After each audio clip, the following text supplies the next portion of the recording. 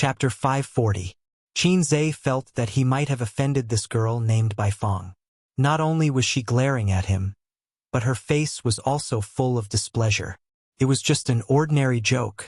Could this girl not take a joke? Or was she sensitive to her name and hated being joked about?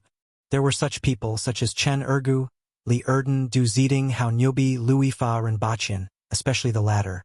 However, the name Bai Fong was still okay. It was quite ferocious. If the other party was a die-hard fan of the great desolate era novels, he might be able to gain the respect of the other party by announcing his name. Unfortunately, Qin Zhe was not a fan of the prehistoric novels. He wanted to tease her when he heard the name. He read all kinds of books, especially Liu Bei. After going to university, his worldview matured. He understood that he was just a salted fish. A salted fish would be a salted fish no matter where he went. Just like a loser in society, even if he traveled back in time 20 years ago, he would only remember that housing prices were going up, the stock market was going down, and the newspaper seller was going to become a supreme figure. That was all. Don't expect him to become the richest man in the world. If he had this ability, he would not be a loser. Therefore, Qin Zhe learned from his painful experience and bade farewell to the king of the jungle, Liu Bei. Chen Qingyuan saw him in a daze and thought that he was embarrassed. She glared at Bai Fong fiercely and blamed her for making her unparalleled hero lose face. Master Hai Zhe King, this soup is delicious. Chen Qingyuan leaned over and scooped a bowl of soup for Qin Zhe. Thank you. Qin Zhe received it politely. Oh, you don't have to be so polite with me. Chen Qingyuan frowned and looked unhappy.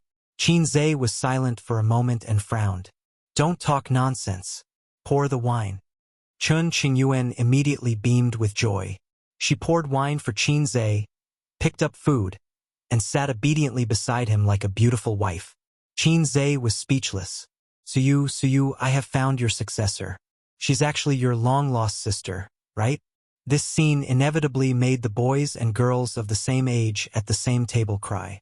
After all, there were still many boys who were thinking about the little cabbage Chen Qingyuan, and there were probably even more girls who had a good impression of Qin Zhe. Qin Zhe had been impatient at the beginning. Later on, he was distressed by the fact that it was the hardest for him to bear the beauty's favor. Now he was indifferent. His mental journey had changed a lot. It was not that he liked Chen Qingyuan. Perhaps he had a good impression of her. After all, she was a soft and cute girl. Even if he had a sister complex, it was hard for him to dislike her. However, it was still too early for him to like her, let alone love. He felt that when Chen Qingyuan was older, more sensible and more sophisticated, this immature love would gradually be forgotten. After a few years, it would be great if they could meet, laugh, and chat. However, Qin Zhe didn't know Chen Qingyuan very well, so he didn't know how stubborn she was. She was actually a silly girl who was stubborn. Qin Zhe had unknowingly become the center of attention of the young boys and girls. The topic of conversation always revolved around him.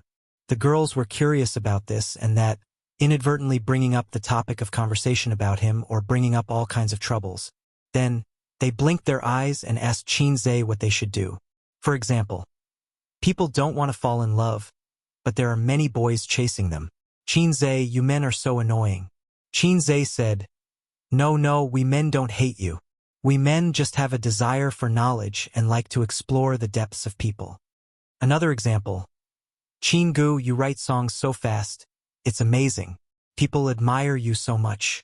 The internet says that you are a fast shooter, but I think you are a machine gunner. Qin Zhe said, As long as it's not a sniper, I don't care. Would I ever be able to get rid of this title in this lifetime? I want to wash my hands and never write songs again. Some people were more concerned about his private life and asked him if he had a girlfriend. Qin Zhe didn't answer. After all, this kind of thing was more sensitive. He glanced at Chen Qingyuan. The latter understood. She helped Qin Zhe peel the mantis shrimp and said crisply, Don't worry. I will strive to be your sister-in-law as soon as possible. Pei Ziki glanced at Chen Qingyuan secretly. Donglai, are you interested in working in my company during the summer vacation? Qin Zhe asked. Qin Gu, we are not in the same profession. Li Donglai scratched his head. Qin Zhe slapped his scalp. You got into a second-rate university and you are so proud. You have passed the 2 biggest exams in your life. But your life hasn't started yet. Before you step into society, you should never be complacent about your insignificant achievements.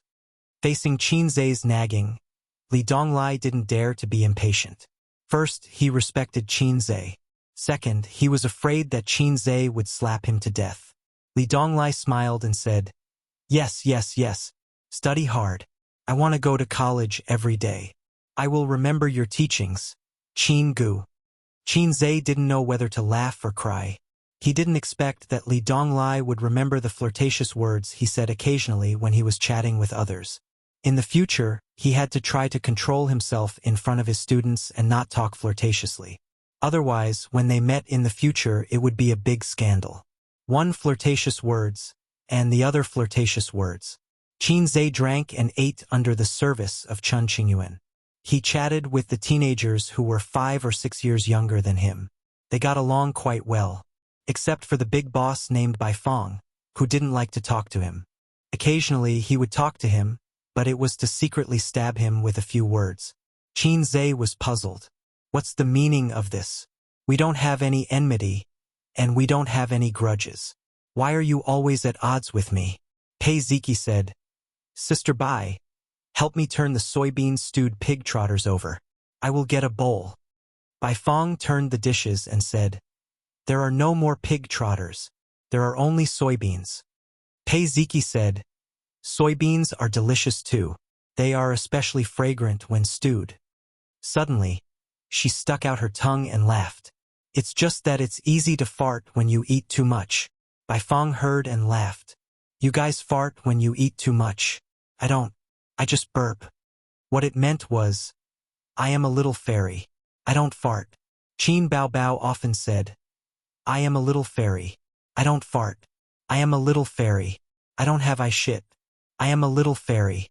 I don't have leaks in my teeth." Qinzai thought that the opportunity had come. He coughed and pretended to be inquisitive. "Maybe it's the fart that got lost." Pei Ziki, Bai Fong. The table was filled with low laughter. Ding! His phone rang. Qinzai took out his phone to check the message. It was from Nan Man Pei. "Go and propose a toast to my brother-in-law. Did I ask you to come over to eat and drink? You don't have any sense at all." Qinzai looked at Nan Man Pei from afar. Coincidentally, she was also looking at him. Their eyes met, and Queen Bei glared at him. "This will make me look snobbish and arrogant. But since Sister Man said so, I will reluctantly do it," Qinzai replied. Chen Qingyuan secretly leaned over to take a look. Qinzai gently lifted her crystal earlobe and laughed. "Where did you learn the bad habit of peeping at such a young age?" Chen Qingyuan said righteously, "My mother used to look at my father's phone like this." Qinzai laughed. "Your parents must have a bad relationship." Chen Qingyuan's face darkened. She bit her lip. Qinzai whispered, "I'm sorry." Chen Qingyuan never got angry with him. She shook her head. "Qin Gu is right. My parents have a bad relationship." Qinzai patted her head like a brother caressing his sister. Then he poured the half-drunk snowball into Chen Qingyuan's glass. "Ask the waiter to change your glass." He poured himself a glass of white snowball, picked it up and walked to the main table. Chen Qingyuan looked at the glass in front of her. It was filled with transparent snowball. She licked her lips. Should she have a sip? No, she was too infatuated. However, she really wanted to drink it. Should she have a sip? At this moment, she caught sight of Pei Ziki's helpless gaze, which was filled with sorrow and hatred for her incompetence. She immediately blushed. She waved her hand and said, "Waiter, change my glass." Pei Ziki curled her lips and said, "Keep it.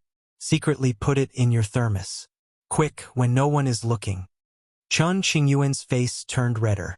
She stared at her and said guiltily, "Don't talk nonsense." Pei Ziki snorted. "What do you like about him? You're so infatuated. He doesn't even like you. Is it worth it? Is it worth it to be infatuated with him?" Chen Qingyuan said, "That's strange. It's my business that I like him. What does it have to do with you?"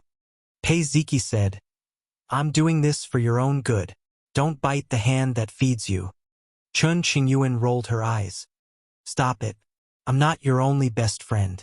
Why don't you persuade others? You're always interfering with my freedom to love. Pei Ziki, do you need me to tell you what's on your mind? Qin Gu is handsome and charming. I'm a woman. I like men. Why wouldn't I like him? Pei Ziki said angrily. I know I can't stand you being so stupid. It's fine if you don't appreciate it. But you're still talking nonsense. I'm not going to care about you anymore. Chun Qingyuan spat and said, Bye-bye. The two pinched each other under the table a few times. Both of them grimaced in pain. Li Donglai said, Qin Gu is asking for a toast from an old man. Don't. How can Qin Gu bow to evil? Pei Ziki said, You're the evil one. Your whole family is evil. Li Donglai was stunned. Yes, my whole family is evil. Pei Ziki was speechless. Bai Fong chuckled. Your father is famous for not giving face. When others propose a toast, the most he will do is nod. He won't touch glasses. Taking a sip of wine is already giving face. Let's guess. Did Qin Zhe ask your father to take a sip of wine? The others were deep in thought. Li Donglai and Pei Ziki were silent. With their father's personality, a nod was the most he could do.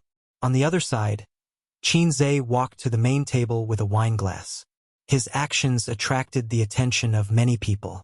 For example, the juniors at Li Donglai's table and a few uncles at the main table. Qin Zhe took a sip. Mayor Li, let me toast you. The burning sensation was like a burning knife. First, the taste buds exploded. Since the throat was burning. The wine was delicious, but it was also terrible. Let's see if you can drink it. Of course, it was like what the advertisement said. Soft in the mouth, a thin line in the throat. It didn't exist. If it was soft in the mouth, it was something else. For example, yogurt. A thin line in the throat was even better. Ordinary people couldn't do it. The juniors looked over. The middle-aged man who looked like an uncle watched with great interest. Chapter 541. Unexpectedly, Big Boss Li had a kind smile on his face. He picked up his glass and drank all the wine in it. The uncles at the table looked normal on the surface, but they were very surprised in their hearts. Mayor Li had given him a lot of face. Was this young man Nan Man Pei's boyfriend or what? Normally, a junior like Qin Zhe could be ignored. At most, he was an excellent entrepreneur or an outstanding young man. It was already a blessing for such a person to be able to join the table. The act of toasting was actually very abrupt because with his status alone, he did not have the right to do so. For example, if you were a small employee under Jack Ma's father and had no position or power, you would come with a glass of wine at the annual meeting and say, Old Ma, I'll drink this bowl of hottest H** tea. You can do whatever you want. Who the F*** are you? With the big boss's self-restraint, he would nod slightly and smile at you. But not only did the big boss smile at you, but he also drank it. If he was Nan Man Pei's boyfriend, it would make sense. Li Donglai said in surprise. The old man seems to value our Qin Gu a lot. Pei Ziki looked at Qin Zhe in surprise. Chun Qingyuan was proud. Her expression said, The man I like is of course excellent. Qin Zhe finished his toast and was about to return to his seat when an uncle suddenly pulled him and laughed. Don't go, sit down and chat with us. Then he asked the waiter to add a chair. Qin Zhe sat down blankly and was pulled by the enthusiastic uncle to chat. This unfamiliar uncle claimed to be Qin Zhe's fan and liked his exaggerated and borrow 500 years from the heavens the most. Moreover, he even shouted loudly on the spot, causing the other uncles to clap and raise their cups to drink. Qin Zhe felt that he was like a fire in winter that ignited the enthusiasm of the uncles. Uncle, how should I address you? Qin Zhe asked awkwardly. Hey, you don't know me? The passionate uncle looked unhappy. Oh, you're whispering sweet nothings to my daughter. I'm right in front of you. Don't you recognize me? Qin Zhe said in his heart. Dare I ask, what is the relationship between your beloved daughter's name and me? The enthusiastic uncle said, You can call me Uncle Chun. My daughter is Chun Qingyuan. He subconsciously turned his head and looked at the table. Chun Qingyuan was looking at him with bright eyes. She seemed to be very happy that he got along well with her father. Qin Zhe was speechless. When he looked at Uncle Chun again, he was a little reserved. In his eyes, was he the pig who had taken his family's cabbage? So passionate. Are you trying to set me up? I finally caught you. I asked Qing Yuan to bring you home for us to meet, but you refused. Uncle Chun poured Qin Zhe a full glass of wine. Drink 1 glass as punishment. After Qin Zhe finished drinking, he said to everyone, My daughter didn't learn well in the past. She fooled around outside every day. We couldn't bear to hit her, and she wouldn't listen to us. Mom and I have been worried about this. Everyone chuckled. They were all from families that knew each other very well. They all knew that there was a problem girl in the Qin family. In fact, the children in their family might not be very sensible, but they were more restrained. They were not like Chun Qingyuan, who unscrupulously put on smoky makeup, went to bars, karaoke, and went out with the teenagers they were familiar with on motorcycles. Chun Fuxing patted Qin Zhe and gave him a thumbs up. This all thanks to little Qin. Ever since I met little Qin, my daughter has stopped fooling around. She comes home on time every day and goes to bed at 10 o'clock sharp. Her grades have also improved steadily. As he spoke, he sighed. But there's a new problem. I don't know what kind of magic potion you fed her. The hint was obvious, so everyone laughed. They understood. The problem girl of the Qin family liked this young man. Big Boss Li nodded and said, After Fuxing said this, I also have to thank little Qin. Donglai's results will depend on you in the future. Qin Zhe immediately said, I'll do my best. Donglai's aptitude is actually not bad. It's just that she didn't focus on her studies in the past. Chun Fuxing asked, What's going on? Big Boss Li smiled and said, Little Qin is Donglai's tutor. According to Li Donglai's original results, it was hard to say if he could go to university. Of course, he would definitely go to university in the end. How could the mayor's son not go to university? However, getting into university with one's own ability and getting in through connections were two completely different things. Whether it was in terms of face or long-term vision, one had to consider the whole life. Everyone was slightly stunned. They looked at Qin Zhe with a hint of admiration. Qin Zhe said humbly, It's all because of Sister Man's hard work. When he mentioned Pei Nanman, there was a natural intimacy in his tone. This kid can't really have an affair with Nanman Pei, right? If it was just a tutor, Big Boss Li wouldn't give him so much face. It was very likely that he had an intimate relationship with Nanman Pei. Everyone knew that kind of relationship. Actually, it wasn't. Big Boss Li gave him so much face only because of Qin Zhe's identity. The son-in-law of the Wang family. Nanman Pei told him. As for the inside story that the Wang family didn't like Qin Zhe, not many people knew. Even Nanman Pei didn't know. The uncles at this table were the heads of various organizations in Shanghai. They were definitely not nobodies. However, they didn't know about the Wang family. There were so many rich families in Beijing. Unless they were sitting in a certain position, who would pay attention to their daughter's marriage? Little Qin, are you a singer, an actor, an entrepreneur, or a teacher? A square-faced, burly, and rough man smiled. Qin Zhe was stunned and didn't answer this question. Those who sang and acted were all celebrities, and celebrities were all entertainers. And this table was full of big bosses. Entrepreneurs were people who did business. And this table was full of big bosses. Teacher of the people. To hell with teacher of the people. He knew that he was just a tutor, but he still said the words, teacher of the people. Was he mocking him? Qin Zhe was no longer the salted fish he had been in the past. He was able to discern who was speaking with hidden wisdom and who was speaking with sincerity and enthusiasm. For example, Uncle Chun, who might have been taken advantage of by him, actually admired him. Who was this person? His words were sarcastic. Had he offended him? Qin Zhe pondered and said, I'm just a successor of communism. The square-faced man. The uncles at the table were all stunned.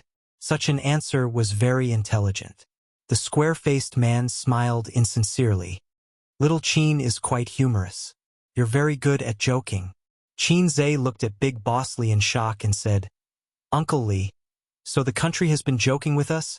Such a meaningful question made everyone at the table fall silent. The square-faced man's mouth twitched. Zhe smiled. Who cares if you're the son of a rich family or an official? In front of the successor of communism, you're all scum. That famous person on the internet, the son of the richest man, is called Wang Shizong. At most, he will be the successor of Wanda. I'm the successor of the party and the country. What's there to be proud of with a mere Wanda? It's not low-key at all. I'm the successor of a country. I'm the successor of socialism. Am I proud? Am I showing off everywhere? Idiot. Chun Fuxing laughed and joked. Little Qin, do you have a girlfriend? Zhe answered honestly, yes. Chun Fuxing was a little disappointed. The others looked enlightened. That's right, there was really something going on. Especially the square-faced man. His expression turned ugly. On the other side, old Madame Li asked curiously, Man, which family is this young man from? She felt that Zhe might have an extraordinary identity. Man Pei sat elegantly beside old Madame Li. She smiled more often than before and was gentler.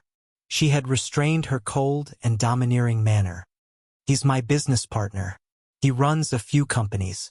They're not bad and have the potential to be listed. Man Pei said, He's not from any family. He's from an ordinary family. She looked at Zhe's table. At this moment, that guy was taking turns to play in circles. Then, he was competing with the square-faced man in drinking, one glass after another. Man Pei didn't expect Zhe to be so good at drinking. She didn't remember seeing him drunk. Of course, they didn't spend much time together. Instead, when he was a tutor, he ate at her house every few days as a tutor and cook. Man Pei liked Zhe's dishes very much, but she never praised him. Old Madame Li frowned. Is he your lover? The group of aunties laughed. Man Pei's face stiffened slightly. She said awkwardly, Old Madam, no, he's a friend. Old Madame Li had an I understand look on her face. She leaned in and whispered, You brought your friend here? Janya will drink with him? Man Pei smiled faintly. He really isn't. Old Madame Li said, It's best if he isn't. You're in your 30s and still not willing to get married. Are you still thinking about your ex-husband? Man Pei shook her head. No. Old Madame Li said, Well, I don't think so. I'm going to introduce you to someone today. Look, do you see that young man? He's handsome and his family is from Nanjing. His grandfather just retired from the military and he's not married. He's quite a match for you. Man Pei was speechless. She felt like she had been tricked. She followed old Madame Li's gaze but couldn't find the handsome man. The one wearing a camouflage vest and a military green jacket. Old Madame Li pointed to her. Oh, that was a very strong man with a square face. He looked to be in his 30s, but he didn't really fit the word handsome. He was the kind of person that Man Pei would blacklist at a glance. Why would an ugly man marry a wife? Generally speaking, beautiful people wouldn't find a partner who was too average-looking unless it was for money. Man Pei was also a woman. She wasn't a VIP member of the Appearance Association, but she was a little obsessed with looks. Su Yu and Wang Zijin were also obsessed with looks, but their taste wasn't limited to superficial appearance. They valued feelings more. But if you were too ugly, they didn't care about feelings. Qin Baobao was probably the one who didn't care about looks the most. As long as he was good-looking, it was fine. Since puberty, she had decided to hang herself on a somewhat good-looking crooked tree. Those stunning beauties just had to fall head over heels in love with an arrogant but average-looking man. They would never change until death. They were all made up by average-looking writers. It was just like the ancient writers who wrote about beautiful and enchanting fox immortals who liked to entangle with penniless and poor scholars. They were all poor scholars. At this moment, old Madame Li suddenly frowned and trembled as she covered her upper left abdomen. Man Pei was shocked.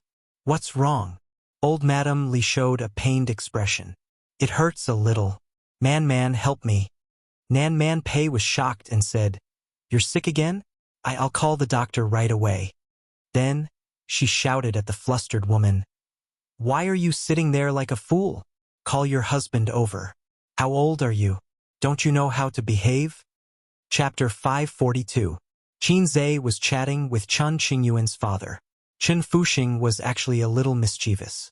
He set a trap for Qin Zhe and coaxed him into toasting the elders at the table. And he couldn't use beer, he had to use white wine. Qin Zhe thought to himself, as expected, he still has some opinions about me. Chen Qingyuan's pursuit of Qin Zhe was a hot topic in a certain small circle. Even when chatting with outsiders, when they talked about Qin Zhe, who was a hot topic in the entertainment industry, they would say, "In our circle, there's a little girl who likes him very much and wants to throw herself at him, but he doesn't care about her at all." Chen Fuxing only had one daughter, and he treasured her dearly. Even if Chen Qingyuan made a fuss, he couldn't bear to hit her. Because of his concern for his daughter, he naturally heard a lot of rumors. Therefore, while he was grateful to Qin Zhe, he also felt resentment. "This idiot, my daughter is so cute, but he turns a blind eye to it." Qin Zhe thought to himself, "You're not Chen Fuxing, you're a holy paladin." The older the ginger, the spicier it was. Even if there were 10 Qin Zhe at the table, he still wouldn't be a match for the other party.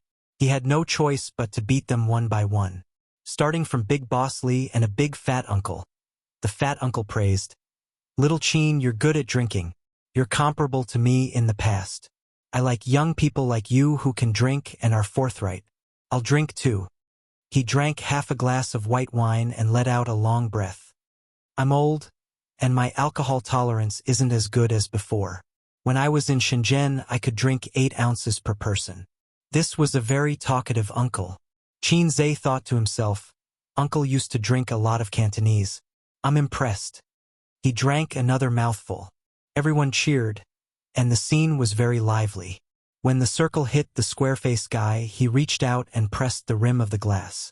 He glanced at Qin Zhe and said leisurely, "I like to drink, and I'm also a drinker. I admire your alcohol tolerance." At this point, he paused. "So?" Qin Zhe stared at him, waiting for him to continue. "It's not easy to drink with me. You have to drink me well before you can continue to circle." The square-faced man laughed. The uncles burst into laughter. This was the advantage of a wine table. It was suitable for bickering. Others might not think that you were insensible and might even kick up a fuss. They wouldn't kick up a fuss. They were all people of status. But if Qin Zhe didn't answer, it would seem too cowardly. Since the square-faced man dared to say so, it proved that he was very confident in his alcohol tolerance. Then he bullied Qin Zhe and drank several glasses of white wine in a row. Qin Zhe smiled modestly. "How do you drink it?" He straightforwardly accepted the challenge and received a wave of kind applause. "Let's drink 1 cup each. We can't go to the toilet during this period. Whoever surrenders first will stop," the square-faced man said. "No problem." Qin Zhe was like a young boy full of fighting spirit. The square-faced man laughed. "Great." He let go of the cup and used his eyes to signal Qin Zhe to pour wine for him. "Boss, I'll pour wine for you." Qin Zhe poured wine for him and himself. The two clinked glasses gently and drank it in one gulp. The white wine was spicy and strong. The two of them sighed at the same time. It was the second cup. When they drank the third cup, the uncles couldn't help but cheer enthusiastically. Pei Ziki pouted and said, "Idiot, being coaxed like a monkey." Li Donglai frowned and said, "Don't be so arrogant. You're worried about him, aren't you?" Pei Ziki was furious. "Who's worried about him? Li Donglai, are you a dog?" Li Donglai was confused. "Why do you say I'm a dog?" Pei Ziki, "A dog's mouth can't spit out ivory." Li Donglai. He and Pei Ziki had always had a small argument every day and a big one every 3 days. The relationship between siblings was the most difficult in the brothers and sisters series. The relationship between siblings was usually good. The elder sister would do makeup for the younger sister and help her dress up. If the elder brother really loved the younger brother, he would bring the younger brother to the big sword and personally open the door to a new world for the younger brother. The relationship between siblings was also easy to manage. The elder sister usually doted on the younger brother more. Occasionally, they would even kiss and sob, just like Qin Zhe and Qin Bao Bao. The relationship between siblings was very tricky. They either had an average relationship or quarreled all day. Even if it was the elder brother, it would be fine as long as there was love. Such a sister only existed in Japan. The soft and cute sister who called out Oniai-chan all day also only existed in Japan. Chan Qingyun said worriedly, "What if Qin Go drinks too much later?" Hei Ziki glanced at her. "Isn't that good? You can sneak into his room and sleep with him." Chun Qingyuan touched her chin and seriously considered the feasibility of this matter. "Over there, it should be the 5th cup." The square-faced man drank the 5th cup, which was longer than the previous 4 cups combined. After he endured the nausea and finished drinking, Qin Zhe immediately poured wine for him. I'll do it myself." He was tongue-tied. No, I'll do it. Qin Zhe insisted on filling his cup. "Come, cheers." Qin Zhe picked up the cup and drank again. The square-faced man was speechless. His face was red and he looked at Qin Zhe unwillingly. If looks could speak, he would say, "Why aren't you drunk? Are we drinking the same wine?" Seeing that Qin Zhe was about to pour wine for him again, he quickly covered the mouth of the cup. I'll do it myself. Qin Zhe said righteously.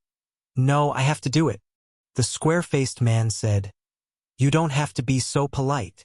Qin Zhe said, "I'm not being polite. What if you cheat and don't fill it up?" The square-faced man was speechless. Sigh, forget it. We've drunk enough.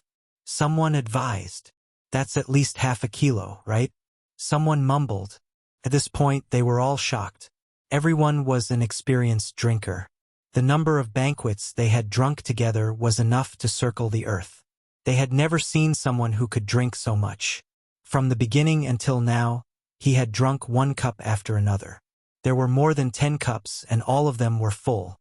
The scariest thing was that his face was not red and he was not out of breath. He did not look like he was going to vomit at all. That was very scary. Qin Zhe shook his head and said, Fill it up. I have to drink you up first. There are still a few uncles waiting for me to play circles behind." The square-faced man said, "Let's stop here. You can go play circles." Qin Zhe said, "So you admit defeat?" He suddenly stopped talking.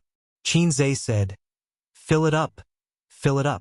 The square-faced man was speechless. His mind was not very clear now. He thought to himself, "Why is this kid so insensible?" He looked at Mayor Li in a daze.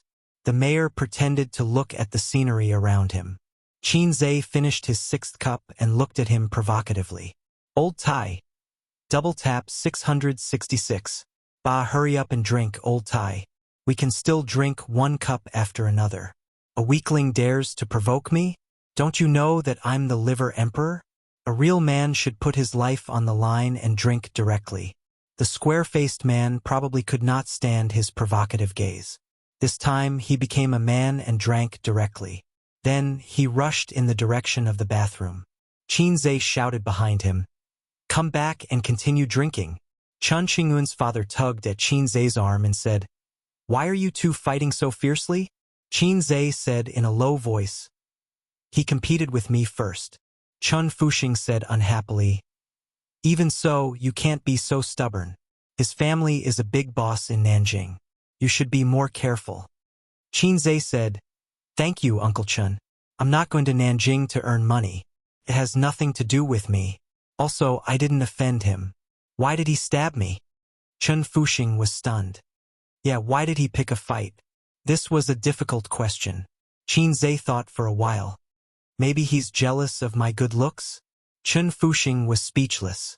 Qin Zhe said, "I can't take it anymore. I have to go to the bathroom and vomit. My stomach hurts." His body was extraordinary now. After being tempered and nourished by the times are calling, his stomach felt a little uncomfortable after drinking so much white wine. Ding! Show your divinity. 13/15. Help Su Chunfeng relieve her pain and achieve the effect of shocking everyone.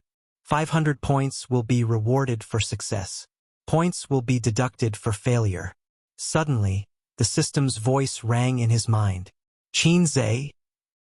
What's wrong with this mission? Is there a bug in the system? Why did it give me a mission without warning? Who is Su Chunfeng? Qinze said in his mind, System, you finally got a bug. You lowlife, hurry up and fix it. The system did not ignore him. It replied, It's not a bug. The system caught your desire to show your divinity in front of people. Since there's a chance now, I'll help you trigger it manually. Qinze was speechless. This mission was triggered as if it was a joke. It shocked everyone again. There were 1.4 billion people in China, and they did nothing all day. They were either shocked or silent. Right, speaking of which, he had not done the Divinity Show series mission for a long time. The first mission in his life was the Divinity Show series. Then, after a year, he still had not finished this series of missions. Qinze was a little ashamed. Qinze said, Who is Su Chunfeng? Do I know her? Let me see the mission details. The system said, Su Chunfeng, originally known as Su Chunfeng, is the owner of the devil fruit. She once wreaked havoc in the heavenly palace. Later, she turned over a new leaf and gave birth to 7 children with a snake demon. This is the origin of the Dragon Ball. Qinze said, You're so happy just from being naughty. At this moment, Pei Ziqi's stepmother hurried over and said, Honey, Mom's stomach hurts. Maybe it's her old illness. Big brother Li was shocked. He quickly got up and followed his wife to check. Mom, how are you? Li Jianya asked with concern. It hurts. It hurts here. The old lady pressed her right abdomen. If it hurts here, it should be pancreatitis again? Li Jianya frowned. Quick, call the doctor and send her to the hospital. I've already called, Nan Man Pei said. The right thing to do at this time was to call an ambulance. However, the old lady had a small team to take care of her life, including a private doctor, life assistant, and nutrition consultant. Since the old lady had just fallen ill, the doctor also came over. They were in the hotel room. When the doctor came over to check on the situation, they would send her to the hospital. It was always reassuring to have a professional by her side. Old lady, do you want to vomit? Qinze came over and asked, but no one paid attention to him. Everyone was nervous and asked about the old lady's well-being. Pei Ziqi and Li Donglai also ran over and stood by the side. No one cared about this kid who was just here to join in the fun. Old lady, do you want to vomit? Qinze asked again. Still, no one paid attention to him. Chapter 543. Nan Man Pei said gently, Old madam, do you want to throw up? The old lady shook her head. It just hurts. Big brother Li comforted her. The doctor will be here soon. Mom, bear with it. Qinze squeezed through the aunties in front of him and pushed Pei Ziqi and Li Donglai back. Get out of the way, I'm gonna show off. It's time to show off my real skills of showing off in front of the masses. Can you call it showing off when you're a scholar? If she didn't vomit, then it's not a relapse. Maybe she didn't control her diet and ate too much? Qinze said. Kid, don't talk nonsense. How do you know it's not a relapse? One of the aunties who was pushed by Qinze reprimanded. A relapse of pancreatitis is serious, Qinze said. The symptoms are vomiting and abdominal pain. If it's just abdominal pain, is it acute or chronic? This time, it was Pei Ziqi who answered him. It seems to be acute. Qinze came to a realization. He leaned closer to the old lady and said seriously, It's okay. It's just that she's old and her organs are recovering slowly. She has intermittent pain, but it's okay. Regardless of whether they were sincere or not, everyone looked anxious and concerned, waiting for the doctor to come and check on the situation. However, this kid was self-righteous and talkative. He had some common sense and wanted to be in the limelight. That was the stupidest thing. Li Donglai quietly tugged at him with an awkward expression. The old lady was in so much pain that her face turned pale. Li Jianya frowned and said, The doctor isn't here yet? Nan Man Pei said, He was outside just now. He's not in the hotel room. He's already on his way back. Should we send her to the hospital first? Someone asked. Li Jianya nodded. No, wait. Send her to the hospital. They wanted to wait for the doctor to come, but the old lady was in great pain and the doctor was outside. No one present was a medical student, so they were afraid that it would delay the treatment. Why don't I take a look? Qin Zhe moved closer to Nan Man Pei. This person, was he crazy about being in the limelight? The aunties and uncles frowned. Li Jianya looked displeased. Qin Zhe immediately said, I've studied medicine before. Sister Man knows. Nan Man Pei was dumbfounded. The others were stunned and looked at Nan Man Pei. Nan Man Pei put away his blank expression and remained silent. Qin Zhe took the opportunity to squeeze to Nan Man Pei's side and nudged her to the side. Elder Sister Man didn't expose me. Elder Sister Man really loved me. Qin Zhe gently pressed his finger on the old lady's upper left abdomen. Does it hurt here?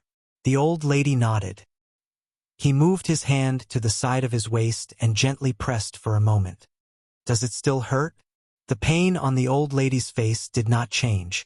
Qin Zhe pressed her lower right abdomen for a moment. Does it still hurt? The author made a mistake in the previous chapter due to carelessness. He didn't expect to be immediately pointed out. The pain was in his upper left abdomen. Comrade Mao Zedong, please sit down. Mao Zedong's eyes are very dangerous. The old lady frowned. It hurts. Qin Zhe massaged her arms and back for a moment. How about now? The old lady's eyebrows relaxed. Are you feeling better?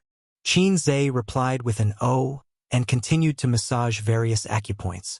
Everyone looked at him with confusion, doubt, and surprise. The old lady sat on the chair and slowly relaxed from frowning to enduring the pain. A few minutes later, she didn't look like she was in pain anymore. In fact, she even felt a little refreshed. Li Jianya stood on her left. His anxious expression slowly changed from half-squatting to relaxed and surprised. He also stood up. Nan Man Pei and Pei Ziki's stepmother were on the right. Nan Man Pei looked a little dazed and looked a little cute. Qin Zhe followed the liver meridian to the gallbladder meridian and massaged it back and forth. Pancreatitis caused pain in the liver and gallbladder. Since the person was old and their organs were weak, Qin Zhe could help them sort out their qi and blood. It would have an immediate effect. Pancreatitis itself was a disease that required rest. Therefore, it was very effective to use traditional Chinese medicine techniques to nurse it. If it was any other disease, the patient would have been sent to the hospital. Treating pancreatitis was simple and troublesome. The real medicine was just an injection to suppress the secretion of the pancreas. However, the later recuperation was very troublesome.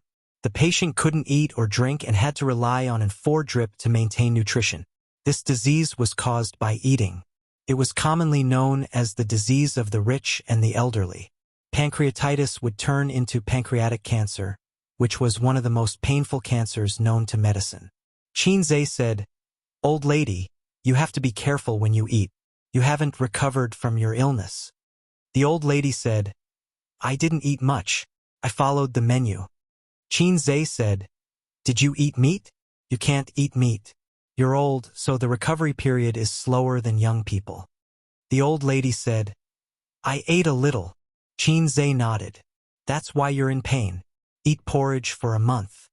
The old lady replied, "Oh, young man, how did you treat me just now?" She asked the question that everyone present was wondering. Qin Zhe said, "The acupoint pushing technique in Chinese medicine is very simple." As he said this, he received a system prompt in his mind. Mission completed. Reward, 500 points. How wonderful. Li Donglai wondered, "Qin Go, how do you know Chinese medicine? You're from the finance department." He was accidentally exposed by his disciple. Qin Zhe looked at everyone and reprimanded, "We're the successors of communism. We have to know everything. If you don't have a few skills, how can you take over? By the way, I've been waiting for 24 years. When will I take over? Waiting online, urgent." Li Donglai was speechless. The doctor finally rushed back with a first aid kit.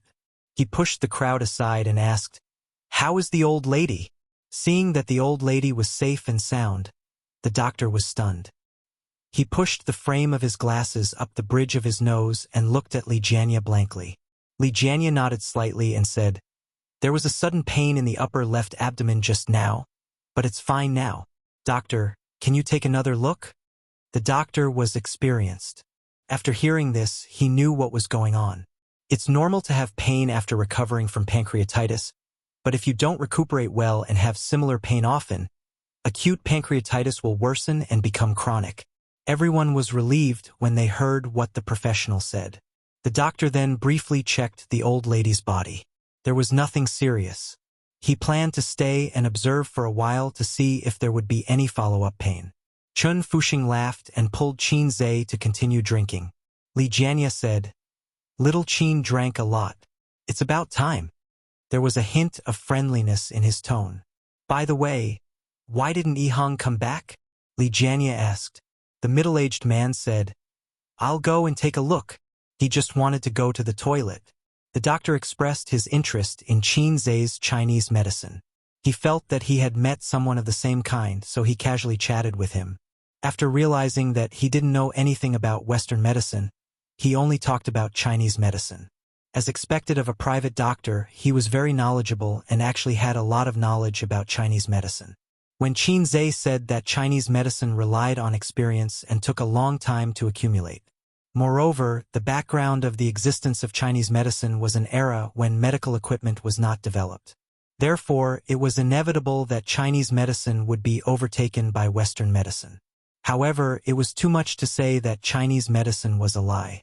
The essence and magic of Chinese medicine couldn't be denied. The two of them agreed. Take pancreatitis, for example.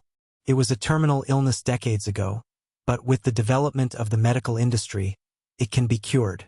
Times are improving, and medicine has also entered a new era, the doctor said.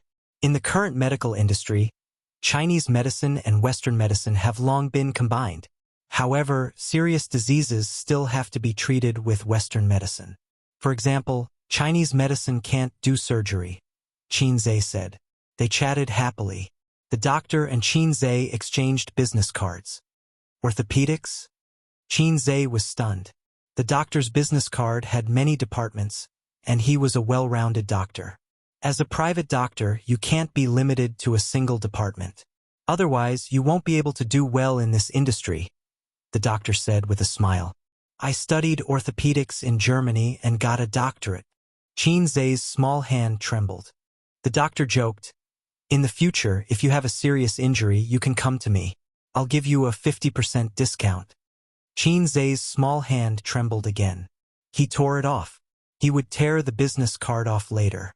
As the two of them were talking, the middle-aged man came back with a funny expression. Yihang passed out in the toilet and vomited all over the floor. He was lying on his own vomit. I asked the waiter to send him back to his room. Everyone immediately looked at Qin Zhe. How much alcohol could this guy hold? It seemed that he was fine. Chapter 544. Qin Zhe said disappointedly, "He can't drink after just a few glasses of white wine? He hasn't admitted defeat yet." Everyone was speechless. They suddenly felt that this young man was quite interesting. He was forthright when he drank and wasn't restrained or anxious. Combined with what he had shown just now, he was bold. Chun Fuxing thought to himself, no wonder Yuan Yuan likes him. However, although he admired Qin Zhe even more, Father Chun secretly dispelled the idea of supporting his daughter. This man was a little too outstanding. He didn't give his daughter a chance to speak at all. If his daughter got together with him, she would be bullied. Moreover, his relationship with Nan Man Pei was questionable. A father was a very complicated and changeable person. To his son, "What? You changed girlfriends again? Not bad, little brat. You're much more charming than I was back then. Keep up the good work. Try to sleep with more women." To his daughter, "What? Your husband went to the brothel? Damn it. Bring me my 40-meter-long broadsword. I'm gonna chop that kid into pieces." Therefore, from the perspective of an elder, Father Chen admired Qin Zhe very much. From the perspective of a father, he refused. My little cabbage can't become a little vegetable. However, Father Chen didn't dare to talk to his daughter. It wasn't easy for his daughter to turn over a new leaf. What if she fell again? Father Chen's heart skipped a beat. He looked at Qin Zhe. He heard from the little guys in his daughter's circle that this guy had rejected his daughter several times. However, when he was drinking and eating with her just now, he didn't show too much resistance. Did he have the same concerns as him? At this thought, Father Chun once again felt that Qinzai's character was good. During this time, Qinzai went to the toilet to vomit once. He vomited out the alcohol in his stomach, but he was still not drunk. Qinzai drank so much white wine in one go. If it were in the past, he would have collapsed on the ground and passed out. Unknowingly, he became the focus of the young boys and girls. A capable and handsome young man was always able to gain the favor of many young girls. They were just a group of minors. No matter how powerful their fathers were, their own age and experience limited them. When they saw a successful man like Qinzai, their eyes couldn't help but shine with stars. Just like when we were young, we especially admired and liked the big brothers and sisters next door. Chun Xingyuan, can you do it? If you can't catch up to him, I won't hold back. Someone said with a smile. That's right, that's right. Let's compete fairly. Didn't the netizens say that if you're capable, you should do it? We're going. Many young girls smiled and agreed. Chun Xingyuan said with a straight face, What are you talking about? Don't talk nonsense. You are all flowers of the motherland. Don't learn from me. I am a man-eating flower of the motherland. Li Donglai was stunned. Chun Xingyuan's tone was becoming more and more like Qin Ji's. One is marked by the company one keeps. Was this the latter or the former? Dinner lasted from 8 to 9 o'clock. Qinzai noticed that the total price of the dishes did not exceed 5,000 yuan. The wine was also ordinary wine. There was no noble wine like Maotai, which was more gimmick than content. As expected, the details of politics were impeccable. Moreover, there was no discussion of politics at the dinner. It was all chatting and bragging. He originally wanted to use the river crab on his head to explore the general trend of Shanghai. After the dinner, Qinzai was dragged by Pei Ziki, Li Donglai, and the other teenagers to play a killing game. Qingu, are you drunk? Do you want to go back to your room to rest? Chun Xingyuan was not reconciled. Pei Ziki kicked her from behind. Brainless woman. In his state, you don't even have a chance to go back to your room to rest. Qinzai was sandwiched in a group of teenagers who were 5 or 6 years younger than him. Listening to their chatter, laughter, and anger, he inexplicably felt emotional. He missed his youth. Born in a big city, it was hard to keep friends. Those friends who were close to him when he was young or classmates went their separate ways after graduation. Or they moved away inexplicably and never saw each other again. And those children in Shujia town, if they met now, they probably wouldn't recognize each other. No one would remember him as a city boy who used to run under the sun and laugh in the fields. Thinking back, when Runta grew up, he probably wouldn't remember Brother Sun. One day, Lu Sun, who had grown up, saw a teenager. The teenager said, Brother Sun, it's me. Do you still remember the mistake I made in the melon field? Lu Sun pondered for a long time and suddenly realized, Oh, you are Runtu. He was moved and felt that he saw his lost youth. The teenager said, No, I am Runtu. The story tells us two truths. First, people really get lonelier as they grow up. Second, Runtu also has dignity. Qinzai didn't have a good time playing. He should always be the first to be killed. At dawn, he died. At dawn, he died. At dawn, he was voted to death. This F*King game experience was extremely bad. In the past, when he played killing games with his sister, Qin Baobao would always be the first to kill him, and Qinzai would fight back and kill his sister first. Either he died or his sister died. But my sister and I loved each other and hated each other. What do you brats mean? I can kill my sister to prove my Tao, but I can't be bothered to kill you passers-by. These days, there were many people who killed their sisters to prove their Tao. The road had been taken. If one wanted to prove his Tao, he had to find another way and kill his sister to prove his Tao. He was a celebrity, a handsome guy, and the object of worship of boys and girls. The idol effect caused him to always be picked on everywhere. After playing for about an hour, Pei Ziki chased them away. The teenagers who didn't have enough fun mumbled and left unhappily. What, play for a while more? It's only 10 o'clock. Yes, I haven't killed Qinze yet. Qinze. Pei Ziki pushed them. Go, we are gonna sleep. You can continue to play by yourselves.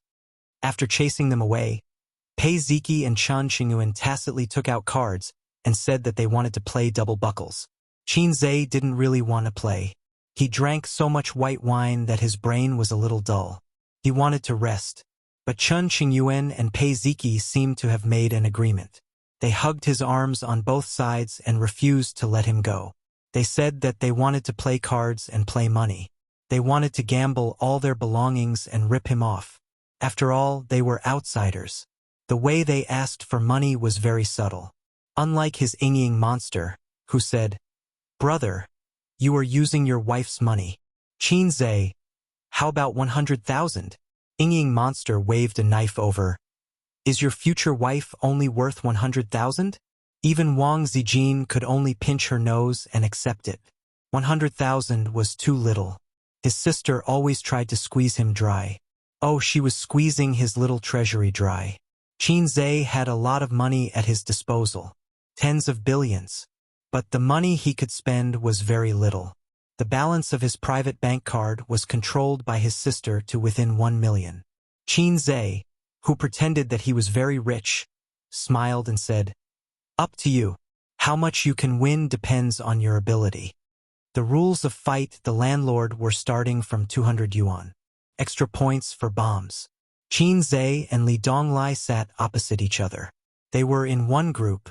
Pei Ziki and Chen Qingyuan were in the other group. They couldn't play cards for more than an hour. Chen Qingyuan and Pei Ziki's little treasury was emptied by Qinze and Li Donglai. The two girls held hands and looked at each other with tears in their eyes. They were speechless. "Brother Qin Gu, can you give me back my money? This month has just started. My living expenses are gone." Chen Qingyuan pouted. Not only was her living expenses gone, but she also lost all her savings. "You drank fake wine. Why are you still so good at cards when you are drunk?"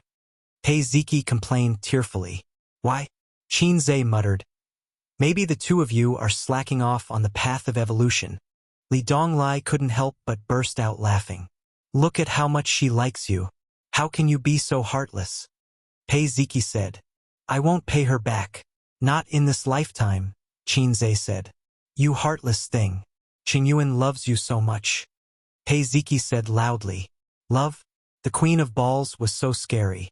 She talked about love so easily. Qinze was unmoved. Pei Ziki saw that it was difficult to get the money back. She pushed Chen Qingyuan and said, "What are you doing? You should say something too." Chen Qingyuan gathered her courage and stared at Qinze. "Hey, Qin Gu, if you don't cherish me now after this village." Qinze looked at her from the corner of his eyes. Chen Qingyuan's courage was gone. She said weakly, "I'll wait for you in the next village. Useless thing." Pei Ziki slapped her onto the bed with a great stone-smashing hand. Girls had shallow eyes. They lost tens of thousands in one go. Their hearts were bleeding. They had to get the money back even if they had to make a scene. In the end, Qinze gave each of them 1,000 yuan. The two little girls smiled through their tears. It was a game of cards. One had to admit defeat. Qinze was a man of principle. He insisted on equality between men and women. In the room, Chen Qingyuan and Pei Ziki were whispering. They were probably discussing how to swindle some money from Qinze to recoup their losses. On the balcony, Qinze and Li Donglai were smoking. They sat on soft chairs, facing the window with their backs to the room. They looked at the dark night sky and talked about men's topics. They talked about life, dreams, and careers. What are your plans in the future? Do you want to follow your father's path or be self-reliant? Qinze exhaled a puff of smoke. Let's see how it goes first. I'll probably follow the path he planned for me. The premise is that I have to work hard. Li Donglai said. After being hammered and sculpted by Qinze, he had changed a lot in the past year. He had slowly lost his Chinibyu aura. Occasionally, he would look forward to his future. He was still angry with his father, but he was much more rational. However, it might take a few years to untie the knot in his heart. People would always grow up. No one would always be Chinibyu. I'm not as good as you, Chingu. You know how to plan for yourself and set goals. You have achieved so much at such a young age. Li Donglai did not hide his admiration and worship. Qinzhe laughed until he coughed. After laughing, he felt a little sad. Where did the planning come from? The biggest plan in my life is to successfully complete my studies, get a good certificate, find a stable job, save enough money to get married, and then continue to save money to have children. It won't be too hard because I have my own house. However, I won't be too rich either. I'll have a big meal every weekend and travel during festivals. I'll be like this for the rest of my life. Because of his birth, he was born and lived in Shanghai. The people around him mostly talked about various kinds of security, social welfare, demolition, and finding a stable and profitable job through his relatives and friends. They did not talk about how he should work hard to become a millionaire or a billionaire. The richer the area, the less wolfish the people were. That's why the rich people in Shanghai were all foreigners. They had a secure life, good social welfare, and a house. They had not suffered much in their lives. Where did the wolfish nature come from? None at all. Moreover, how many people could succeed if they worked hard? Most people in Shanghai lived by the principle of being content with the small fortune. Then how did you get to where you are today? Li Donglai was puzzled. People are forced. Oh, it's this force, not that force, Qinzhe said.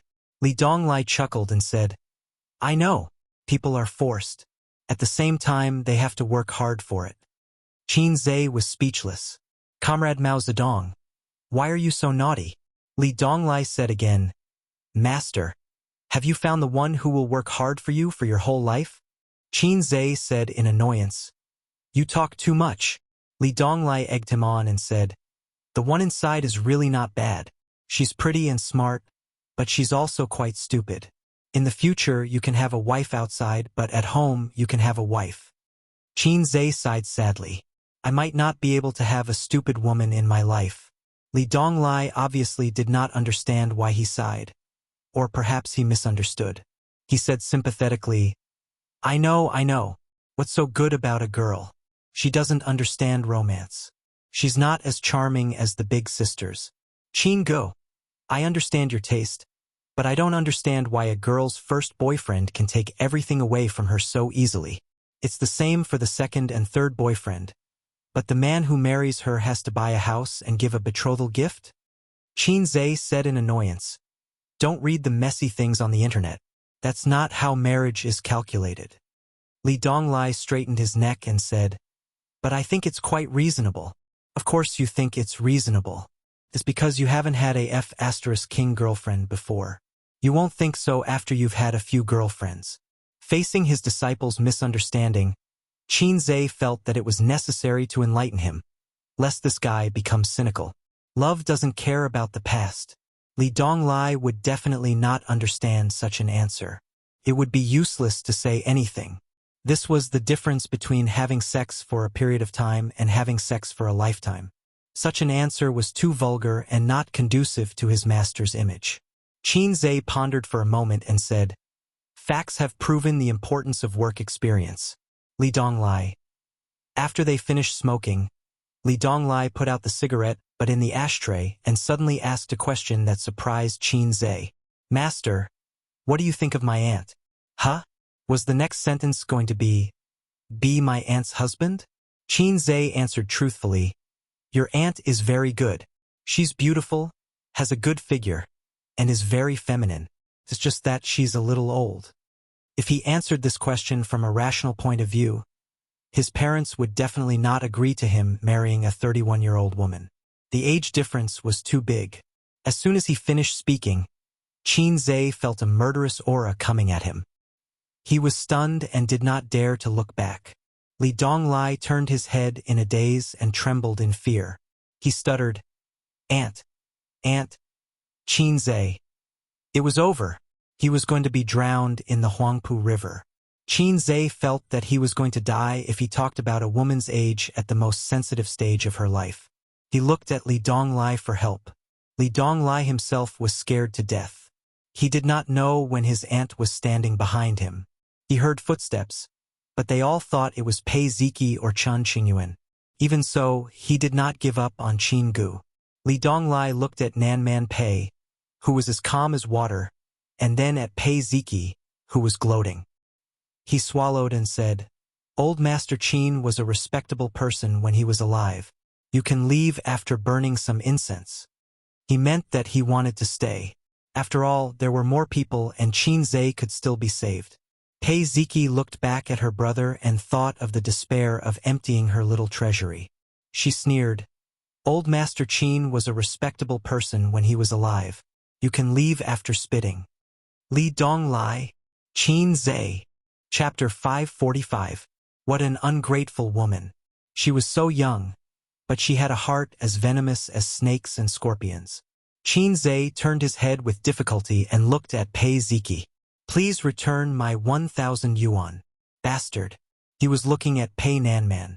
Her beautiful face was as cold as ice. She was rarely angry. Qin Zhe looked at Chen Qingyuan, hoping that she could help him resolve the awkwardness.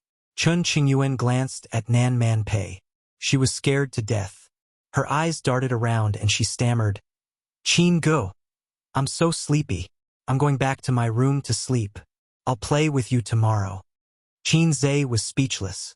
What a pompous woman. Just a moment ago, she said that she loved him.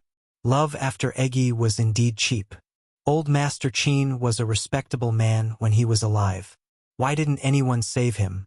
The three of them retreated without any sense of loyalty. Before they left, they even pretended to be sensible and said that they shouldn't disturb Qin Zhe and Pei Nanman's discussion. Nan Man Pei sat where Li Donglai was and stared at him coldly.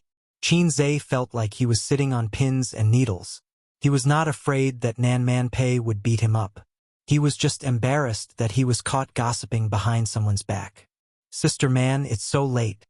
Why are you still awake?" Qin Zhe laughed dryly. Nan Man Pei glared at him. "Shut up. Go boil some water and make some tea." "Okay." Qin Zhe ran to boil the water. After boiling the water, Qin Zhe took out 2 disposable cups from the cabinet and made 2 cups with the cheap tea from the hotel. Nan Man Pei looked at him for a while and asked curiously, "You drank so much. Aren't you drunk?" Qin Zhe waved his hand. "Drunk doesn't exist. I can even drink a bottle of white wine. Do you believe me?" Nan Man Pei sneered. "Show off." Qin Zhe grinned. Nan Man Pei sipped his tea and frowned slightly. For someone who loved tea, it was hard for him to swallow inferior tea. "Spend more time with them tomorrow.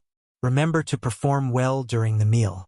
It's easy to get familiar with one's social network. Even if you can't make friends with them, you should at least be able to get acquainted with them. If you have any problems, you should be able to find a way to deal with them. Of course, it's up to you how far you can run it. Your brother-in-law is quite satisfied with me. If it's a small matter, don't look for him. If it's a big matter, don't look for him.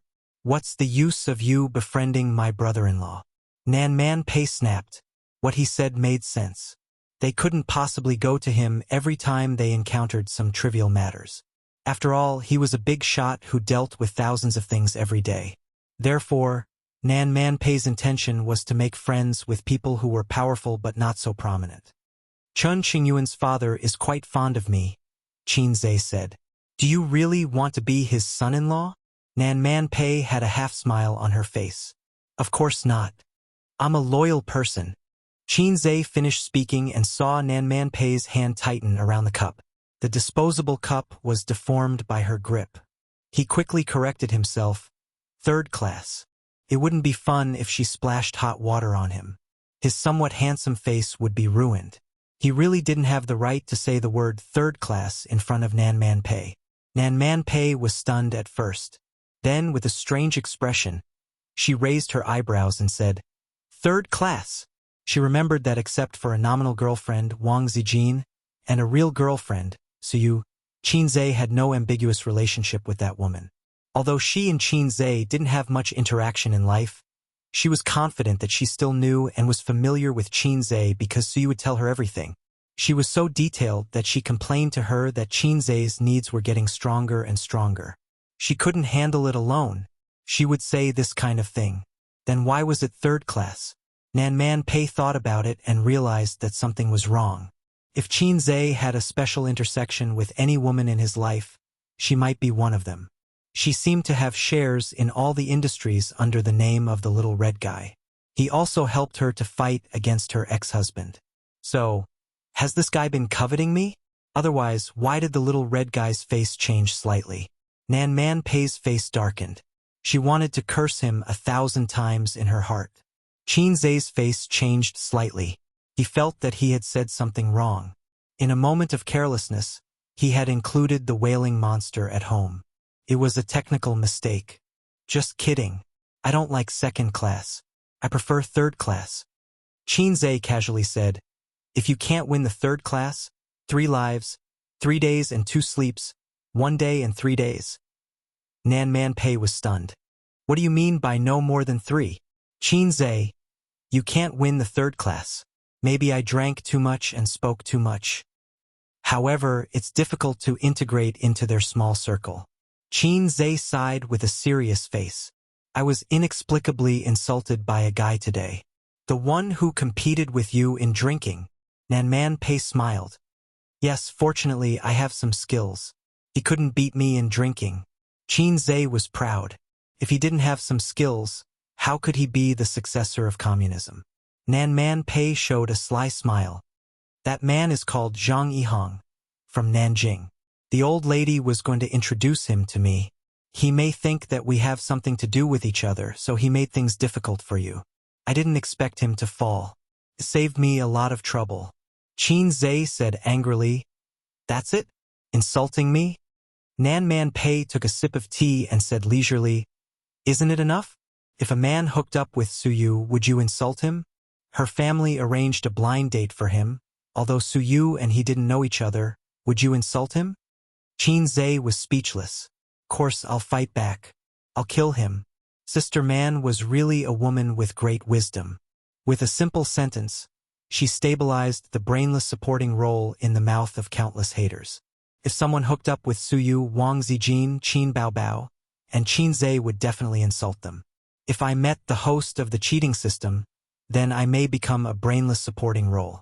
I hope there are no cheats in the world. I know he's from Nanjing, so I insulted him. Anyway, I'm in Shanghai and he's in Nanjing. Well water doesn't interfere with river water. Qin Zhe said. Even if he did, you're a son-in-law of the Wang family. Are you afraid of him? Nan Man Pei said angrily. Actually, I'm a fake son-in-law. Qin Zhe mumbled. Why do you say that? Nan Man Pei looked at him curiously. Qin Zhe's face suddenly became a little embarrassed. The Wang family doesn't like me very much. Although they didn't say anything to me, I can feel the Wang family's cold attitude. Maybe it's because I'm a commoner whose ancestors have been bumpkins for 8 generations, so I'm not suitable for them. Nan Man Pei analyzed. They didn't mock you in front of you. Maybe it's because of their family upbringing and self-restraint. But they didn't make things difficult for you behind your back and didn't find a chance to make you retreat. It means that the Wang family doesn't completely reject you. They probably feel that you need to wait and see for a while. As long as you develop wretchedly and don't act recklessly, it won't be difficult. Qin Zhe was puzzled. Big sister man, why aren't you gloating? Nan Man Pei said lightly, I can't interfere with whether Suyu can be with you or not. She's quite content now, knowing that you won't abandon her. If you have feelings, the marriage certificate isn't important.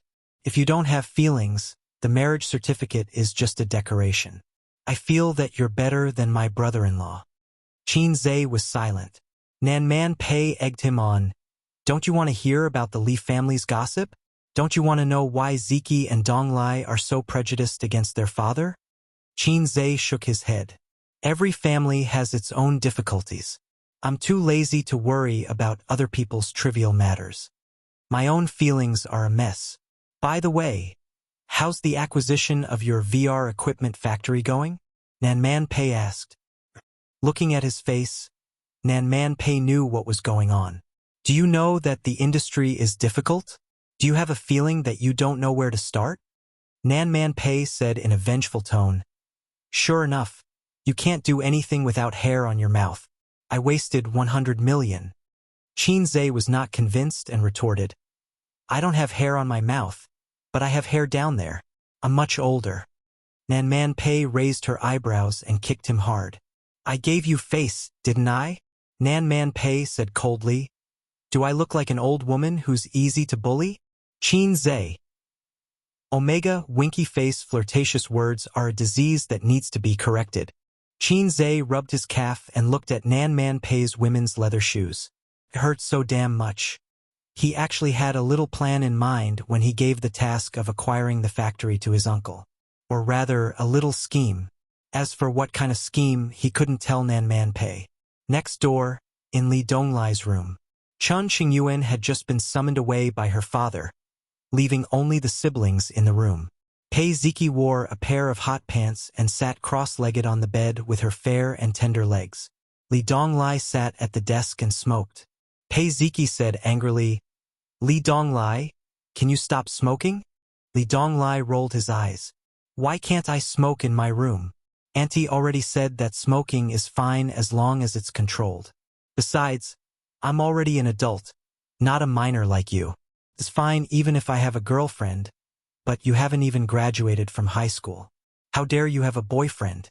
Auntie will break your legs. Pei Ziki laughed as if she had heard the funniest joke in the world.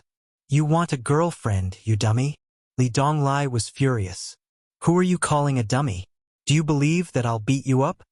Pei Ziki raised her small face. Come on, whoever doesn't dare is a dog. Li Donglai chuckled. Yes, yes, yes. If I'm a dog, then you're a little bitch. Pei Ziki was choked speechless. She was sad and angry. Ever since Qinze came, she couldn't win an argument against Li Donglai. The old Li Donglai was stunned and didn't dare to say vulgar words for fear of being beaten up by Auntie. He had always been at a disadvantage when it came to arguing. Now, Li Donglai was really good at arguing.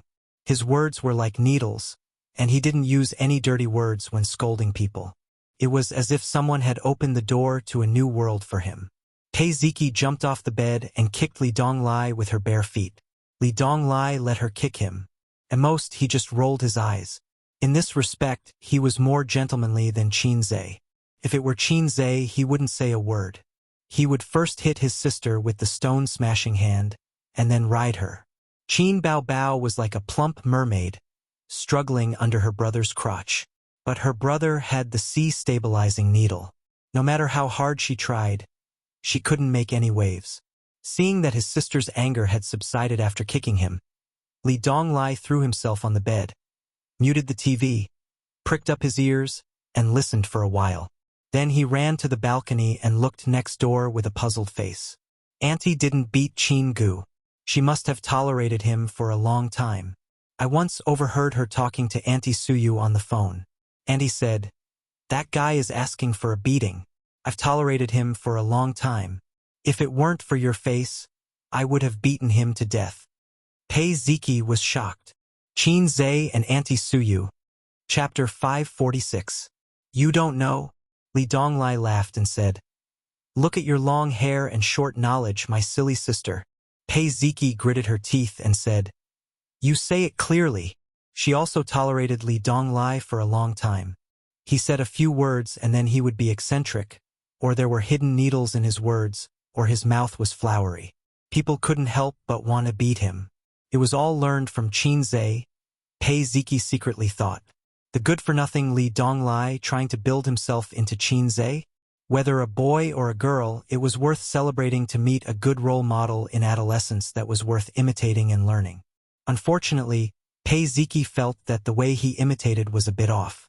He imitated Qinze's flowery mouth and occasionally cheap bad habits vividly, but he imitated Qinze's talent and ability. For example, some time ago, her aunt urged Li Donglai to study. She bought a lot of university textbooks and asked him to read a textbook in half a month. She wanted to check the content. As a result, Li Donglai finished reading in a week. Nan Man Pei said with relief and surprise, so fast. Li Donglai was arrogant at that time, with his nose in the air and a very manly tone. Qin Gu said that if a man is not happy, how can there be a happy life? The beating was miserable. From the living room to the room, The whole villa echoed with Li Donglai's wailing. Pei Ziki could remember. The number of times her aunt beat her brother like this can be counted with one hand. The most recent time was in junior high school. Under the instigation of his bad friends, he lifted the skirt of the female head teacher. In those years, Li Donglai was a rebellious young man who was undisciplined and sulking at his father. He was a rebellious young man who was willing to degenerate. Li Donglai didn't know his sister's rich inner drama. He reviewed his dark history and said, Aunt Suyu used to work in her own family's investment company. Later, she went out with Qin Gu to set up her own company. The relationship between the two of them was unusual. Suyu used to ask his aunt out to play every weekend. Now his aunt spent more time at home on weekends, which meant that someone occupied Suyu's aunt's weekend time.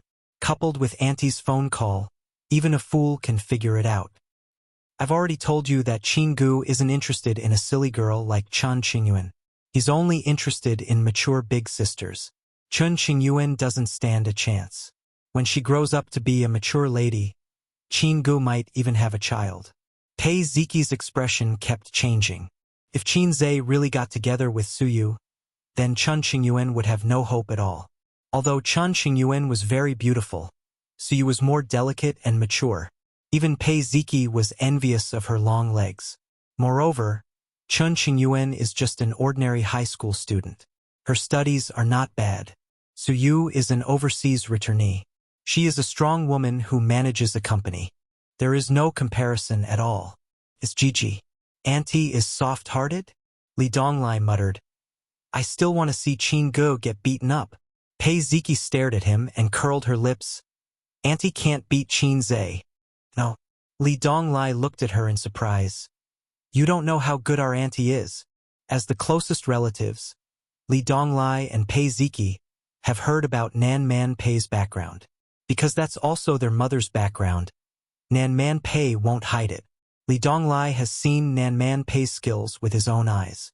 Nan Man Pei has a fighting club under her name, which teaches taekwondo, sanda, and other training classes. Li Donglai once went to play with her and saw with his own eyes that in a competition, his auntie beat the 3 coaches in the club. They were all coaches who had learned a few skills. One of them could beat several ordinary people. Li Donglai's young heart was suddenly shocked.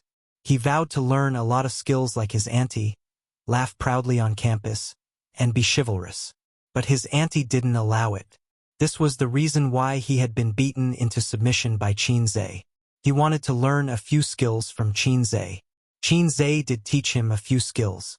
Li Donglai can usually beat 2 or 3 people of the same age. When did that happen? Why didn't I know? Li Donglai didn't believe it. Although Qin Gu is very powerful, he can't compare with his auntie, the goddess of war, in his heart. Pei Ziki laughed and said, You don't know this?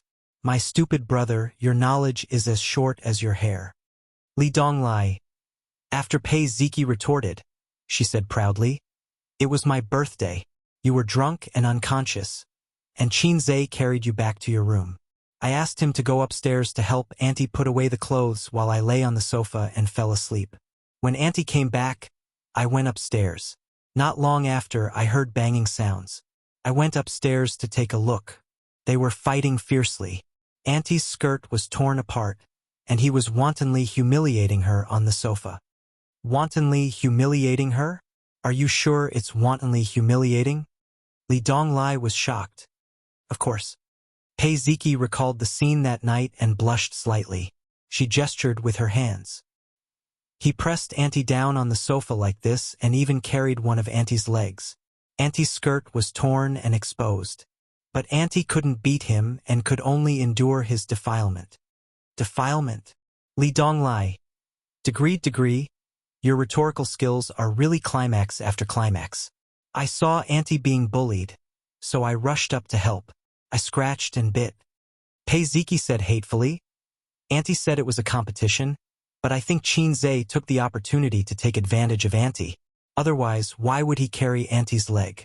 He could have just beaten Auntie to the ground. Li Donglai was shocked. Auntie really lost? Pei Ziki nodded. Oh my, so Qin Gu had held back when he taught me. After waiting for another half an hour, Nan Man Pei still hadn't come. Pei Ziki felt sleepy and yawned. "Why isn't Auntie out yet? I want to go back to sleep," Pei Ziki said. Li Donglai hesitated. "Why don't you sleep here?" "I'm not sleepy. I can still wait. After Auntie comes out, I'll sleep in your room." Pei Ziki thought for a while and nodded. She lifted the blanket and crawled under it, curling up into a small ball. "By the way, do you like Chingu?" Li Donglai asked inexplicably. Pei Ziki was stunned and said, "Do you want to die?" Li Donglai lit a cigarette, took a deep puff, and exhaled. Looking at the smoke rising slowly in the light, his eyes were in a trance. "Actually, I like him. Chingu is handsome and has no lack of ability and talent. Isn't he the Prince Charming in a girl's heart? Just like Chun Qingyuan, you can't help but like him. Speaking of which, you and Chingu met earlier than her." "Oh, I'm not an albino scientist. All albino scientists in the world deserve to die. I don't believe that you really don't care about him. It's because of your disdain that I understand that you might like him. It's no big deal. Who doesn't look forward to a certain big brother or big sister in adolescence? I also look forward to Auntie Suyu. I want to marry a beautiful and cold wife like her in the future. But I know that it's just a longing. But don't fall so deep like Chun Qingyuan. I don't like her because her love is too humble. The last time we worked together to check the box office of A Journey to the West, when I came out of the toilet, I saw her crying on the sink outside, crying miserably. She's stubborn. She's stubborn when she's angry with her parents. She's also stubborn when she likes Chingu. But liking a person is uncontrollable. Not liking a person is also uncontrollable. You can't think that Chingu is heartless and indifferent just because he doesn't like her. Chingu has already made it very clear to her. But she's like a moth to the flame. Who's to blame for crying so miserably?" Li Donglai sighed faintly. "But I don't want you to cry so miserably. You're my sister. I'd rather you betray others than let others betray you." Pei Ziki looked at him blankly. Li Donglai said, "Do you think Chingu is poisonous? Why do all the little girls like him so much? I'm not as handsome as him, not as talented as him, not as smart as him, not as good as him, not as good as him in singing, not as good as him in earning money, not as strong as him in aura, not as good as him in fighting. Besides these, what's the difference between me and him? Where am I inferior to him? But I'm still a virgin. Damn it. What do I need this iron bar for? Psycho." Pei Ziki lifted the quilt and covered her head. She said with a slightly choked voice, "Who likes him? I won't like him." The room was completely quiet. Li Donglai was alone in a daze. Listening to Pei Ziki's slight snoring, his thoughts drifted. In the luxurious parent-child room at the end of the corridor, the family of 3 should be asleep at this time. He imagined the scene inside. The naughty child, who was always looking for trouble, was sleeping happily. The stepmother, who had always disliked him and his sister, was gently patting his son's back. Beside him was his dignified and silent father, who was leaning on the bed, reading magazines or government news. His mother passed away when he was in primary school. His father remarried half a year later. It was a shotgun marriage. Because of this, Li Donglai could not forgive his father. His father said that it was for the good of you and Ziki. You are too young and cannot live without your mother's care. Li Donglai said loudly at that time, "You are fickle and you might even have an affair. Otherwise, what's with the bastard in that woman's belly? You scum." His father slapped him on the spot. His aunt said that his father cheated his mother. His mother abandoned her huge family business and followed him to Shanghai. She was unfamiliar with the place and people, and they almost broke up. His mother loved him so much. But what did he do? Did he lack women? Couldn't he live without women? How long had it been since his mother passed away? Half a year later, that woman was already 3 months pregnant. Therefore, after his stepmother married into the family, Li Donglai made all kinds of trouble and looked for trouble. Looking at her wronged appearance, he was proud, like a little lion defending its territory. He was angry with his father in this way. But after so many years, he was just constantly exhausting his father and grandmother's patience. Over the years, Li Donglai had come to understand that this woman was really a scheming bitch. She was not like other stepmothers who were harsh with their words and even abused their stepson and stepdaughter. She had created the image of a weak stepmother for herself and silently endured the difficulties and willfulness of her stepson. She even never spoke ill of Pei Ziki and Li Donglai. But after her son was born and gradually grew up, the little brat gradually found trouble to take revenge on Li Donglai and Pei Ziki. Whether he was at a disadvantage or not, he would cry in the end. His father looked on coldly. He did not care about his younger son's bad deeds, nor did he care about his elder son beating his younger son. In the end, Li Donglai or Pei Ziki would definitely be scolded by his grandmother. In a family, if the elder bullied the younger, no matter what the reason was, the parents would definitely scold the elder. Because you were the elder brother and the elder sister, you had to act like an elder brother and an elder sister. Li Donglai did not hate his stepmother, only disdain. He and Pei Ziki were not born by a woman. No stepmother would like to make things difficult for her stepson. She was not a saint. He just could not forgive his father. In this world, there were two kinds of knots that were the most difficult to untie. The knots between father and son. The knots between lovers. Although he and Pei Ziki often quarreled and bickered, and both of them were very angry, their relationship was actually very good. Just like when he was beaten like a dog at the KTV, Pei Ziki would scream and be the first to rush up. And if Pei Ziki was hurt, he would fight with the other party without caring about anything. In a pretentious way of saying, "This world is very cold. We hug each other for warmth." Chapter 547. In a secluded part of the forest park, Nan Man Pei said in a cool and pleasant voice, "Qin Zhe, I don't want you to wear a condom." Qin Zhe said in a distressed tone, "No, Sister Man, it's safe to wear a condom. If I don't, I'll die." Sunlight shone through the branches and leaves and scattered spots of light on the ground. Nan Man Pei wiped the sweat on her forehead and said, "Don't wear a condom. It's not exciting." Qin Zhe said firmly, "No, it's too exciting. If I don't wear one, I won't last a minute." Nan Man Pei sneered, "You promised me that you'd listen to everything I say. I don't want you to wear a condom." Qin Zhe refused. "If you don't let me wear one, I won't stab you." Nan Man Pei hit him and said angrily, "Do you men talk like farts?" Qin Zhe was silent. He had to wear a condom for this kind of thing. Otherwise, someone would die. He didn't want to die so early. His sister wouldn't agree. Sister Ziwei wouldn't agree. His little Teddy wouldn't agree either. Nan Man Pei said disdainfully, "Useless. Coward." The park staff looked at them in confusion and said unhappily, "Do you two need help? If you want to argue, don't disturb our work." 20 to 30 meters in front of them, between the green branches of a tall tree, there was a hornet's nest. Recently, a tourist had been stung by a hornet in the forest park. The park staff investigated and found the hornet's nest here. This thing was very harmful and aggressive. Moreover, a sting could cause a person to feel pain for half a day. The emergency response was to apply soap water. Because the wasp's venom was acidic, alkaline soap water could neutralize the venom and reduce the pain. Qin Zhe said angrily, "You're not the one doing it. Don't be sarcastic." Coincidentally, Qin Zhe, Pei Nanman, and the others who were passing by saw this scene. Nanman Pei pointed at the hornet's nest and said, "If you stab it down, this old woman will forget about what happened last night. Poking a hornet's nest or sinking into the Huangpu River, you choose." Qin Zhe patted his chest and said, "No problem. So easy." Nanman Pei did not insist. He watched as Qin Zhe put on cotton gloves, a hood with a cotton net hanging down, and a military coat with the help of the staff. Then, he carried the ladder and walked valiantly towards Hornet's Nest.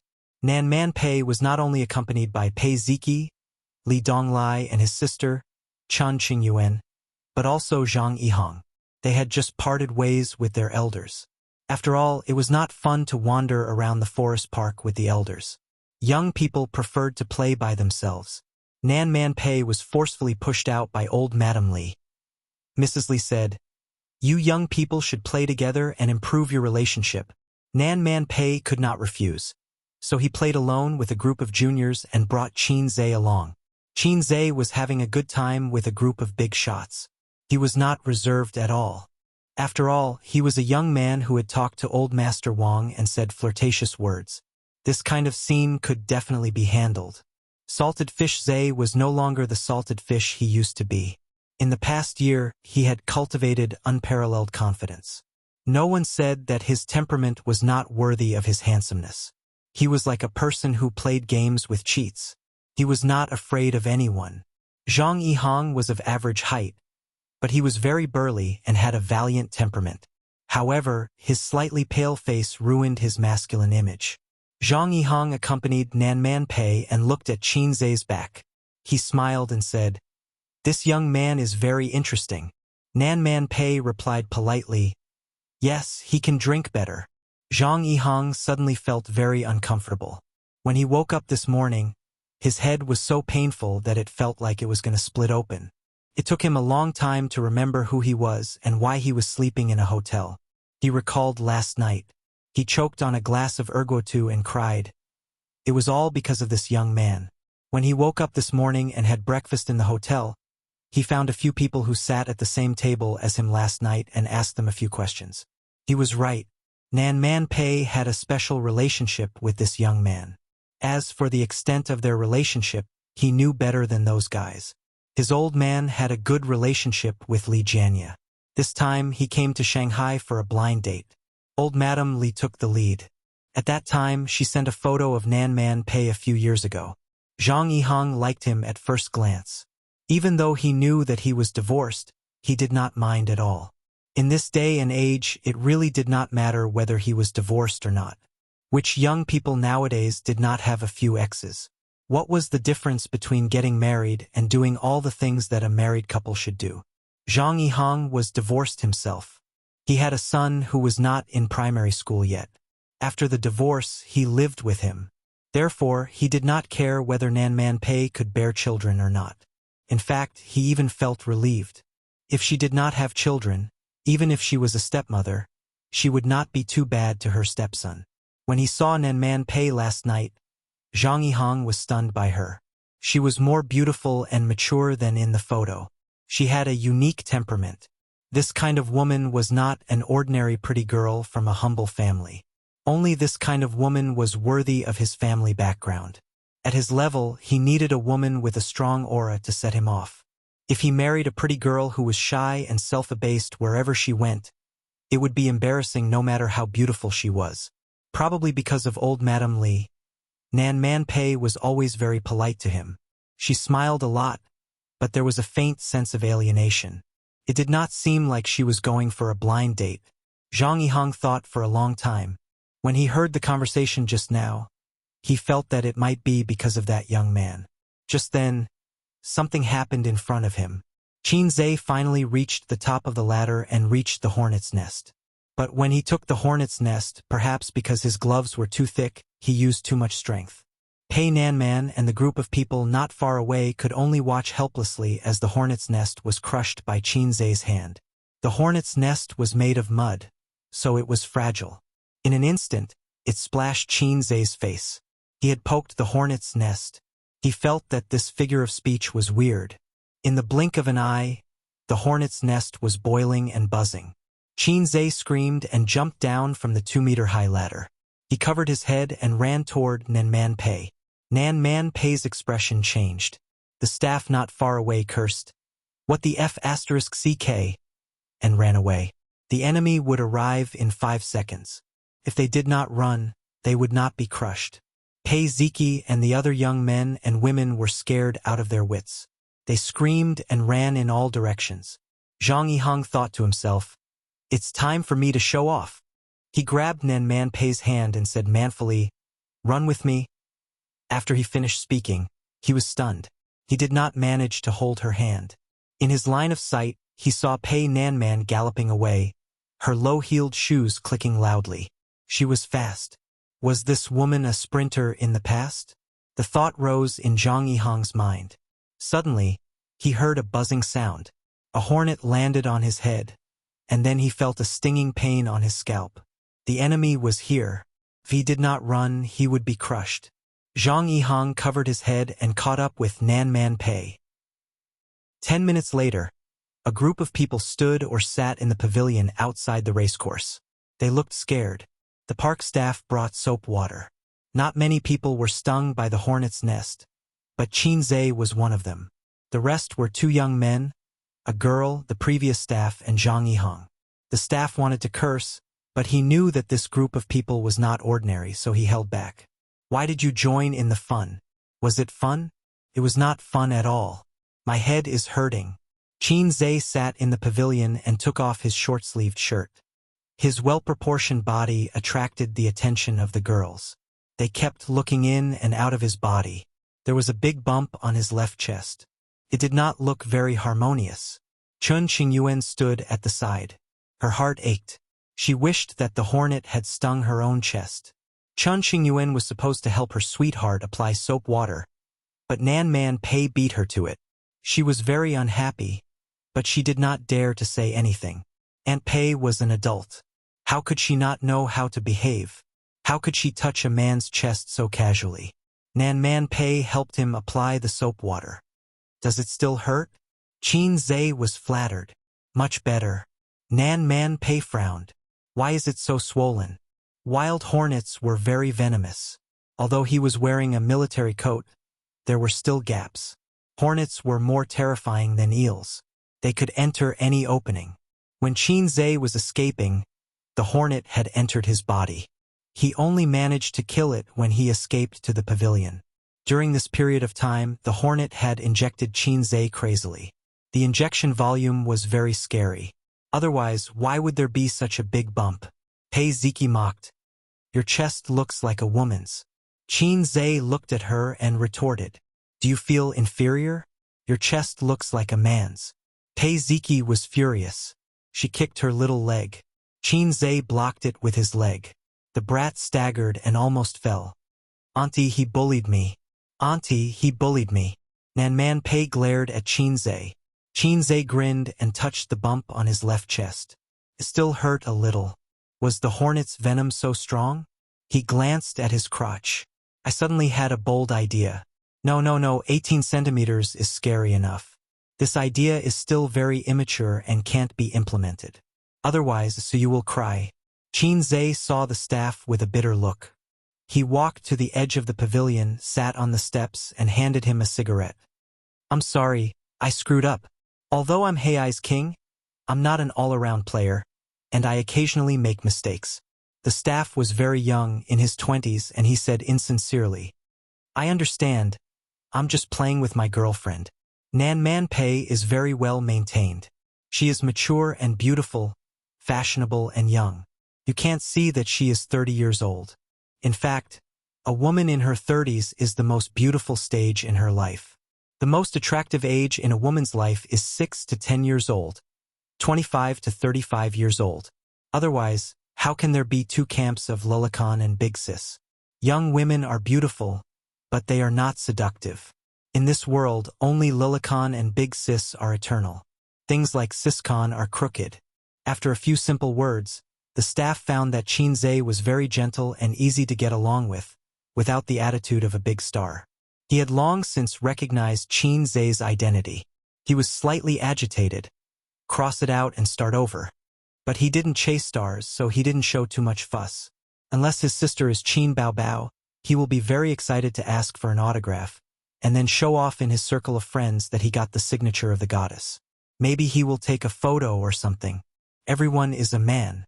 What is there to be excited about? The same world, the same dream. The same gender, the same JJ. Qin Zhe said helplessly, yes, don't look at her very serious. Occasionally she is not serious, I mean more willful. The staff smoked gloomily. But I'm unlucky. I'll be scolded by the manager later, and my head will be blue. Qin Zhe's eyes lit up. Sichuan lewd? Yes. I always like the Sichuan version of Mandarin. I think it's very Western. What's so Western about it? It's really Western. It's the first time I heard the effect of a talk show in Mandarin. Brother, what's your surname? Perhaps he felt that Qin Zhe was too down to earth. The staff threw him a little wink and laughed. The north wind blows, the autumn wind is cold. Whose wife is staying in an empty room? If you have trouble, I'll help. I live next door, my surname is Wang. Qin Zhe laughed. The staff also laughed. Qin Zhe lightly slapped his scalp. Speak properly. I don't live next door, but my wife's surname is Wang. Chapter 548. Zhang Yihang frowned. There was a big bump on his head and a bite on his neck. The pain was secondary. The main thing was that he had suffered an unexpected misfortune.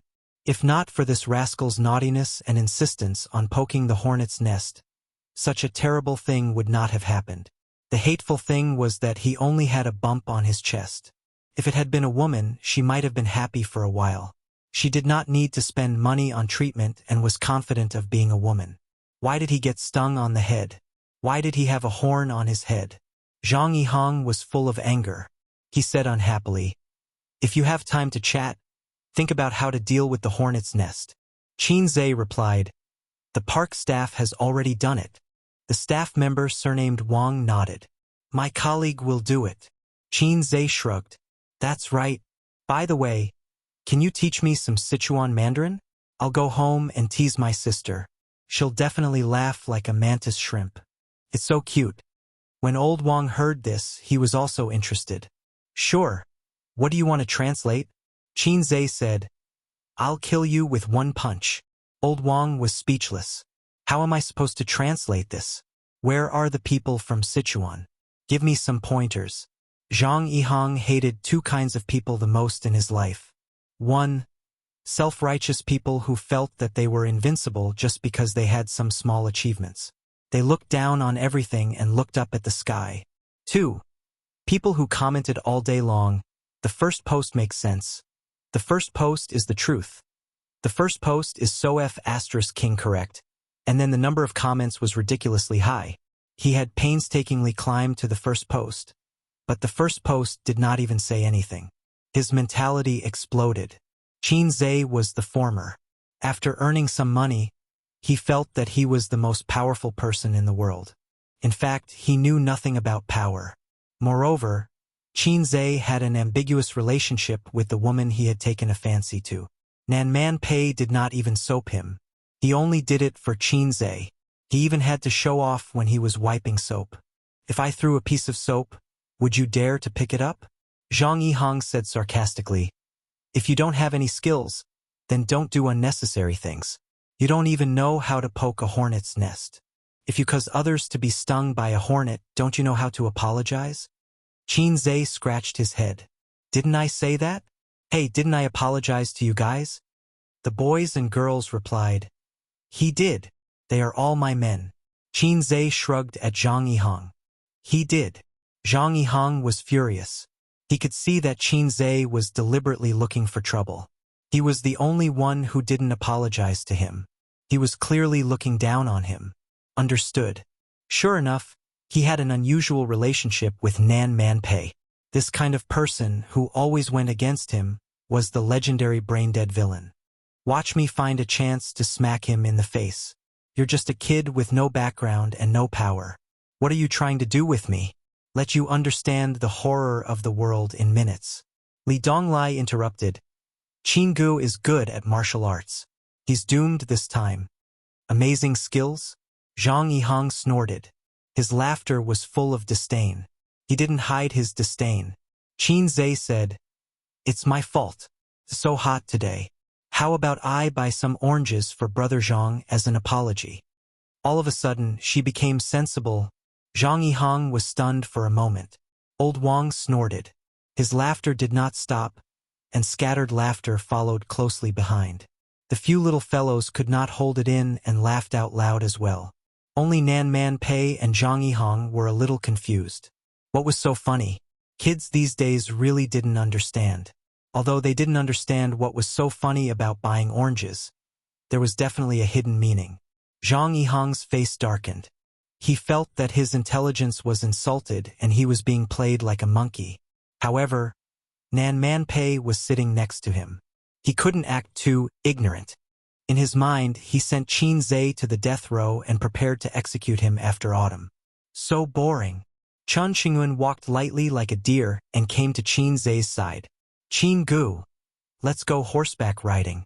There were many fun things in the forest park, such as horseback riding, go-karting, kayaking, Easter egg shooting, and so on. There were also many scenic areas. Qin Zai turned to look at her. The deer was very beautiful, and it didn't have its hair done. Qin Zai had never ridden a horse before. He felt that he could give it a try and was about to nod. "Su Jian, let's practice." Li Donglai suddenly pushed a boy next to him. It was a boy wearing glasses. He shook his head. "No." Li Donglai sneered. "Trash, I'll only use one hand. Do you dare?" He was so aggressive that the boy's face turned ugly. "Li Donglai, do you want to hit people again? You're so annoying. You never stop." The boys and girls were either persuading or complaining. Nan Man Pei frowned. "Donglai." Li Donglai didn't care. He straightened his neck. "Coward, are you coming or not?" The boy wearing glasses didn't say anything. He looked at Zhang Yihang for help. The Zhang family was not only close to the Li family, but also had many allies in Shanghai. The boy wearing glasses' uncle and Zhang Yihang's father were comrades. That was why Zhang Yihang could mingle in the Li family's circle of friends. Seeing this, Zhang Yihang smiled and came forward to warm up the atmosphere. "Speak nicely. You are all friends, right?" Li Donglai retorted. "It's none of your business." This was awkward. Li Donglai didn't give up. The boy wearing glasses didn't dare to practice with him. Li Donglai was famous for being a troublemaker. He was especially good at fighting. Zhang Yihang looked at Nan Man Pei. She was unhappy. She was worried that the naughty boy was hard to take care of. In fact, Nan Man Pei didn't want to beat Li Donglai because there were outsiders present. It was like when a child was disobedient outside, the parents would at most scold them. They would rarely beat the child in front of outsiders. "Well, if you want to practice, I'll come with you," Zhang Yihang said. "I've practiced before." Li Donglai ignored him. Zhang Yihang laughed. "Forget it. I don't bully children." Li Donglai couldn't stand provocation. He glanced at the disdain in Zhang Yihang's eyes and nodded. "Okay." The two left the pavilion and confronted each other on the side of the road. Pei Ziki pulled Nan Man Pei's arm. "Auntie, what's wrong with him?" Nan Man Pei patted her hand. "Don't mind him. He's itching for a beating." The boys and girls in the pavilion played the role of onlookers. They were excited to watch the show. If Li Donglai's provocation was seen as a fight, then this was pure entertainment. Li Donglai lowered his waist. This was the most basic horse stance that Qin Zai had taught him. The first thing to do in a fight was to stabilize the lower body. Only when the stance was stable could the punch be stable. After he stabilized his lower body, he threw a straight punch at Zhang Yihang's chest. As Zhang Yihang dodged to the side, he grabbed Li Donglai's wrist and pulled. Their strength was not on the same level at all. Li Donglai staggered and was tripped by Zhang Yihang's outstretched leg. He fell flat on his face. Li Donglai was not convinced. He got up and fought again, but he was knocked down again after a few moves. It was a one-sided beating. The last time he fell, he was kicked in the stomach. Li Donglai couldn't get up for a while.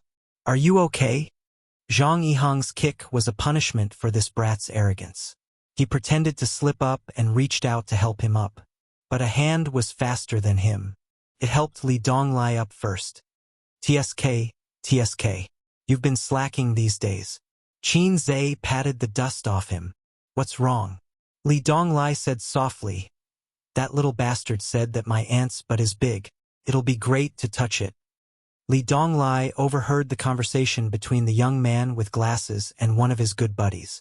He said that Li Donglai's aunt was beautiful. Her butt was big, and it would be great to touch it. Everyone had talked about the flirtatious words between young men. Everyone had commented on the beauties that they met by chance or by their side.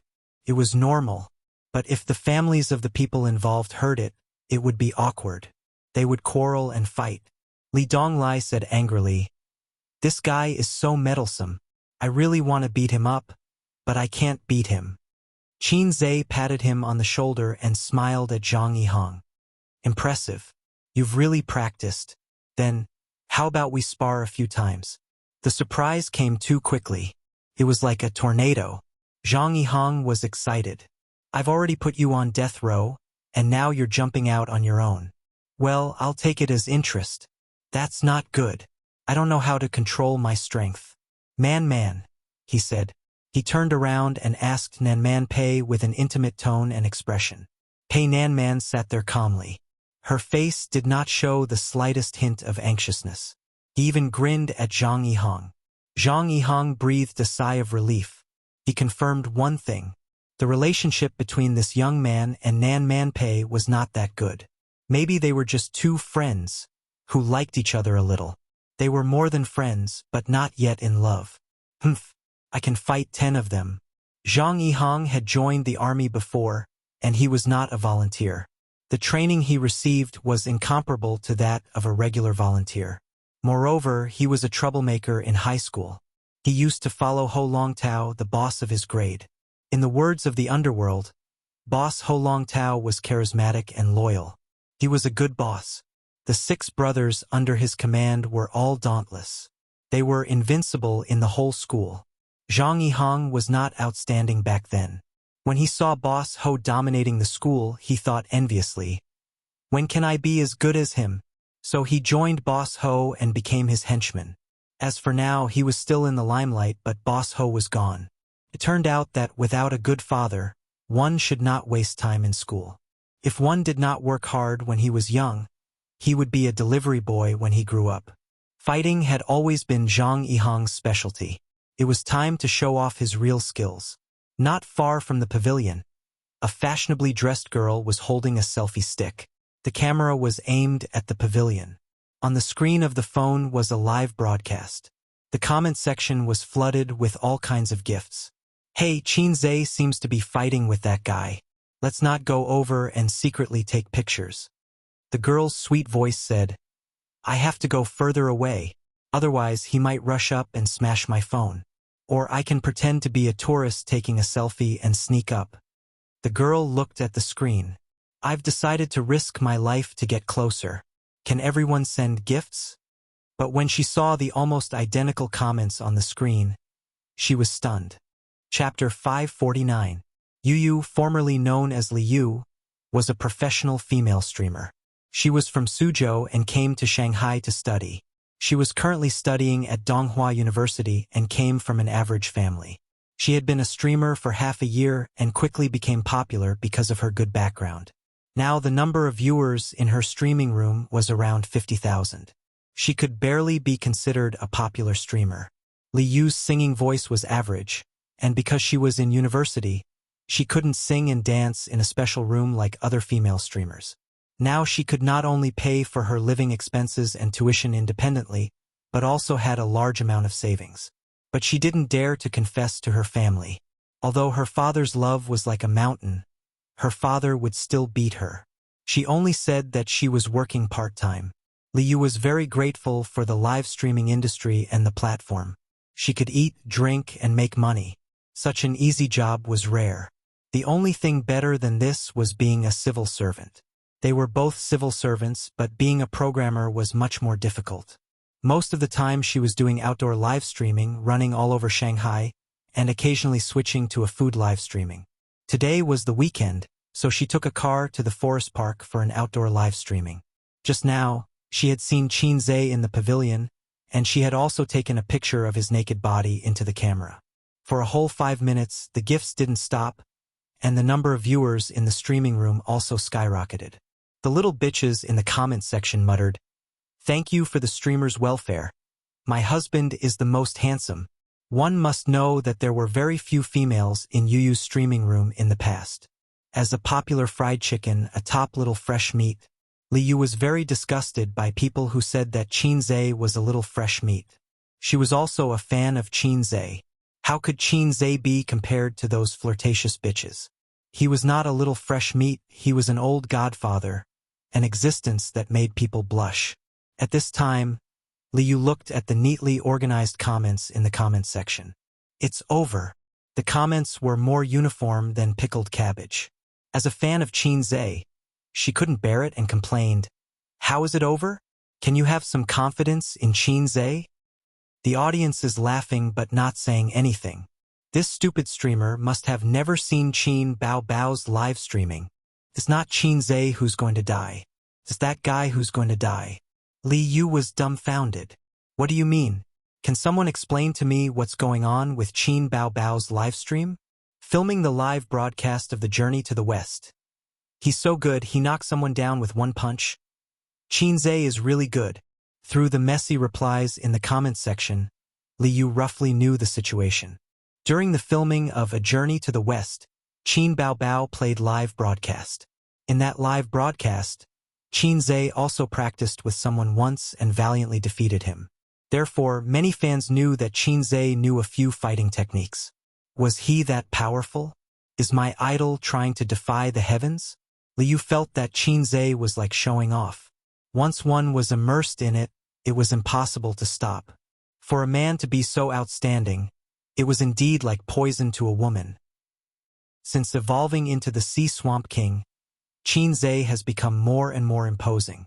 The above was purely an illusion. It was as if he was using the sea swamp silk and was becoming more and more confident. When someone provoked him, he did not mind teaching him a lesson. Salted Fish Lake would not do that. Salted Fish Lake was more gentle and reserved. He did not like to be calculative with people. You could also take it as cowardice, but please do not expose him. Salted Fish Lake also wanted to save face. When his disciple was beaten up, as a master, he could not sit by and do nothing. Otherwise, the cohesion of the sect would be reduced. He did not think that Li Donglai's provocation was wrong. Was Sister Man's but something that ordinary people could touch? Tigers but was not to be touched. Never heard of it? Stupid system, come out. I want to ask you something. Qin Zhe summoned the system in his heart. The system ignored him. Sir System, I have something to ask. Qin Zhe rephrased his words. Nothing. The system responded. I want to beat him up now. Is there a mission? No. Huh? Why not? I have a psychological desire now. Did the host notice a phenomenon? Every mission is not guaranteed to be completed. The system said, missions that are guaranteed to be completed and missions that are impossible to be completed will not be triggered. Is that so? Nonsense. If you saw a pile of feces on the ground and suddenly wanted to step on it, the system would have to give you a mission. Points would be too easy to earn. Do you think I'm the stupid son of a landlord? That's an impossible mission. The system ignored him. Although he didn't manage to get the mission, Qin Zhe was actually relieved. What if he saw a pile of feces on the ground and did not want to step on it, but had a bold idea such as tasting it? Ding. Please eat 500 grams of hot feces. 100 points if successful. Corresponding points will be deducted if failed. Qin Zhe might become the first protagonist to level up by eating feces. Zhang Yihang said, I joined the army after finishing high school. I received strict military training and am good at fighting and capturing. However, I don't know when to stop. You have to be careful. He said this so that when he beat up Qin Zhe later, he would have an excuse to explain. I started practicing martial arts when I was 8 years old. It has been 16 years since then. I am proficient in internal martial arts and external martial arts, Tai Chi push hand, Ba Ji Bang 7 injuring fist, and the lost finger Zen.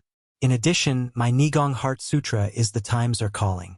Qin Zhe said in one breath, I know when to stop, so I won't beat the shit out of you. Zhang Yihang was stunned by his words. When he heard the last sentence, he realized that he had been taken advantage of by the other party. Internal martial arts and external martial arts did exist and were not fake. However, most of the so-called Chinese martial arts masters were scammers because they were already so old. What a joke. How could they still be called masters at such an old age? Didn't they know that martial arts were afraid of the young? This was the same principle as Jianghu folk remedies. Folk remedies were real, but 90% of them were fake. Therefore, when people heard folk remedies, they subconsciously thought that they were scammers. At the end of the day, this was due to the lack of supervision of the country, which led to the prevalence of scammers in the industry.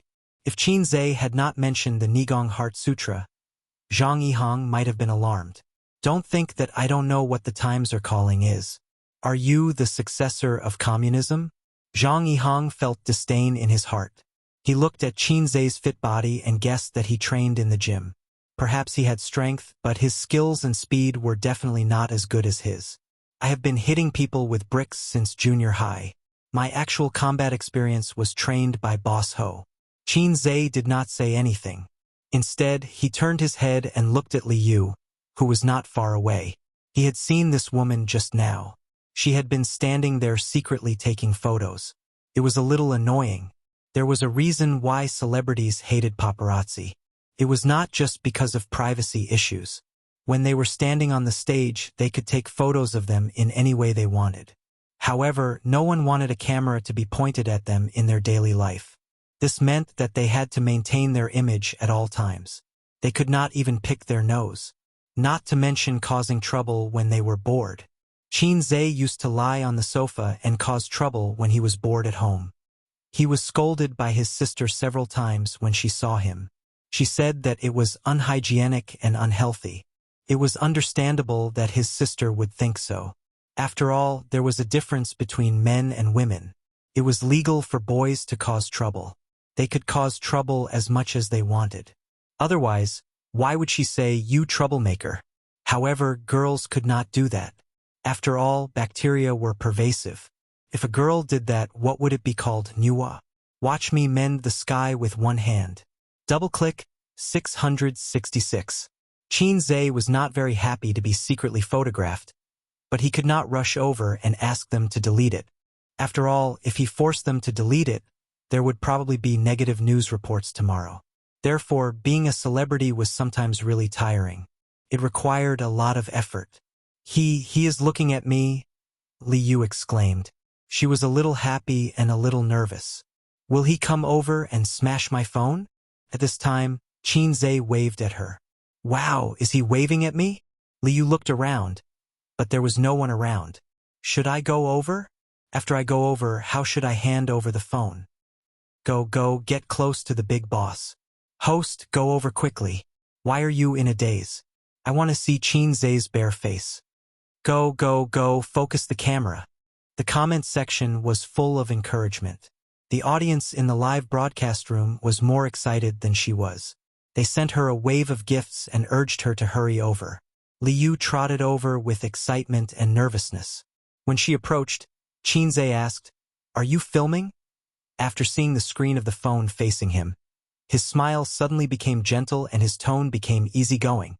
You're broadcasting. He thought to himself, damn, you're broadcasting behind my back. Can I?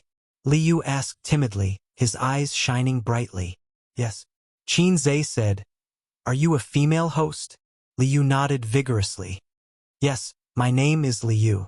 I'm a small host on the Salted Fish broadcasting platform. Qin Zhe nodded and stopped her from filming. He smiled brightly and said, Hello, everyone. He waved at the camera. The next moment, the comments in the comment section jumped and the screen was full of gifts. Li Yu's face was full of happiness. Stand aside. I want to fight with my friends, Qin Zhe said. Li Yu stood obediently by the pavilion. When she saw Nanman Pei, her eyes lit up. She immediately aimed the camera at the people in the pavilion and greeted them as if they were close friends. Hello, everyone. No one paid attention to her. The teenagers glanced at her casually. Hey! Li Yu awkwardly moved the camera away. The eyes of the people in the pavilion made her feel the gaze of the big boss. A lively and beautiful girl like her was popular everywhere, but obviously the people in the pavilion were not so enthusiastic. Li Yu glanced at the phone. The audience in the live broadcast room was discussing the beautiful mature woman who had appeared for a moment. Some said that the two little girls were also very beautiful. Zhang Yihang was happy in his heart. Oh, this little girl came at the right time. Isn't Qin Zhe a big star? Watch me beat him in the live broadcast. From a physical point of view, a man in his early 30s was the peak of his body. Teenagers and young people may be energetic, but their strength was not as good as his age. Then there was experience. Experience needed to be accumulated over a long period of time. How could Qin Zhe be the opponent of a veteran who had undergone strict training? The young boys and girls in the pavilion were watching with great interest. The female host of the salted fish broadcasting platform, Liu, held a selfie stick and looked forward to it. Qin Zhe nodded to Zhang Yihang, indicating that he could attack. He didn't lower his waist and his muscles were loose. His casual posture made Zhang Yihang raise his eyebrows. He ran a few steps, gathered his strength, and kicked toward Qin Zhe's lower abdomen. Qin Zhe still didn't move. His face was calm. If he stood with his hands behind his back, he would look like a master. When his foot was about to hit Qin Zhe's lower abdomen, Zhang Yihang's mouth revealed a smile. This kick will make you spit out the wine you drank last night. Demacia. But at this moment, Qin Zhe was as still as a virgin and as agile as a rabbit. He turned around to avoid the kick. At the same time, he exerted strength from his waist and swept his right leg. Qin Zhe's leg swept Zhang Yihang's waist. It was like a whip hitting a sandbag, making a muffled sound. Zhang Yihang, who weighed 160 kilograms, was instantly sent flying. Qin Zhe had used a lot of strength in his kick to send him flying. Otherwise, he would have fallen and been seriously injured. After all, he was a big shot who could break a bone porcelain cup with his bare hands. Zhang Yihang fell to the ground and curled up like a mantis shrimp. He first felt a suffocating pain, the kind that was really breathless. Then he felt a sharp pain in his left waist. My kidney. My kidney. Chapter 550. There were no cheers or cheers. The young boys and girls in the pavilion were a little confused. Finished? Finished? Why was it completely different from the fierce battle that he had imagined, where you gave a left hook and I gave a right hook, where you gave a black tiger a heart and I gave a monkey a peach? People usually had a few rounds of boxing. Here it was over with one kick. They knew that real fighting was very intense. There was no such thing as teleportation or dodging. But it was too fast. Everyone was a little confused. It seemed that those who were related to Qin Zhe were especially fast, all kinds of fast. Before you could get into the zone, he would be finished with a whoosh. However, the visual effect of this kick was very shocking. A tall and sturdy man was sent flying with a bang. Nan Man Pei narrowed her eyes slightly. The layman enjoyed the show, but the expert saw the naked picture. What she saw was unparalleled strength and precise and ingenious control. This ingenuity was like aged wine. It could not be achieved without a few years of practice. This kid's strength increased again. That night, if it was Qin Zhe like this, Nan Man Pei knew that she would not be able to last more than 10 moves. She would be beaten until she cried and called for her father. Was he merciful at that time, or did his strength increase again? Nan Man Pei leaned towards the former. A person's fighting skills could be accumulated, but there was a limit to the growth of strength. How could he change so much in just a few months?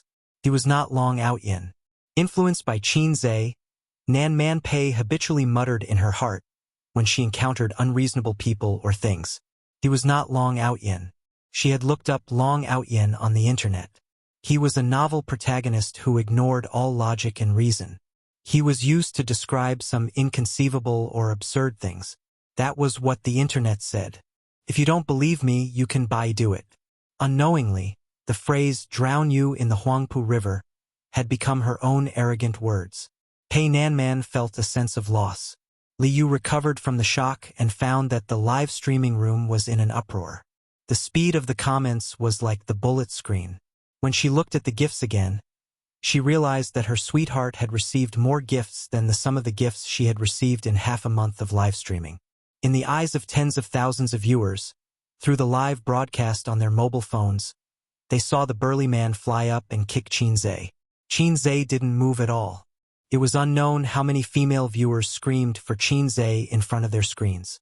Then, Qin Zhe turned around and swept his leg. His posture was handsome and his strength was fierce. Such a big man flew out like a sack.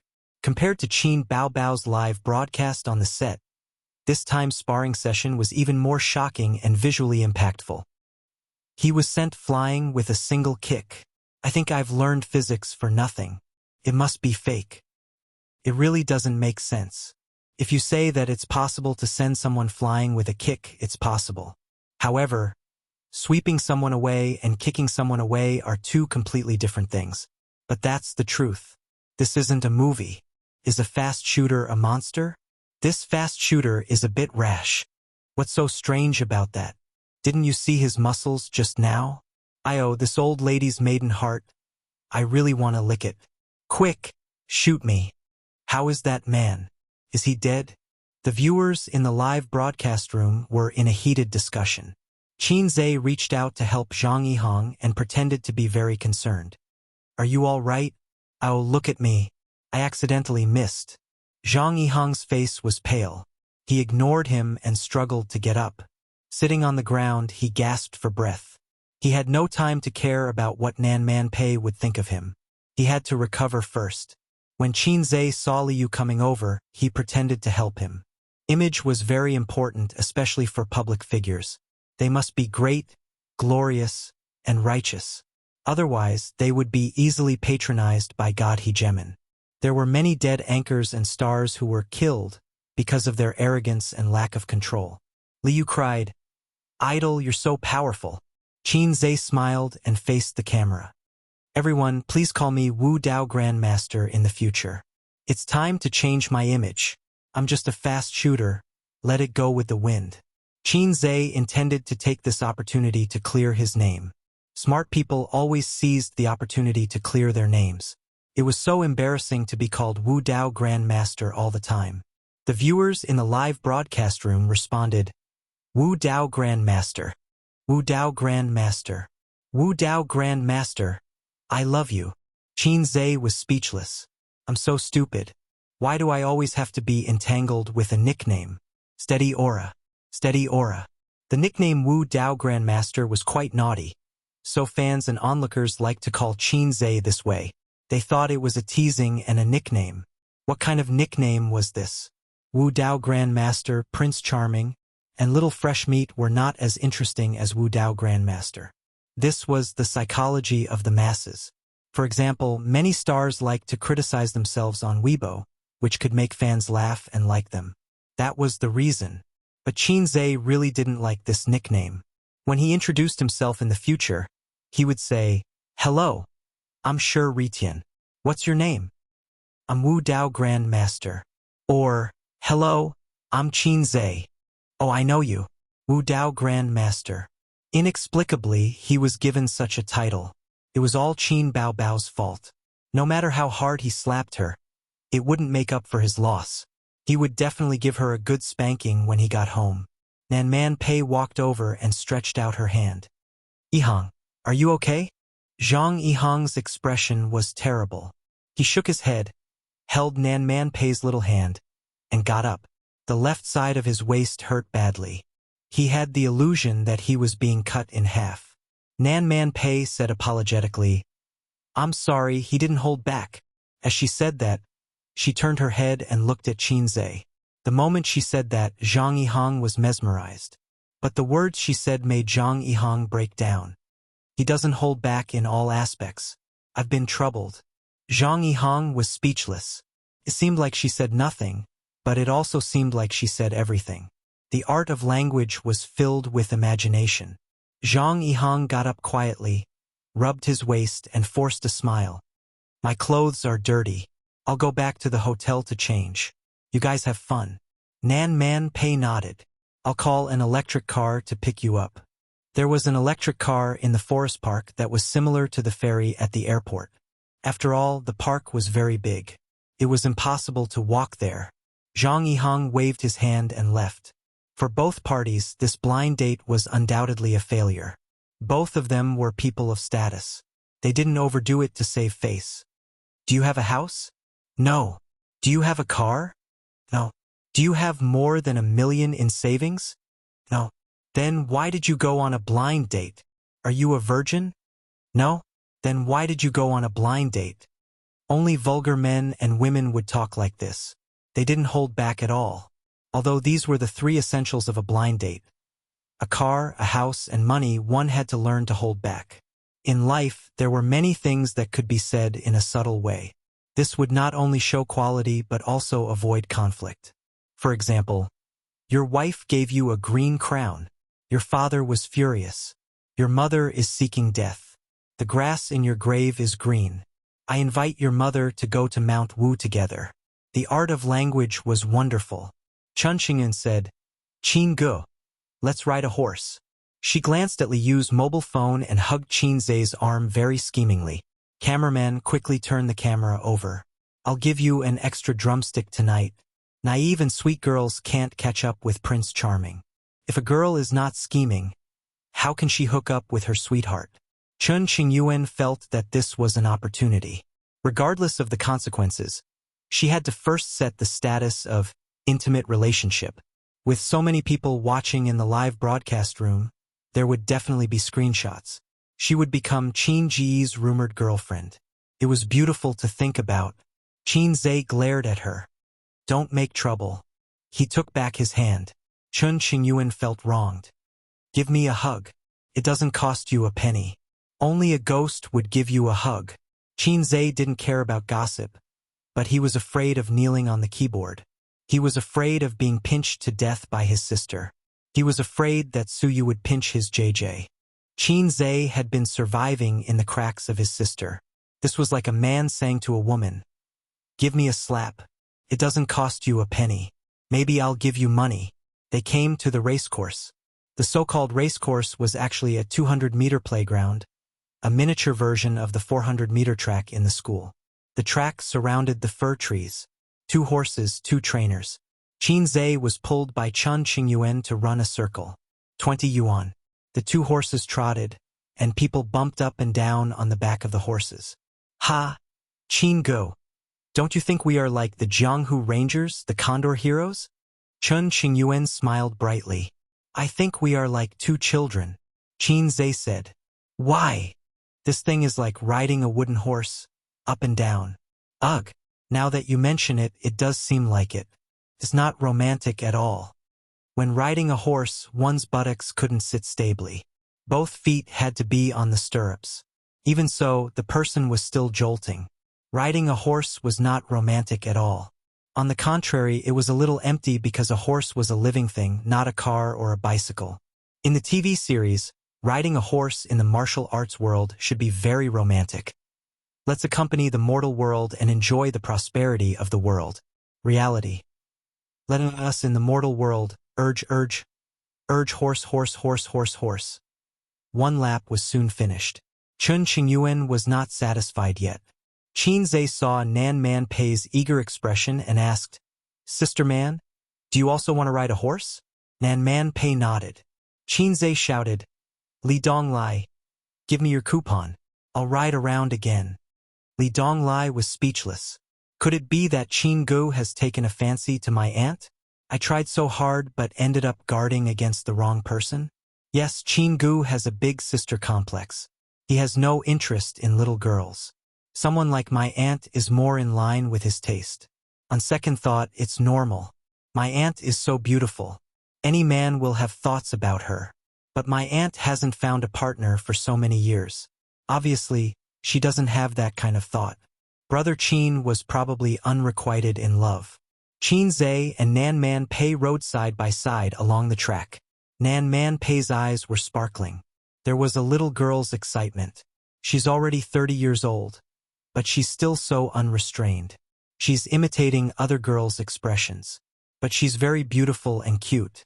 Nan Man Pei experienced the pleasure of riding a horse without any distractions. Qin Zai silently turned his head and looked at her trembling breasts. The big breasts were a little naughty. Their trembling made one's heart itch. Kandwo Gil was hard. The scenery was beautiful. Qin Zai nodded silently. He'll ask his sister to come and ride another day. After 1 lap, Qin Zai got off the horse. Nan Man Pei didn't get down. Ziki, give me your coupon. Li Donglai, who had just finished buying his coupon, came back. Pei Ziki snatched her brother's coupon and handed it to the horse trainer. Nan Man Pei happily started the 2nd lap. Li Donglai was speechless. The whole section collapsed. I want to ride a horse too. I've never ridden a horse in my life. I've never even ridden a Western horse. You degree? You? Nan Man Pei ran half a lap before Liu got on the horse with the help of the horse trainer. She was still holding the selfie stick. She grabbed the saddle with one hand and smiled sweetly at the camera. I'm going to ride a horse now. Okay, didn't I always show you Qinze? You can't ignore me. The horse trainer said, put away your phone. You can't broadcast riding a horse. Liu bargained. It's okay. The horse is so slow.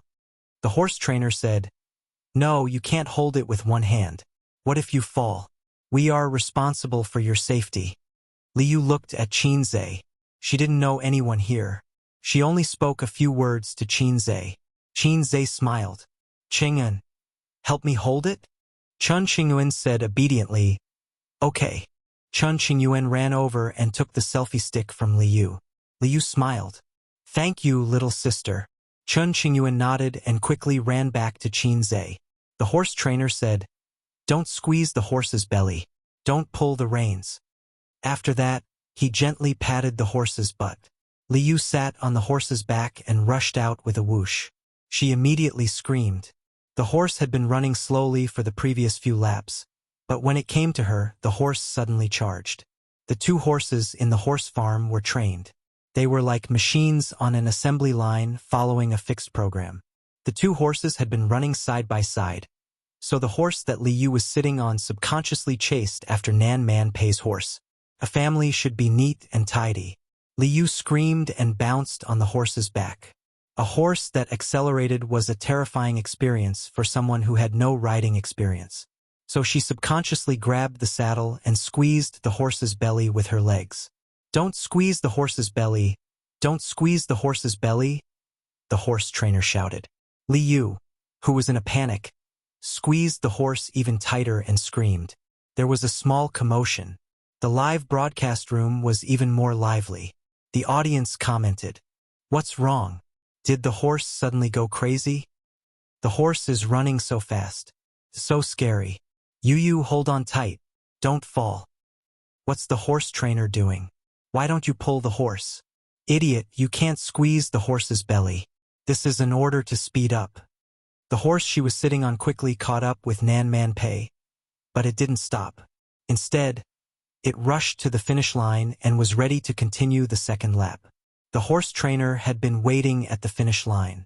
Taking advantage of the horse's passing, he rushed up and pulled the reins hard. The horse anxiously raised its hooves and stopped. Under the strong inertia, Liu screamed and fell forward from the horse's back. The horse trainer didn't expect the woman to be so weak. The horse had stopped, but she still couldn't steady herself.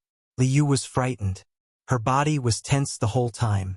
As soon as she relaxed a little, she was thrown down by the inertia. The girls exclaimed, be careful. The audience in the live broadcast room saw Liu fall down face first because her feet were caught in the stirrups. Under the watchful eyes of the crowd, a figure dashed out. Before Liu fell, he reached out and caught her, carrying her in his arms. Chapter 551. Qinze looked at the pale and frightened girl in his arms. Are you okay? The track was not wide. A distance of more than 10 meters was just a sprint for him. Liu was still in shock. She thought she was going to fall and her heart was beating wildly. She didn't expect that someone would reach out and help her at the critical moment. When he saw that it was Qinze, at this moment, a familiar line flashed in his mind. My dream lover is a peerless hero. She looked at Qinze's face in a daze, her heart beating wildly. The words were the same, but the mentality was completely different. Liu was slightly wet. Qinze helped her up and asked, are you okay? Liu quickly shook her head, her cheeks slightly red. I'm okay. Thank you. Bao Bao was scared to death. Seeing that she was okay, the two horse trainers were relieved and went forward to ask and apologize with concern. If the tourists were really injured, the forest park would be responsible. But it was a false alarm, so the matter would be much lighter. Liu shook her head generously. I'm okay. As she spoke, she peeked at Qinze. If it were an unreasonable or thick-skinned tourist, they would have made a scene and asked for a sum of money or at least the money for the coupons. But just like men pretending to be generous in front of women, women would also pretend to be educated and reasonable in front of men. Chun Qingyun heard the teenagers next to her breathe a sigh of relief and shout, awesome. 666. And Qin Guo is mighty. She first cast an admiring look at Qin Zhe, then glanced at the people next to her with disdain. He is indeed the man I like. Sit down, it's basic operation. In the live broadcast room, the screen was full of gifts. Chun Qingyuan looked curiously. She only saw the constantly changing comments and gifts flying all over the sky. How much money did all these add up to? The comments were quite interesting. It's Qin Zhe. It's Qin Zhe. So fast. When did the fast shooter rush out? So fast. A hero saves a damsel in distress. Quick! Cheer for the fast shooter. Qin Zhe is so charismatic. I really want to have a boyfriend like him. Wow! I feel more and more that Qin Zhe is a good person. It gives me a sense of security. I want a boyfriend like that too. 666. That's F*King awesome. I was sweating for Yu just now. By the way, did anyone record it? Yes, I'm gonna post it on Weibo. We've been recording the entire time, starting from the pavilion. Haha. After the nervousness, the viewers in the live broadcast room heaved a sigh of relief and started discussing the scene just now. The comments in the comment section were alternating wildly. If this was a computer, there would be a screen full of 666 comments, the kind that would cover the screen. Chun Qingyuan showed a happy smile. She liked to see people praise Qin Zhe. It was like when you took your pet dog out for a walk and passers-by praised, "Wow, your dog is so cute." At this moment, Chun Qingyuan saw someone talking about her in the comments section. "Girl, let's be friends.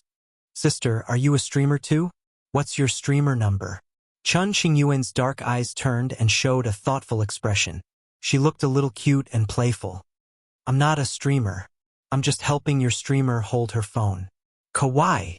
What a good girl. She's good at Syscon. Immediately, there was another round of comments, although it was quickly pushed to the top by Qin Zhe's comments. Chun Qingyuan whispered, "Let me tell you a secret." After she finished speaking, she waited for a few seconds and saw that someone in the comments section asked about the secret. Chun Qingyuan coughed. She wanted to say, "I'm Qin Zhe's girlfriend." She wanted to forcibly crown herself. Then, this matter would become the headlines, the hot search, and maybe she could even become an internet celebrity.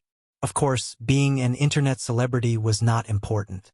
What was important was that her relationship with Qin Zhe would spread and the whole world would know. "Actually, I'm Qin Zhe's girlfriend." Chun Qingyuan's tone was serious, as if she was announcing that the Chinese people had stood up. As expected, the live stream was in an uproar. There were all kinds of comments, scolding, questioning, and questioning. It was like a divine needle poking into a muddy ground and stirring it vigorously. The juice flowed and it was difficult to calm down. Chun Qingyuan's words had such an effect. "Your brother seems to have sprained his hand. Go and have a look." When Chen Qingyuan was really proud and smiled sweetly at the camera, a hand pushed her from the side. It was Pei Ziki. Chun Qingyuan looked at her blankly. "Brother? I don't have a brother. I'm the only daughter in the family. Since when did my dad get me an older brother outside?" "It's Qin Zhe," Pei Ziki said to the camera. "She's joking with everyone. She's Qin Zhe's cousin." Chun Qingyuan, I'm not. Pei Ziki snatched the phone. "Okay, you just like to joke. Give the phone back." She didn't give Chun Qingyuan a chance to explain. She ran away and handed the phone back to Liu. "Thank you." Liu took the phone and was ready to act cute and pitiful to the audience in the live stream and ask for gifts. Asking for gifts in fancy ways was the self-cultivation and basic skill of a female streamer. But when she saw the comments section, she was stunned. The audience didn't comfort her or discuss the thrilling scene just now. So it's Qin Zhe's cousin. Qin Zhe's cousin is so beautiful. The elder sister is beautiful. Is the younger sister so beautiful too? Qin Zhe's cousin? Liu was confused. Was it the girl just now? Then she checked the number of gifts and was shocked on the spot. The gifts she received in one day were more than the total gifts she received in a month of livestream. No wonder everyone liked to freeload. It was too easy to make money. On the other side, Chun Qingyuan stared at Pei Ziki unhappily. Why are you ruining my business?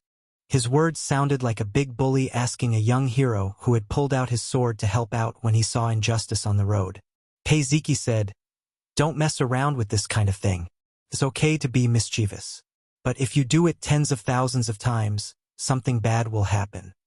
This was the same principle as playing with a little was good for the mood, playing with too much was bad for the body, and playing with too much was bad for the body. Everything had to be done in moderation. Qin Zhe is a public figure. His girlfriend has always been a sensitive topic. Don't be silly. It's okay if it's really his girlfriend, but you're a fake. Peiziki said, "Believe it or not, you'll be found out tomorrow. Do you know how terrible the fans are now? Do you want to be made into a joke? Be abused on the internet, and even receive threatening messages?" Chun Xingyuan said guiltily, "It's not that bad." Peiziki lowered her voice. "It's okay if you're found out, but don't implicate your father. Is your father's butt clean? Everyone is squatting in the toilet. His sh*t will never be clean." Chun Xingyuan thought for a moment. "Then I'll go back and help my father clean the sh*t on his butt first?" Peiziki was speechless. Qin Zhe held Nanman Pei's waist and helped her get off the horse. He asked, "Sister Man, do you still want to ride? If you do, Ziki and Donglai's coupons will be renewed again." Nanman Pei shook her head. "Forget it. It was a pity that they were not in the grassland. Otherwise, they could ride the horse and enjoy the speed and passion." Qin Zhe said, "Oh." He was a little disappointed that he could not enjoy the moving scenery again. In addition, he suddenly understood why some people like to have sex on the horse. It was because it was too easy. The horse's power could replace the waist and save a lot of trouble. While riding the horse, he could also ride the big breasts. Nanman Pei said seriously, "Qin Zhe, were you not serious at all that night? This could easily cause misunderstandings." So Nanman Pei said it in a low voice. Due to the limited number of times that he and Nanman Pei had been alone at night, Qin Zhe thought for a moment and understood. "Yes," he answered honestly. "If you go all out, how many moves can I take?" Although she had expected it, Nanman Pei was still unwilling to give up and asked. Qin Zhe wanted to say, 3 seconds. On second thought, such an answer was too merciful. Moreover, it was too quick. He was now very sensitive to anything fast. "I've never tried, so I don't know," Qin Zhe said. "Have you ever met an opponent that you can't defeat?" Nanman Pei asked. "Being stronger than any opponent is the biggest worry in life." Qin Zhe sighed softly. Nanman Pei rolled her eyes at him charmingly. The unexpected incident did not extinguish the teenager's interest in riding. Qin Zhe and Nanman Pei stood outside the track, watching and chatting. "Sister Man, have you seen today's headlines?" Qin Zhe lowered his voice and asked mysteriously. As he spoke, Qin Zhe looked up at the sky. The sun was shining brightly, and there were white clouds. There was no shadow of the river crab god. "I saw it." Nanman Pei nodded. "How do you feel? How does your brother-in-law feel?" Qin Zhe asked. It was good to talk to smart people. They could always easily understand the meaning of your words. Nanman Pei glanced at him lightly and said in a bad mood, "Eating gutter oil, worrying about Nanman Pei's heart." It seemed that Sister Man was secretive and did not want to discuss it with him. Qin Zhe could almost guess that if he continued to ask, Nanman Pei would reply, "Believe it or not, I'll throw you into the Huangpu River if you talk too much." Thinking about it, Sister Man was quite arrogant. Her body was upright. After everyone had experienced the pleasure of riding a horse, the group of people went elsewhere. Qin Zhe thought that Nanman Pei would go back. After all, she was here for a blind date. Now that the other half of the blind date had left, she had no reason to play with a group of kids. But she did not leave. Instead, she said that she wanted to drive a go-kart. The go-kart was a little far, and it would take time to wait for the electric car to pass by. So, the group of people rented the bicycles in the park. Liu happily planned to follow Qin Zhe and get gifts. "Let's go." "Don't follow us," Qin Zhe said. "Anyway, we're all playing. Let's go together. Okay?" Liu said in a coquettish tone. "No, I'll hit you again." Qin Zhe gently knocked on her head. All right then. Liu clutched his head with a disappointed expression. After all, she was a college student. She was much more cultured than those female anchors from Dongguan. If it were them, they would shamelessly follow Qinzhe because they could earn money quickly. In that case, Qinzhe could only go back to the hotel. The two parties parted ways and rode in opposite directions. They met by chance and parted. They might not meet again in the future.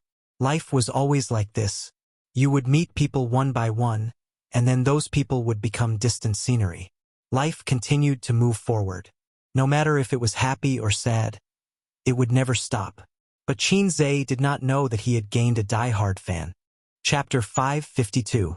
For Chen Qingyuan, Qinzhe was the most dazzling scenery she had ever seen in her 18 years of life.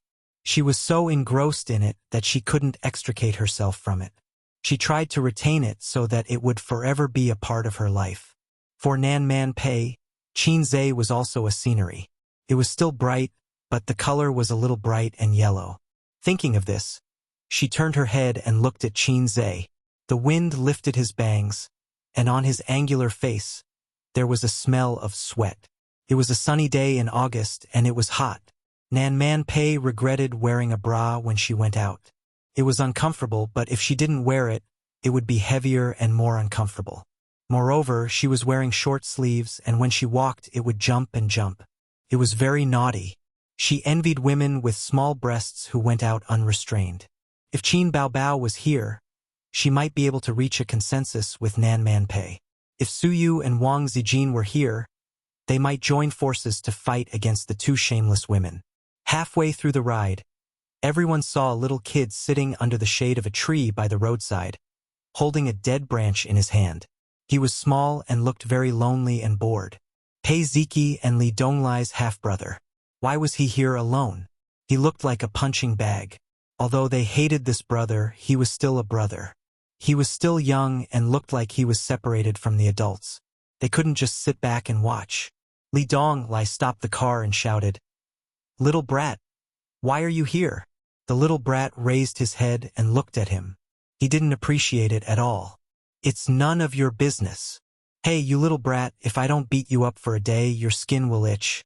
Li Donglai stretched out his leg and kicked him lightly, knocking him over. The little brat had always been hostile to his elder brother. He felt that he had been greatly insulted and pounced over. Li Donglai stretched out his hand and pressed it against his forehead. He waved his hands and bared his teeth, but he couldn't touch him. This scene was unbearable to look at. Qinzhe coughed and said, "Donglai, don't bully children." Who knew that after Li Donglai let go of his hand, the little brat spat at him. Fortunately, Li Donglai reacted quickly and dodged it. "I'll ask Daddy to hit you," little wimp threatened. Spit. It was a child's signature move. Children who didn't learn this trick were unqualified children. Qinzhe recalled a story. There was a kid next door who spat at everyone he saw. His parents spoiled him. Every time someone scolded him, his parents would say, "He's still a kid." One day, a narrow-minded guy was spat on by a child. He was furious, pried open the child's mouth and spat a mouthful of phlegm. Since then, the child had never spat again. However, Little Wimp was Big Boss Li's son. Who would be tired of living and dare to do this? Nan Man Pei stopped the car with one foot on the ground and asked, "Why are you here? Where's your mother?" Little Wimp didn't dare to be disrespectful to Nan Man Pei. He had suffered before, so he answered honestly, "My mother didn't let me come out to play, so I snuck out by myself." Nan Man Pei heard this and frowned. "How long have you snuck out?" Little Wimp said, "Just for a while. All the things here cost money. I don't have any money." So he sat alone by the roadside and sulked. Nan Man Pei took out his phone and called his mother. "Your son is with me. Come and pick him up." From the racetrack to the go-kart track. Little Wimp shouted, "Tell me, tell me." He pulled Nan Man Pei's sleeve and tiptoed to snatch the phone. Li Donglai clicked his tongue. If it was him who did this when he was young, his aunt would have hit him with a chestnut.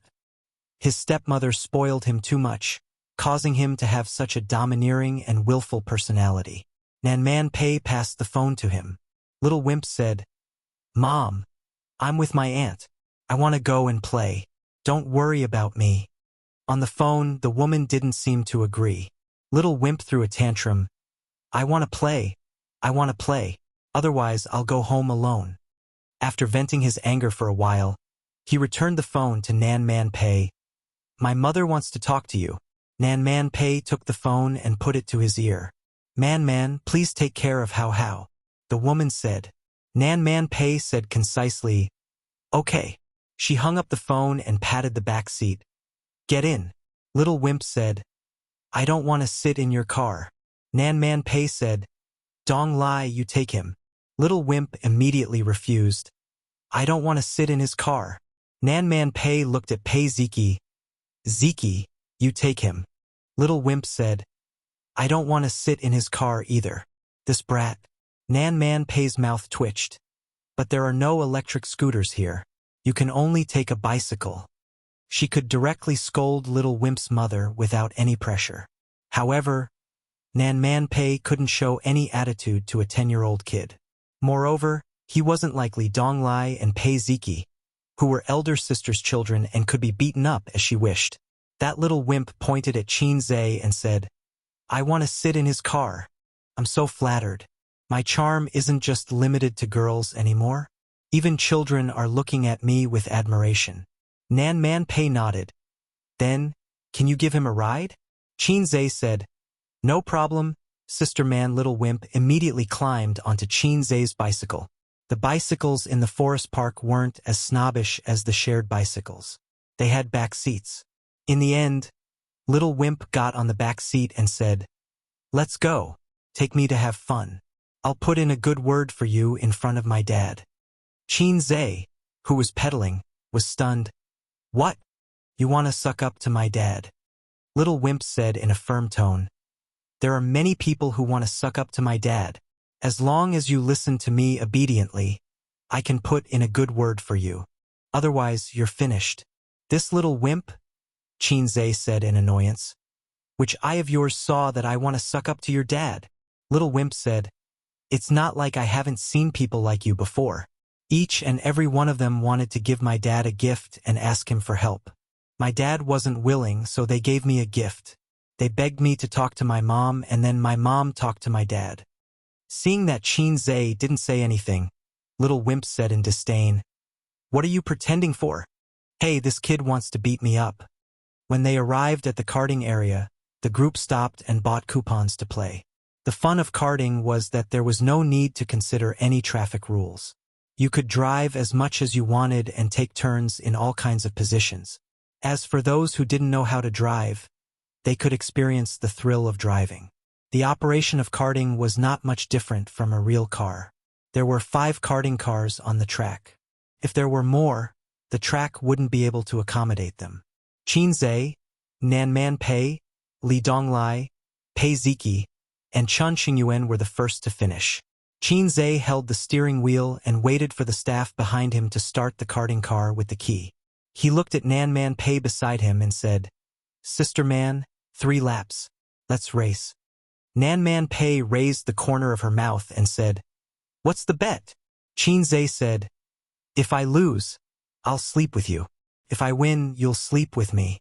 Nan Man Pei said, "I'll sink you?" Qin Zhe cut in and said, "I'll sink you into the Huangpu River. Do you believe me?" Nan Man Pei said, "If you lose, I'll kick you. If I win, I'll let you kick me." "No problem." As soon as they finished speaking, they stepped on the accelerator almost at the same time. The 2 karting cars had the same horsepower and speed. It was just a matter of who was more experienced and who could take turns better. Qin Zhe soon realized that his driving skills were not as good as Nan Man Pei's. When Qin Zhe turned, he first braked and slowed down before taking turns. Nan Man Pei didn't brake. She just turned the steering wheel and drifted. Sister Man was indeed an experienced driver. She was ashamed. After 2 consecutive turns, Qin Zhe was half a car behind. However, he learned quickly and quickly became an experienced driver. He learned from Nan Man Pei and drifted without braking. An experienced driver and a wanton person were the same. The former would rather die than step on the brakes. The latter would rather die than return to the city. On the third lap, Nan Man Pei was still half a car ahead of him. The result was set. Her lips curled into a smile. However, at the last turn, Qin Zhe turned the steering wheel violently. The front of the car hit Nan Man Pei's car. Nan Man Pei was at the edge of the turn. After being hit by Qin Zhe, the front of the car tilted and hit the edge of the truck's tire. Qin Zhe raced to the finish line. He turned his head excitedly, only to see Nan Man Pei driving back slowly. Her pretty face was gloomy and she looked very angry. They left the karting car. Although I won, I'm a man. Let's forget about the bet, Qin Zhe said. Nan Man Pei suddenly smiled and said coquettishly, "Come on, Sister Man is not afraid of pain. Use your strength, you don't have to take pity on me." Qin Zhe was speechless. Ha! Ha ha! Sister Man, are you angry? Qin Zhe laughed dryly. No, I'm just waiting for you to kick me. Hurry. Qin Zhe lifted his leg and kicked her calf lightly. Nan Man Pei's smile disappeared. She gritted her teeth and said, "Qin Zhe, you're really kicking me?" Suddenly, a child's crying and scolding interrupted the two of them. Looking in the direction of the sound, little Wimp was pressed to the ground by Li Donglai and spanked hard. Nan Man Pei frowned slightly and was a little annoyed. "What's wrong now?" Chun Qingyuan stood at the side and said innocently, "He spat at me." Nan Man Pei glanced at little Wimp and said unhappily, How, it's rude to spit." Little Wimp said, "It's none of your business, it's none of your business." Nan Man Pei waved her hand tiredly and asked Li Donglai to get up. "I'm too lazy to take care of this brat. Qin Zhe, help me look after him," she said. "Huh? Why do I have to look after him? I'm not his father or brother. Take it as an apology for kicking me just now. I'll try my best to control the burning silence aura in my body." Little Wimp laid on the ground and did not get up, crying loudly. He looked so pitiful that even Qin Zhe could not help but feel pity for him. "Why bother? Your mother is not even here. Who are you crying for? Don't cry. You can't spit at people, you know? It's very rude." Qin Zhe helped him up. Giving birth to such a brat, the parents would be worried. No, the responsibility should be on the parents. Big Boss Li did not have the skills to educate children. Whether it was this brat or Li Donglai and Pei Ziki, when they first met, their personalities were so bad that they wanted to die. It was better not to have children in the future. Qin Zhe did not have the skills to educate children and had no experience. If he gave birth to a son and raised him wrongly, it would be painful. He would discuss it with his sister later. It would be better to have a daughter as the first child. "Help me beat him up." Little Wimp pointed at Li Donglai and said to Qin Zhe, "He's my disciple." Qin Zhe rolled his eyes.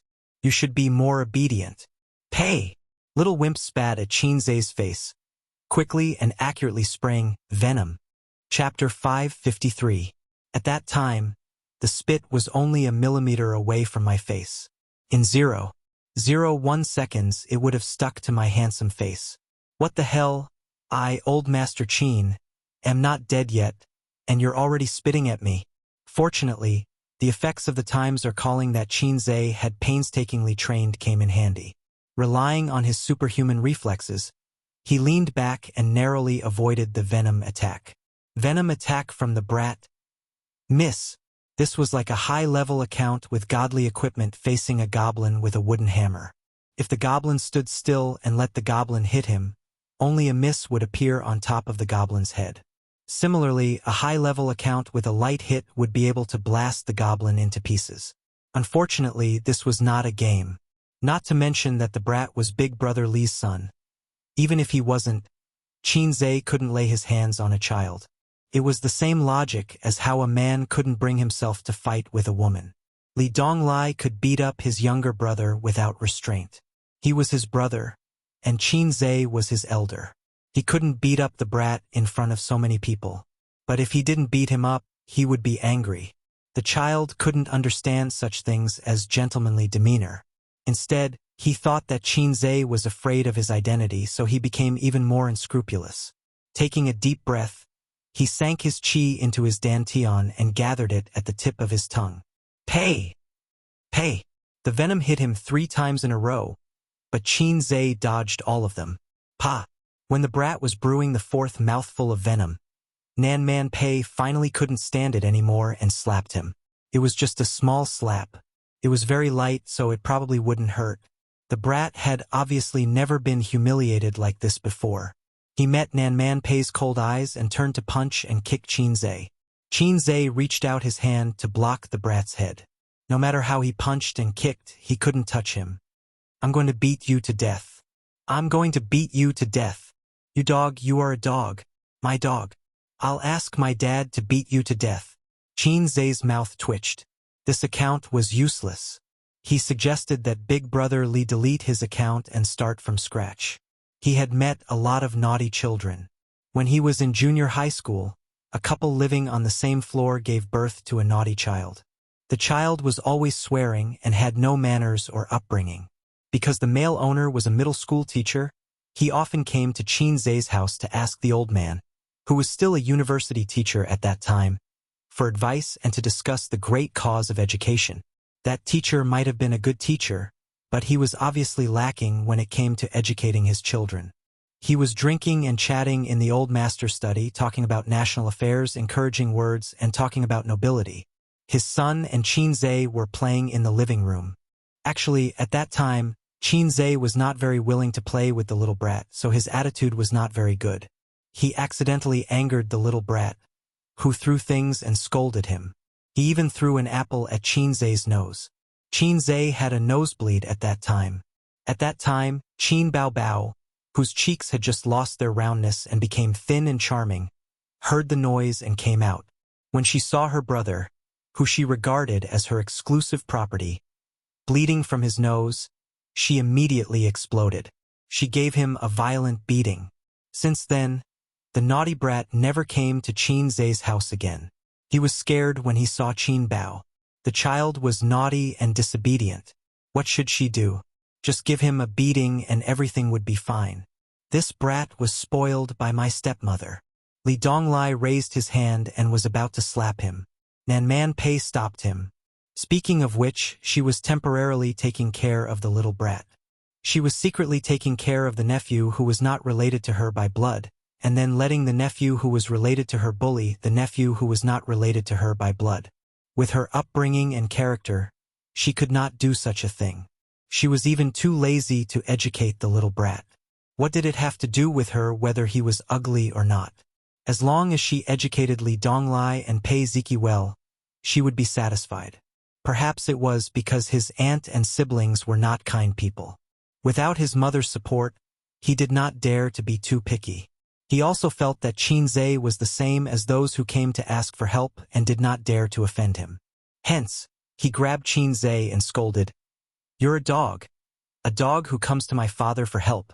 I want my father to beat you to death." Li Donglai was furious. "I'll beat you to death." His ambition was not small. He even wanted to stand shoulder to shoulder with his father. At this time, Nan Man Pei's phone rang again. She answered. Man, Mom is not feeling well again. Janya asked me to take her to the hospital for a checkup. Also, he received a call. There's something at the office and he has to rush over. You can bring Hao and Ziki back with you. Nan Man Pei said, "You're leaving now?" "Yes." "All right then." Nan Man Pei hung up helplessly. The old lady was really too much. She came out to play when she was not feeling well. She went back to the hospital after playing around. "We have to go back." Nan Man Pei looked at them. "Grandma is not feeling well and your father has something to do at the office." Pei Ziki suggested, "Then let's go back later? I still want to experience kayaking." Nan Man Pei pondered. "That's fine too. Qin Zhe, keep an eye on him. Donglai drove here himself. He has a car." After Li Donglai was admitted to university, Nan Man Pei rewarded him with an Audi A6. Li Donglai, this idiot, had a low EQ. It was probably because he spent all his skills and talents on fighting. He often talked about finding a girlfriend. He was good at talking, but he was not good at acting. Otherwise, he would have driven the A6 to the entrance of the university to pick up girls. Qin Zhe was unwilling. He also wanted to go back. But if he left, Nan Manpei would definitely be worried. This group of people were all children. He was the only adult and the elder. Hence he said, "Don't worry. I'm an experienced driver and I'm skilled. I guarantee that everyone in the car will be in good condition." Nan Manpei smiled and said, "Okay." Li Donglai immediately said, "Auntie, don't worry. I'm also an experienced driver. It's just kayaking. I've never used a paddle. I rely on the waves my whole life." Nan Manpei replied to him with a knock on his head. "Be honest," Nan Manpei said angrily. After saying that, she left the karting venue. Pei Ziki added insult to injury. "You don't have Qin Zhe's life, but you got Qin Zhe's illness." Li Donglai sighed. "When can I be as outstanding as him?" Pei Ziki sneered. "It's hopeless. Accept your fate." Li Donglai was unconvinced. Master must have something up his sleeve. I'll go and ask him. Li Donglai humbly asked for advice. Qin Zhe pondered for a long time after hearing that. Li Shizhen's show. Li Shizhen's mischievousness. It depended on talent. Couldn't be learned. "How about this? I'll say something. If you can understand it one day, you'll probably graduate," Qin Zhe said. Li Donglai put on an expression of listening attentively.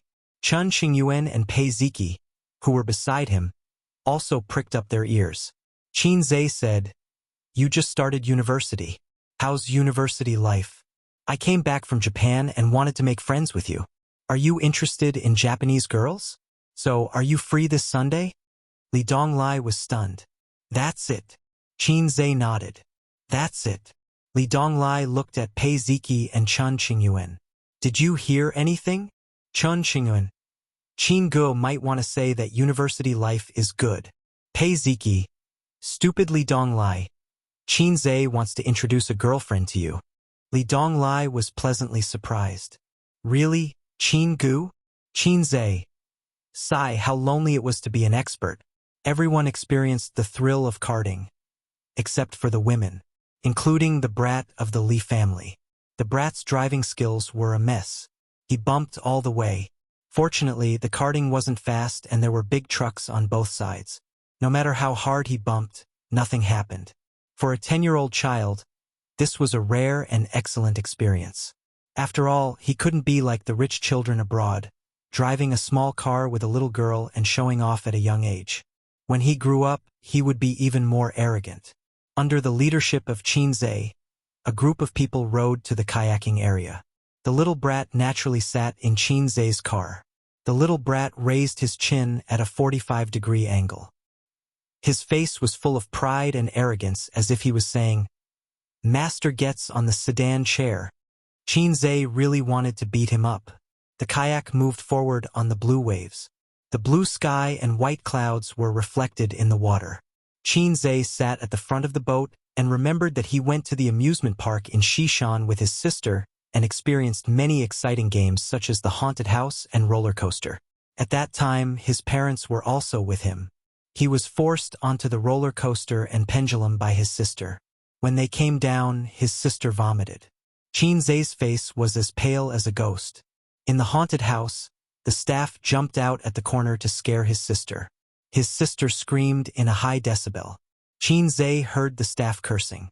"Damn, you scared me." Although the light was dim, Qin Zhe clearly saw the staff's body tremble. At this time, he was suddenly kicked in the waist. "Go away, I want to sit at the front of the boat," the brat ordered. "You want to get beaten up again?" Li Donglai, who was rowing the boat, scolded. "Donglai, don't be so angry." Qin Zhe moved and gave the seat to the brat. When the brat grew up, whenever he recalled his childhood, he would probably say something like, "My brother loved me very much when I was young. He liked to treat me to his favorite big mouth." Qin Zhe despised him in this aspect. "My sister loved me very much when I was young. She liked to treat me to her favorite big mouth."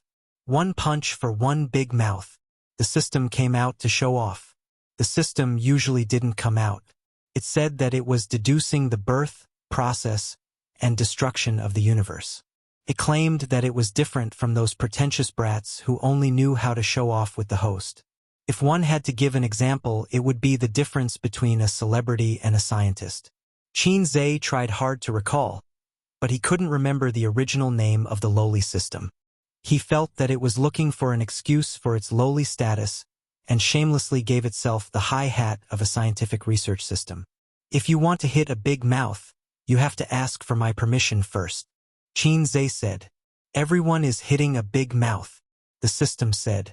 Then this salted fish will have to be the enemy of the world. Qin Zhe said. What if it's a pretentious brat host that's hitting a big mouth? The system asked. Don't be afraid. Just do it. Qin Zhe finished acting cool and hugged the system's thigh. Don't I still have you, the invincible system? The system said. I'm just a lowly one. This person. The system was invincible once it made fun of itself. Qin Zhe said. Are you a defective product produced by the system's supplier? The system was angry. Don't mess around. I was born for the great world of scientific research. I'm different from those cheap commercial goods. Also, when I was born, I was awesome. But because my main purpose was scientific research, I was cut. Oh my, you scared this salted fish. Do you think you're Miyamoto? You think the invincible me can be cut again? After rowing the kayak, it was already 1 in the afternoon. Pei Ziki was satisfied and wanted to return to Shanghai to say goodbye to her friends. The little brat still wanted to play, but Li Donglai and Pei Ziki didn't care about him. So he vented his anger on Qin Zhe. When Qin Zhe wasn't paying attention, he ruthlessly kicked him. Dog, you're a dog. Poo poo poo. Venom triple strike. Although he avoided the saliva attack, the 10-year-old brat's kick still hurt a little. Qin Zhe tried to hold it in, but he couldn't. He was completely enraged. If he didn't teach him a lesson, he wouldn't know the wrath of a king. Chapter 554. When Li Donglai saw this, he could not help but want to beat his brother up. His face was burning. After all, he was a member of the Li family. He had no manners and rules at all. It was so embarrassing. Forget it. Let's go home. Qin Zhe looked at the provocative little brat. The 4 of them left the forest park in an electric car and returned to the hotel. They went to the front desk to ask, found the hotel lobby manager, checked out and packed up. According to the original plan, they were going to spend the weekend in the hotel. However, he was a big boss after all. He always had endless things to do. Moreover, he was in a sensitive period recently. It was normal for there to be unexpected events. The entire Penguin was under surveillance. If you don't believe me, you can change the personal information of Weixin and Cuckoo. Whoever can do it, I'll live stream myself eating sh*t. Eat a pound of sh*t. Wait here, we'll drive over, Qin Zhe said to the little brat. The little brat ignored him and stood at the entrance of the hotel. A 10-year-old child could understand a lot of things. Moreover, he was born in such a family. His vision was definitely higher than that of ordinary children. When he said that Qin Zhe was a dog, he was referring to, you are the Li family's dog. This was how it was shown on TV. In fact, since Qin Zhe became famous until now, the Li family had not done much. For Qin Zhe and Li Jianya, this was a friendship. Of course, the little brat did not understand this. He just said what he saw on the surface without restraint. Qin Zhe drove Li Donglai's Audi A6 out of the underground parking lot. When the bumper was raised, he looked back. There were no cars, so he stopped and asked the old man in the guard booth, Sir, do you have a rope? The old man first looked at the A6 logo and said kindly, What kind of rope do you want? Qin Zhe smiled and said, Any kind of rope is fine. The old man said, Yes. The Audi A6 left the underground parking lot and stopped at the entrance of the hotel. Qin Zhe pushed the door open and got out of the car. He stood beside the car like a butler and asked the young master to get in. The young master got into the car valiantly. He seemed a little surprised by Qin Zhe's sensibility and looked up at him. Then he saw the scene in the car and was stunned. Bang! The car door closed. Qin Zhe quickly got into the driver's seat, stepped on the accelerator, and sped away. His impatient look made him look like a human trafficker who was driving a van to kidnap children from the roadside. Inside the car, Li Donglai and Pei Ziki were lying askew in the back seat. Their hands were tied behind their backs, and they were wearing blindfolds. They were motionless like salted fish. At such a young age, little Wimp had already experienced this feeling and was completely dumbfounded. Li Donglai, Pei Ziki. He shook Li Donglai and Pei Ziki, but the two of them seemed to have fainted and ignored his calls. What did you do to them? Little Wimp glared at the back of Qin Zai's head. I didn't do anything. I just knocked him out. Why did you knock them out? Activating acting proficiency. Qin Zai laughed wildly. Of course I'm going to sell it. Little Wimp. If there was a camera at this moment, it would be able to record a 10-year-old child's dumbfounded, nervous, and scared expression. A 10-year-old child, facing such a sudden turn of events, was a little confused. He sat in between Li Donglai and Pei Ziki, and was stunned for a long time. I want my father to beat you to death. Little Wimp forced himself to say. Qin Zai laughed loudly, turned his head, and gave Little Wimp a wild and arrogant expression, completely like a villain in a TV drama. Your father can't find me. Since I dared to do this, naturally I'm not afraid of your father. His acting was a little exaggerated. A real bad guy should be reserved and sinister. However, the target was a child. He acted as a reserved and calm bad guy, and it was not effective. Little Wimp was obviously frightened by his expression, and subconsciously leaned back in his seat. Qin Zai's expression was ferocious, and his tone was fierce. I'm going to sell your sister and brother, not to buy them as children, but to sell their organs. Little Wimp's eyes widened. Dig your brother and sister's heart out. Dig out their eyes, dig out their intestines, and sell them all. You can earn a lot of money. Qin Zai laughed sinisterly. Little Wimp was scared and trembled. He said in a sobbing tone, Don't sell them. Qin Zai was stunned, and his tone was still fierce. Fine, if I don't sell them, then I'll sell you. Little Wimp cried on the spot. Whoa, don't sell me, you can sell Li Donglai and Pei Ziki. Pei Ziki can be sold as someone's wife. Someone worth more than me. Whoa, burp. Qin Zai saw Pei Ziki's mouth twitching from the rearview mirror. He did not hesitate to sell his brother and sister. This child had a future. Qin Zai said fiercely, Shut up, if you cry again. I'll tie you up like them, and dig out your heart and eyes. Your mother told you before human traffickers are inhumane. Little Wimp immediately shut up, and his little shoulders trembled. Everyone had heard a joke or a warning in their childhood.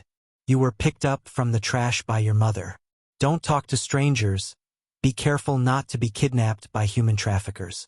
Therefore, everyone's childhood was shrouded in the shadow of human traffickers. Little Wimp was no exception. He met the terrifying human traffickers that his mother spoke of. But I won't dig out your eyes. I'll ask your father for a sum of money to redeem you. As long as you listen to me and cooperate, you'll be fine. Otherwise, you'll be like your brother and sister. Qin Zai said in a low voice, Do you want to have your eyes dug out and your heart dug out like your brothers and sisters? Little Wimp choked. No. He looked pitiful, as if he wanted to cry but did not dare to. The car left Chongming and drove onto the Yangtze River Bridge. Qin Zai did not say anything along the way. Pei Ziki and Li Donglai quietly adjusted their positions midway. They had been lying crookedly for a long time, and they were tired. Not long after, Li Donglai's snoring sounded. He had fallen asleep. Little Wimp was in a state of nervousness and fear. His small body was straight and his eyes were slightly red. Sometimes he would look pitifully out of the window. He was probably praying in his heart that Spider-Man or Superman would come down from the sky and save him. No, at his age he should be praying to Big Bear, Bear 2 or Shi Yang. Or, blah blah blah, Xiao Moxian? What grade are you in?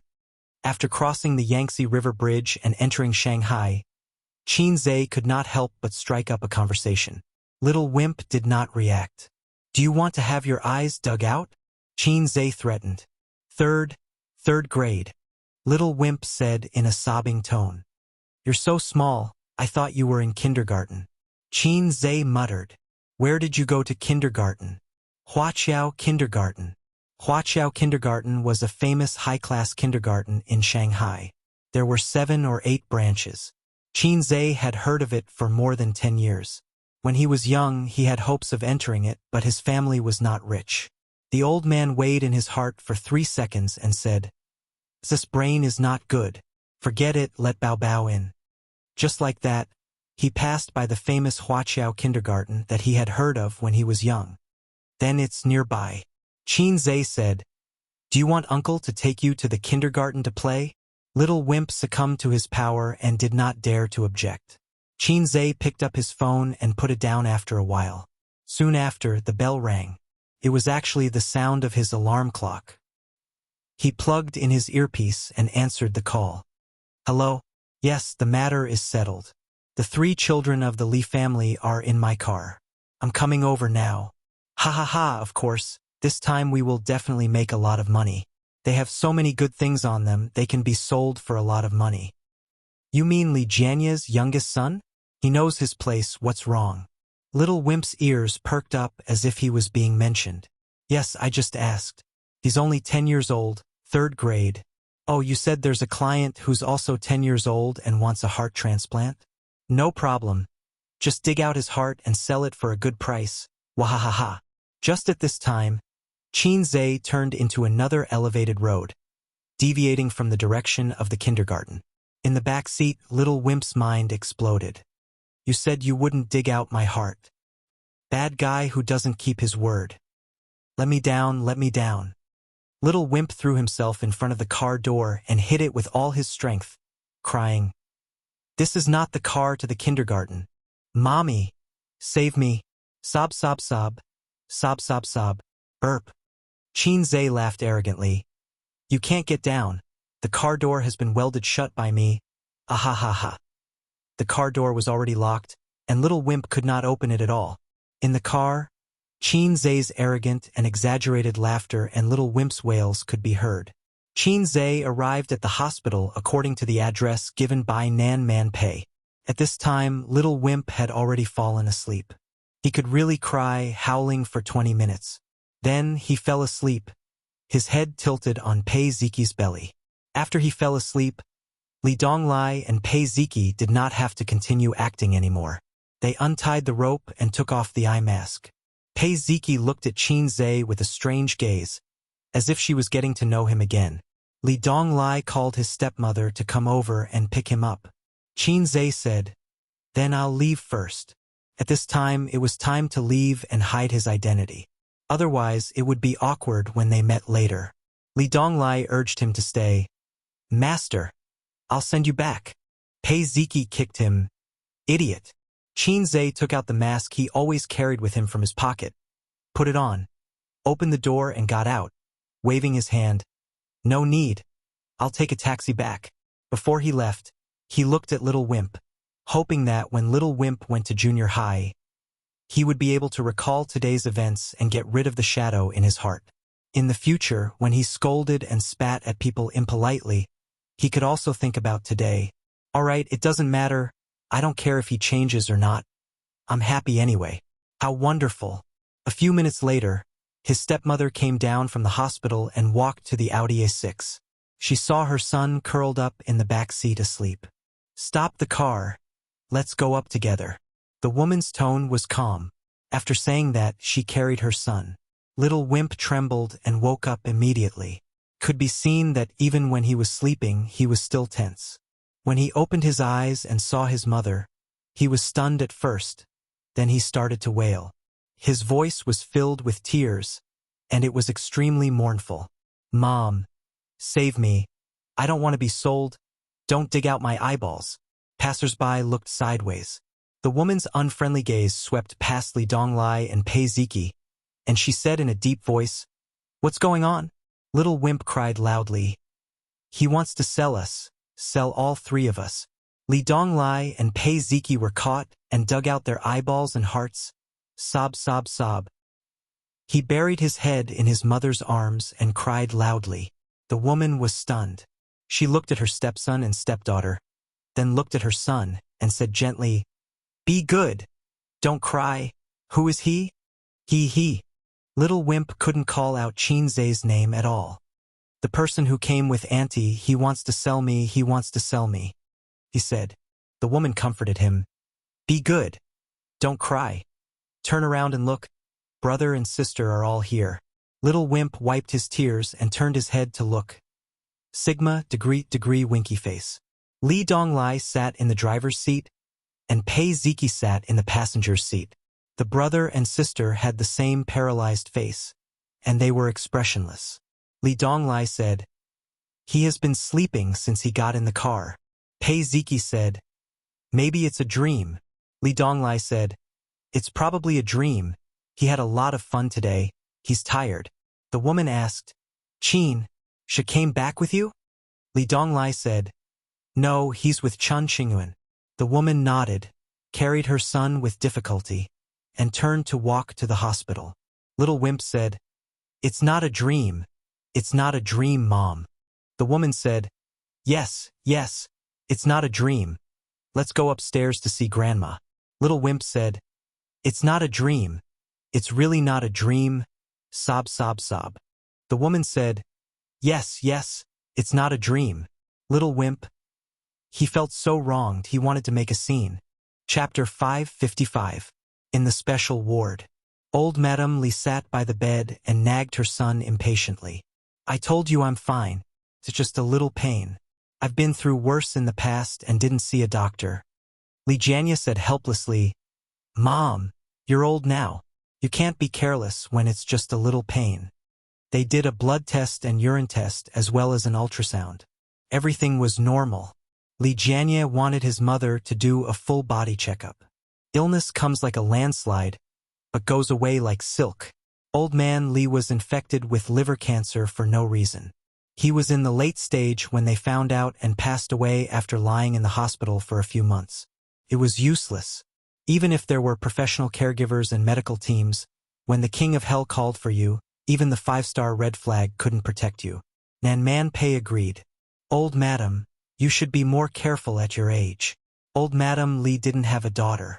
She treated Nan Man Pei like her own daughter and pulled her to the bed to chat. Li Jianya listened in silence. He looked at his mother and sister-in-law's beautiful face from time to time. It really felt like a younger sister chatting with her mother.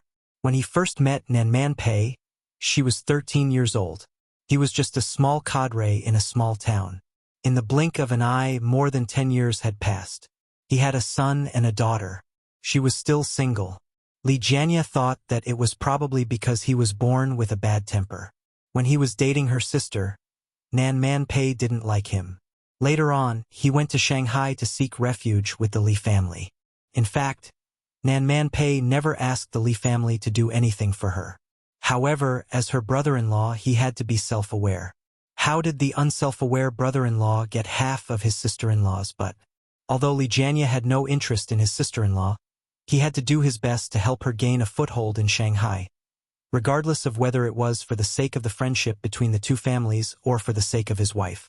It was because of this that Nan Man Pei tolerated him all these years. Ziki and Donglai had resentment, but she didn't? Impossible. The woman carried her son in. It was a little difficult for the woman to carry a 10-year-old boy, but the little brat was sobbing in his mother's arms, making her unable to harden her heart and let go of her son. Pei Ziki and Li Donglai followed behind. Seeing this, the old lady frowned. Donglai, Ziki, are you bullying your brother again? Li Jianya turned a blind eye to it. During his tenure, Li Jianya was famous for his pragmatism. He was not an honest official, but he was definitely a good official who was influenced by his father. He had a good reputation in the government, but his attitude towards educating his children was thought-provoking. Li Donglai, Pei Ziki, and the little brat Li Hao had never seen their father scold them for doing something wrong, nor would he praise them for doing something good. Even when his ex-wife's children and his current wife's son were scheming against each other, he was just a bystander. Li Donglai and Pei Ziki's childhood had unlimited freedom and room for self-creation. It was not a good or bad thing. It might raise a child with a strong personality and charisma, but it might also raise a wastrel who could not do anything right. Old Master Qin was good at teaching and educating people, and he was also good at educating his children. He could reason with them and beat them with a stick. But be it Qin Zhe or Qin Baobao, they rarely did anything out of line in their childhood and adolescence, and they would not try things that others did not dare to try. Stealing their parents' pocket money to buy popsicles and lick them did not count. They were nailed to a certain frame and followed the rules of the frame. Look, the little brat thought it through and did not dare to do it. Sister wanted to let it go, but still did not dare to do it. It was really hard to tell which was good and which was bad. Dad, he wants to sell me and dig out my eyes and heart, the little brat cried to his father. Before Li Jianye could say anything, the old lady frowned. What's going on? Who wants to sell you? The woman hurriedly said, It's okay, Mom. How fell asleep on the way back and had a nightmare. He's throwing a tantrum. He had a dream. The old lady heaved a sigh of relief when she heard that. The woman smiled as if nothing had happened. Man, is Qin Zhe still in the forest park? Or did he go back to Shanghai? Man Pei caught a glimpse of Li Donglai from the corner of his eye. He was slightly surprised and said, I'm not sure. How still wants to play in the park, so I came back first. The woman said, Oh. After sitting for a few more minutes, Man Pei said, Old madam, if there's nothing else, I'll go back.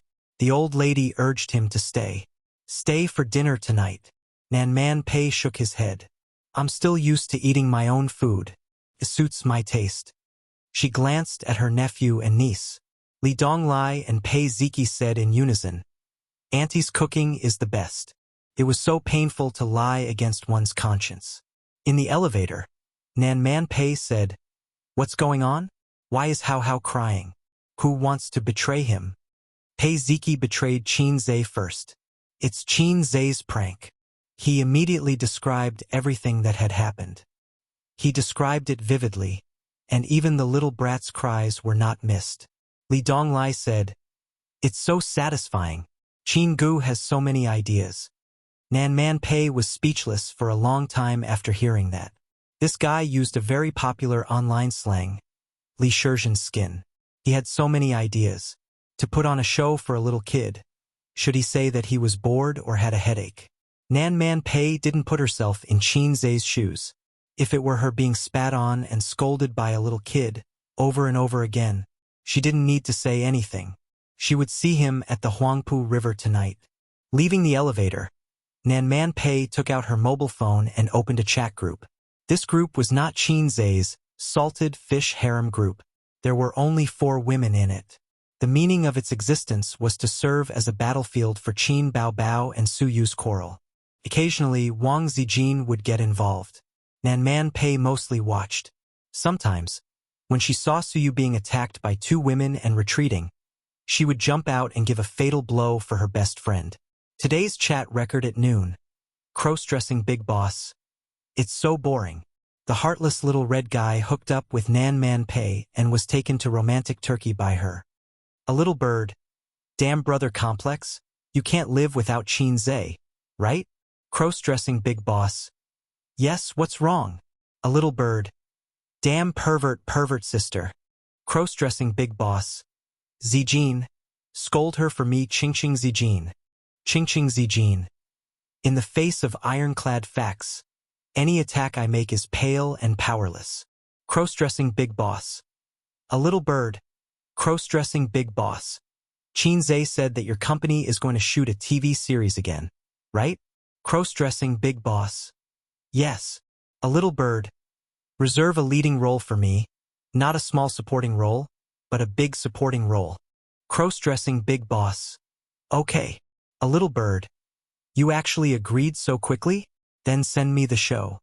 Qin Zhe only told her that Tianfang was going to shoot a TV series and that he would still write the script. But he did not say that he and Qin Baobao would not act in it. So you thought that the siblings would still be the female lead. She couldn't wait to book a role, preferably with Qin Baobao. Cross-dressing big boss. But I have something to ask you. How much is Qin Zhe's monthly salary and bonus at Baoza Investment? A little bird. 7 million yuan. Cross-dressing big boss. So little? Shocked expression. Baoza Investment was Qin Zhe's most profitable company at present, half a notch higher than Tianfeng Entertainment. As far as Qin Baobao knew, most of Baoza Investment's shares were in Qin Zhe's hands, because it was the company he built single-handedly. It should be mentioned that Qin Zhe only received his salary and no bonus every month. The money was deposited in a company account for emergency use. For example, this time when he ran away with the money. A little bird. Because now I am the major shareholder of Baoza Investment. Cross-dressing big boss. Degree, Ching Zijin. Degree. A little bird. I bought it from him a long time ago. Didn't he tell you? Cross-dressing big boss. I want to kill him. Ching Zijin. Same. A little bird. That's it. Give me the script, I will look for a role first. Cross-dressing big boss. The electronic version of the script is at the company, not at home. There are only copies at home. A little bird. Then I will come over. I can't help but want to see it. After hesitating for a long time, Nan Man Pei chose to take a screenshot and send it to Qin Zhe. Chapter 556. Qin Zhe's head was scorching, wearing a mask, and he waited for a while on the side of the road before he got a taxi. The summer in Shanghai was particularly hot. In addition to the hot sun, there were thousands of air conditioners delivering heat and tens of millions of cars emitting exhaust fumes. Just standing on the side of the road for a moment, he was sweating. A blue taxi passed by. Qin Zhe waved, and the car stopped at the side of the road. Where are you going? The taxi driver asked. Royal View Mansion. Qin Zhe said. Oh, you live there? The driver looked at Qin Zhe through the rearview mirror in surprise. Yeah. Qin Zhe nodded. Which way to go, you tell me? The driver asked. Qin Zhe said it again in Shanghai dialect. The driver replied with an "oh" and didn't say anything else. There was no problem in the conversation, but the driver was actually testing the passenger. If the passenger was not clear about the road, the driver could quietly take a few laps. How to quietly find out whether the passenger was a local was the professional cultivation of every taxi driver. This trick was very popular a few years ago, but it doesn't work very well now because even if the passenger is not clear about the road, he can use his mobile phone to navigate. With the development of technology, the drivers can earn less and less, which seriously affects the life and welfare of the taxi drivers. Evil technology, damn it. Qin Zhe leaned against the back seat, blowing the air conditioner, and felt alive again. My life was given by the air conditioner. The phone rang. Qin Zhe took out his mobile phone and found that it was a message from Nan Man Pei. He crossed his legs and leaned against the back of the chair, the posture of a big boss. Opening the phone, it was a screenshot. Looking at it again. Salted Fish Zhe was stiff and unconsciously put down his legs and straightened his back. It became the posture of a little rookie facing a big boss. So what are you doing? Why did you tell them about the equity transfer? Do you think that by saying that you bought it, you can dispel their suspicions? Ridiculous, you know nothing about IQ. You pig teammate. And then, they are now, at this time, if nothing unexpected happens, at home in Royal View Mansion. That's Azura Field. We still have 15 minutes to reach the Azura Field and are on the way to our deaths. Master, if you don't mind, why don't we drive around Shanghai? Qin Zhe asked. The driver looked at him blankly through the rearview mirror and thought, is this passenger testing me? I didn't take a detour. I'll definitely send you back as soon as possible. The driver said, I don't mind if you take a detour. Driver? What was wrong with his brain? In the luxurious residence of Royal View Grand Garden, Qin Bao, Su Yu, and Wang Zijin were sitting on the sofa, each with a tall glass in front of them.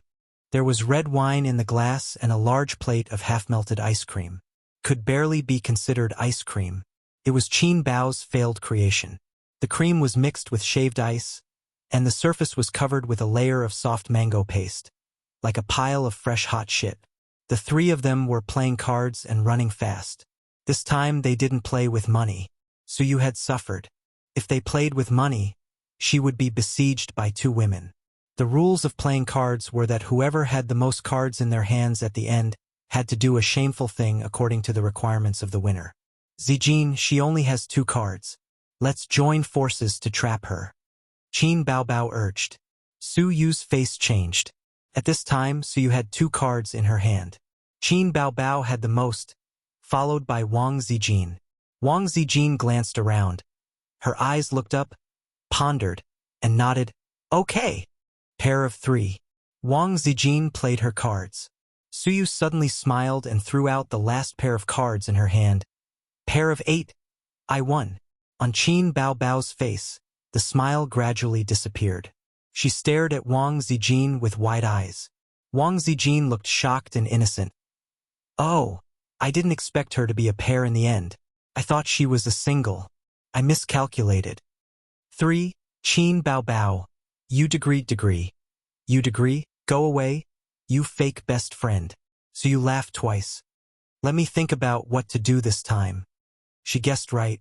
When there were no interests, the 2 best friends were not of one mind. If they played with money, Qin Baobao and Wang Zijin would unite to ensure that the interests of themselves and their best friends would not be lost. But in normal life, the 2 of them were not united, especially when they could see the other party embarrassed. Of course, Su Yu herself had lost several times and was forced to do some shameful things. For example, just now, Qin Baobao made her crawl around the sofa 3 times. It was so shameful that she almost had a dog chain around her neck. There was the sound of a password being entered outside the door.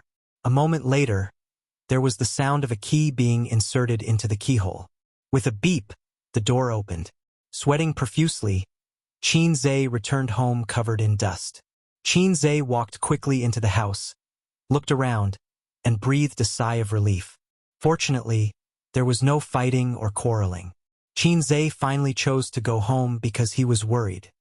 He was afraid that if he returned home late, the house would be torn down and he would have no home to return to.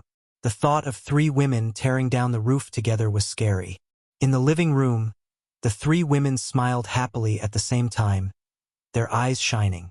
Qin Zhe, you're back. At this moment, Qin Zhe had to let his imagination run wild. If it was in ancient times, when Qin Leoi returned to his mansion, there would be 3 women in brightly colored clothes who were as beautiful as flowers welcoming him respectfully in the central hall. Each of them revealed a beautiful smile. Leoi, you are back. It was beautiful just thinking about it. Qin Zhe took off his shoes and changed into slippers, pretending to be confused. Su Yu, why are you here? Su Yu said, I came to read the script, then take the script and leave. Why are you still playing cards? Su Yu's eyes lit up and said, I got it. Qin Baobao. Do 20 push-ups immediately, the kind with your chest on the ground. Qin Baobao covered her chest with one hand, clenched her fist with the other, and bit her lip. She looked very ashamed. Wang Zijin's eyes were bright and she was looking forward to it. Qin Zhe was stunned. What's the situation? Qin Baobao looked at Qin Zhe for help, but Su Yu pushed her. Hurry up. So, the sister reluctantly walked to the side and began to do push-ups. Wang Zijin and Su Yu stood aside and urged her. Su Yu said, this doesn't count. Your chest is not on the ground. Qin Baobao. His sister was wearing a pair of shorts and a tight-fitting t-shirt. Her 2 slender and fair legs were tightly clasped together, outlining her ample bosom. Every time she bent over, her bosom would squeeze out an arc on the ground that would make one's blood boil. 2 balls, one up and one down, constantly changing shape. What the hell? Playing cards? In addition, she should not be wearing a bra. Wang Zijin and Su Yu looked at each other and were satisfied. This is the punishment for big-breasted women. What are you doing? Qin Zhe struggled to look away from his sister's chest. Playing cards. Su Yu said. The winner can order the loser to do a shameful thing. Wang Zijin said. Can I participate? Qin Zhe's eyes shone like pure 24K gold. No. Wang Zijin, Su Yu, and Qin Baobao said in unison. Why? Qin Zhe refused to accept it. Because you are too evil. The 3 women said in their hearts at the same time. Moreover, they were hurting each other. As long as they thought of making Qin Baobao or Wang Zijin do shameful things, Suyu trembled with excitement. Qin Baobao and Wang Zijin were the same. Qin Zhe was a little lost. Qin Baobao finished 20 push-ups, panting and blushing. She shook her numb and swollen hands, rubbed her numb and swollen chest, gritted her teeth and said, "Again!" Qin Zhe was suddenly very curious about one thing. When men do push-ups, their chests will be sore. Do women feel the same? The chest is full of fat. So you won the second game. This time, Wang Zijin did not throw the game. So you had a good hand. Qin Baobao was very nervous. But this time, so you did not embarrass her. She pointed to Wang Zijin and said, 3 minutes of cheating. Wang Zijin's small face was white. Qin Baobao was surprised that Suyu did not scold her. Of course, she did not know that if it was before, Suyu would definitely catch Qin Baobao and scold her. But now, Suyu's hostility to Wang Zijin is actually more than Qin Baobao. Wang Zijin gritted her teeth, trembled, and sat down slowly. Qin Zhe found that her delicate body was trembling slightly, and her face was not very good. Suyu said, "Split to the end." As she said, she pressed Wang Zijin's shoulder hard. Wang Zijin moaned and split to the end. A split. For 3 minutes, Wang Zijin struggled to hold on. Qin Baobao and Suyu tasted red wine and enjoyed the cold wind from the central air conditioner. 3 minutes later, Wang Zijin lay on the ground and could not get up. Qin Zhe hurried forward to help her. "Is it that painful?" he wondered. Wang Zijin grabbed Qin Zhe's arm tightly, and her small face was pale. She said bitterly, "This is the 6th time I've split. It hurts." Her walking posture was very strange, clamping her legs and following. It reminded Qin Zhe of Suyu when he lost his virginity for the first time. So, all the girls who have practiced the split can experience the feeling of losing their virginity in advance. Qin Zhe was a little annoyed. Why bother? Forget it as long as you're happy. The 3 women shuffled the cards and started the next game. Qin Zhe sat aside, made himself a glass of whiskey, lit a cigarette, and watched them play while being on tenterhooks. As a man, he should be like a stabilizing needle, able to suppress all storms. So, in order to prevent the sisters from fighting, he had to watch from the side. And by the way, he was a little envious of Long Outyin in his heart. Also, don't call me a scumbag compared to those incompetent. I'm much more manly. Ha ha ha, I won. Wang Zijin's voice rang out. Qin Zhe nodded slightly. Sister Ziwei played her cards beautifully. Her cards were not good, but she played them wisely, and it was a narrow victory. Then who would she make do shameful things? Even though she and her sister were best friends, the two of them were always scheming against each other. Qin Zhe was actually eager to watch his sister play again, so that he could fully understand his sister's magnanimity. Wang Zijin snorted. Suyu, do 50 squats and say, "I'm poisonous as you do it." Suyu pouted. She was willing to admit defeat. She got up, stood in front of the TV, put her hands on her head, and squatted. As she did, she said, "I'm poisonous. I'm poisonous." Qin Baobao hit her when she was down. This B*TCH is poisonous. Wang Zijin agreed. I think so too. Qin Zhe. Qin Zhe's face was full of tears. It's not poisonous. Really not poisonous. I swear on my integrity. I swear on my life. Chapter 557. Qin Zhe watched his sisters come up with all kinds of ideas, such as Wang Zijin tearfully eating mango puree that was similar to hot poop. Suyu ate all the smoothies in 1 minute, then went to the toilet to vomit after eating, with tears in her eyes. His sister was asked to beat her chest 100 times like a chimpanzee. In an instant, the calm sea became turbulent. Wang Zijin and Suyu both had hateful and happy expressions on their faces, and it was easy to imagine their inner activities. So big breasts? Are they showing it to me? Accept the punishment of small breasts, the amount of breasts you have. Fortunately, his sister's breasts were original goods. If she was like some stars, wouldn't she have to go to the hospital after beating? Qin Zhe was enjoying all kinds of benefits, and he was always envious. He wanted to participate and let his sisters see his imagination. He might as well play something more exciting, such as putting the fat girl on his head. or wearing a bra outside. Thinking about it made his nose hot. Another day, play such a game with Suyu? In terms of card skills, he should be better than Suyu. If he won, he would encourage Suyu to taste the lollipop. If he lost, what if Suyu encouraged him to taste his sister's juice? Thinking of this, Qin shuddered. Equality between men and women, equality between men and women. Suyu went to the toilet halfway. Qin Baobao sat in the middle, Wang Zijin sat on the left, and Qin sat on the right. Qin Baobao leaned on her brother's shoulder tiredly and sighed. Why are you back today? With Sister Ziwei present, he couldn't hug his sister's small waist and said, Big Boss Li has something to do, so he came back. Qin Baobao asked, Well, did you get anything from this flattery? Wang Zijin said unhappily, That's unpleasant to hear. This is called networking. This business is getting bigger and bigger in the future, and he must know more powerful people. Qin Baobao said sarcastically, That's right, that's right. My A's comes from an ordinary background, and he can only rely on himself in the future. He doesn't need to climb up the social ladder. Oh, A's? Qin was about to speak when he felt someone gently poke his waist. He lowered his head slightly and found that it was Wang Zijin's hand. She winked at herself and pouted. Qin understood and hugged his sister's small waist, but his hand secretly held Wang Zijin's hand. Wang Zijin's beautiful oval-shaped face revealed a sly smile like a little fox. Sister Ziwei felt that she had won the chicken dinner. Qin was speechless. This style was not what he wanted.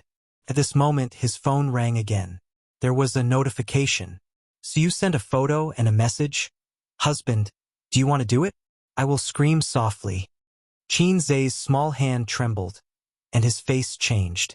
He put the phone on his sister's forehead, so that neither his sister nor Sister Ziwei could see it. Then he clicked on the picture. Qin was speechless. This was not the style he wanted. Qin comforted himself with tears streaming down his face. All the male protagonists in the world are incompetent, and I am the only one who is rough and hard. It was hard to imagine what his life would be like if Suyu lived with him. Suyu came out of the toilet quickly. She was just joking. She didn't think that she would really have sex with Qin. The moment her footsteps sounded, Qin and Wang Zijin retracted their hands at the same time, and Qin Baobao sat up straight at the same time. The three of them sat upright as if nothing had happened. At 5:30 in the afternoon, the sisters finally ended the day of hurting each other. Everyone was older than Qin, and there was nothing wrong with calling them sisters. It was impossible for him to take a fancy to a girl, not in this lifetime. But it was too empty and boring. He could only kiss or have sex with his sisters to maintain a normal life. After playing cards, Qin made ice cream for his sisters.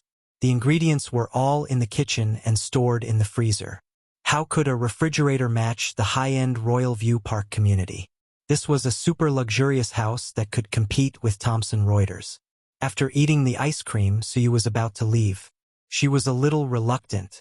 Qin sent her downstairs. In the elevator, Suyu had a branded Baobao on her shoulder and a script in her hand.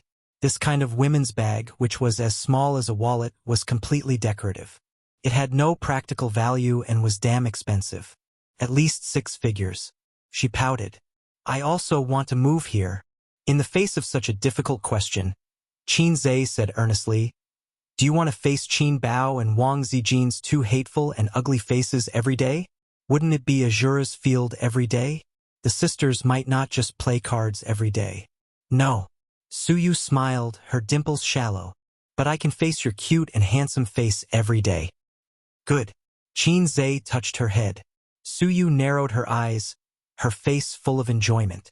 They took the elevator downstairs and arrived at the underground parking lot.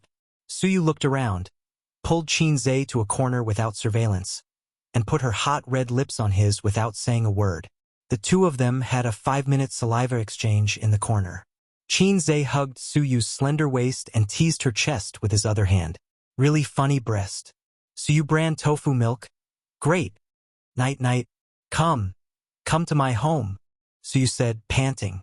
I have to write the script at night. The company has already started casting. I have to finish the script quickly, Qinze said. Because of the bra, he couldn't pick grapes. You can also write at my house. Suyu looked coquettish. Coming to your house is to eat grapes, not to write a script. Qinze refused. Suyu was a very beautiful woman. Doing indescribable things with her was far easier and happier than writing a script. Qinze found it hard to resist that kind of temptation. Qinghua Gil Van Galja. The two finished making out and walked toward the parking lot. Suyu reminded, when the box office of Journey to the West comes in, you should quickly ask Qin Bao to pay back the money. Our company lost a lot this time. Damn Jin Yoshin, if you catch him, you must throw him into the Huangpu River. She gritted her teeth. She must have learned the catchphrase from Sister Man. Qinze said in his heart that he had already been thrown into the Huangpu River. No, into the sea. Light a candle. Terrible Sister Man. He always thought that throw you into the Huangpu River was just a joke. A woman like Sister Man is very difficult to conquer. If you talk about the script, which one is good to play? The heroine will definitely not be me, right? So you wanted to hear Qinze's advice. After all, he wrote the script. The script in her hand was not complete, only a part. Before seeing the ending of the character, Suyu did not rush to choose a role. Moreover, this kind of ancient palace drama was very good. If it was a love drama, there may be kissing scenes or something. It was very annoying. Even if there was a double, she was not willing. When the TV series was released, her face would kiss other men. She couldn't stand it. There was no such trouble in a palace drama. The theme was different, and there was no need for pretentious love. But you can add some kissing scenes, Suyu said. Let's also have a hot kiss without a double. Qinze was stunned. I don't act. Suyu? She raised her delicate little face and looked at Qinze blankly. Qinze explained, the filming period for a TV series is long. I don't have time to waste on the set. You also know that I have a lot of things to do. Also, I promised Yi Lu, the female artist I just poached, to let her be the heroine. So my sister won't act. Anyway, she's salty like me and doesn't like to act in TV series. I think she's the only one who's busy filming outside and is worried about me. Suyu looked at the script and then looked at Qinze. Her little face gradually turned ferocious. No wonder that little b****tch Qinze agreed so quickly. It turned out that she and Qinze were not acting at all. Smash! Suyu imagined herself smashing the script and said angrily, then I don't want to act either. Qinze expressed that he did not care. Suyu was not good at acting. She was not even as good as Wang Zijin's acting. A woman who had been pretending to be cold and depressed for a long time found it hard to let go of her emotions like an optimistic person. To put it simply, it was too boring. It was only when the two were deep in communication that Suyu was more open. She could act as a cold teacher, a cute student, and an obedient maid. Maybe her talent was in the wrong place. Ever since she got together with him, her personality became more and more cheerful. This was a good thing. Qinze liked to see the optimistic and positive Suyu. He hated a depressed and oppressive life. It was just like how his unreliable uncle kept getting into trouble and his mother was sad all day. On the night they decided to sell the house, his mother cried for a long time and her eyes were red the next day. He and Qin Bao Bao did not even dare to speak loudly when eating. After Suyu got in the car, she started the car and lowered the window. She waved her hand. Honey, I'm leaving. Another day. Qinze waved his hand. Another day. Returning to the house, Qin Bao Bao was reading a book, which was rare. Qinze bought her a book called The Birth of an Actor. It was the self-narration of an old senior. It contained his feelings, thoughts, and experiences about acting. It was similar to the textbook on the 300 Postures of Pretentious by the current online author. You're back. Qin Bao Bao asked. You took so long to send someone back? By the way, we talked about some work matters. After all, the company was embezzled 300 million yuan. Qinze said. It was not good to tell his sister that he had just had a body fluid exchange with Suyu, so the time was delayed. While talking, he glanced at his sister's long legs. They were white, slender, and straight. From the thigh to the corner, the curve was just right. Summer was so good, and he could see his sister wearing a pleated skirt. His sister's legs were irresistible. By the way, the company will be selecting actors in a few days. Do you want to check? Qin Zhe said. Forget it. There are professional directors and scriptwriters who will deal with it. Qin Bao said. But do you want to let Yaya audition? Can I? So you can act? Why can't our families Yaya? But we can't open the back door for her. Let her audition by herself, the effect will be better. The elder sister rolled her eyes cutely. Yaya's personality is too boring. Her family's sufferings over the years have made her a little dull and self-abased. It's because she's too much like a punching bag and is beautiful that she's bullied at school. That, Qin Zhe said. Wunwen. Yes, it's Wunwen. How do you remember it so well? Qin Zhe didn't explain at once. Of course, I remember it well. I also contributed a lot of children and grandchildren to her in those years. Wang Zijin was not in the living room. She was watching a TV series in her room. Qin Zhe opened the door and went in. Wang Zijin patted her 2 thighs. Come on, give me a massage. Qin Zhe closed the door, sat down by the bed, put Wang Zijin's 2 legs on his lap, and massaged evenly. I really don't know if I'm your boyfriend or your manservant, Qin Zhe complained. Sister Ziwei's legs, although not as long as her sister's, were also tight, and her body proportion was very good. Wang Zijin reached out and touched his head. Be good. Come home with me at the end of the year. I'll ask my family's opinion. If there's no problem, we'll get engaged. Then, Qin Zhe asked, what if there's a problem? Qin Zhe had never enjoyed this kind of action of an elder sister touching her younger brother's head. The whining monster at home had always touched his head with the mentality of touching a dog's head with a smile. Wang Zijin said, if there's a problem, then there's a problem. Marriage is important. You have to consider your parents' feelings, but you also have to follow your own heart. At the end of the year, Qin Zhe fell into deep thought. If I don't do it well, I might die at the end of the year. Senior White, please protect me. I saw a lipstick yesterday. Buy it for me. Wang Zijin handed the phone to him and said shyly, I'll pay you back a little every day. Qin Zhe took the phone. It was a high-end cosmetic online store. If it was a cat store, Qin Zhe would have thrown the phone away and left on the spot. The price wasn't cheap. A lipstick actually sold for 5 figures. TSK, Sister Ziwei is becoming more and more corrupt. Okay, but Sister Ziwei, you also have to give me a gift. I can't always give you gifts. Shouldn't I give you gifts in return? Qin Zhe said. Usually, he would buy small gifts for Wang Zijin. On Valentine's Day, he would secretly give them to her. But Wang Zijin seemed to have only given him gifts on his birthday. Women didn't have any self-awareness in this regard. They only knew how to think about gifts from their boyfriends. Wang Zijin couldn't escape this pattern. Okay. Wang Zijin was in a good mood. She said sweetly, do you want a belt, a wallet, or a shirt button?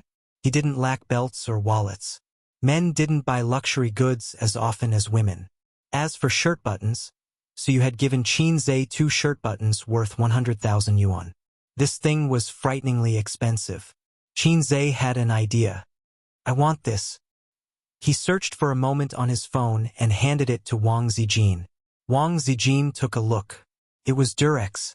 You could get a 10% discount if you bought the whole box. Qin Zhe winked. I'll give you one every day. Wang Zijin. Chapter 558. You only know how to flirt, Wang Zijin said as she rolled her eyes. I'm not flirting. I gave you a lipstick worth tens of thousands, and you gave me a small gift worth tens of dollars. I'm not asking for much. Qin Zhe wrapped his arms around Wang Zijin's waist and pressed her against the headboard.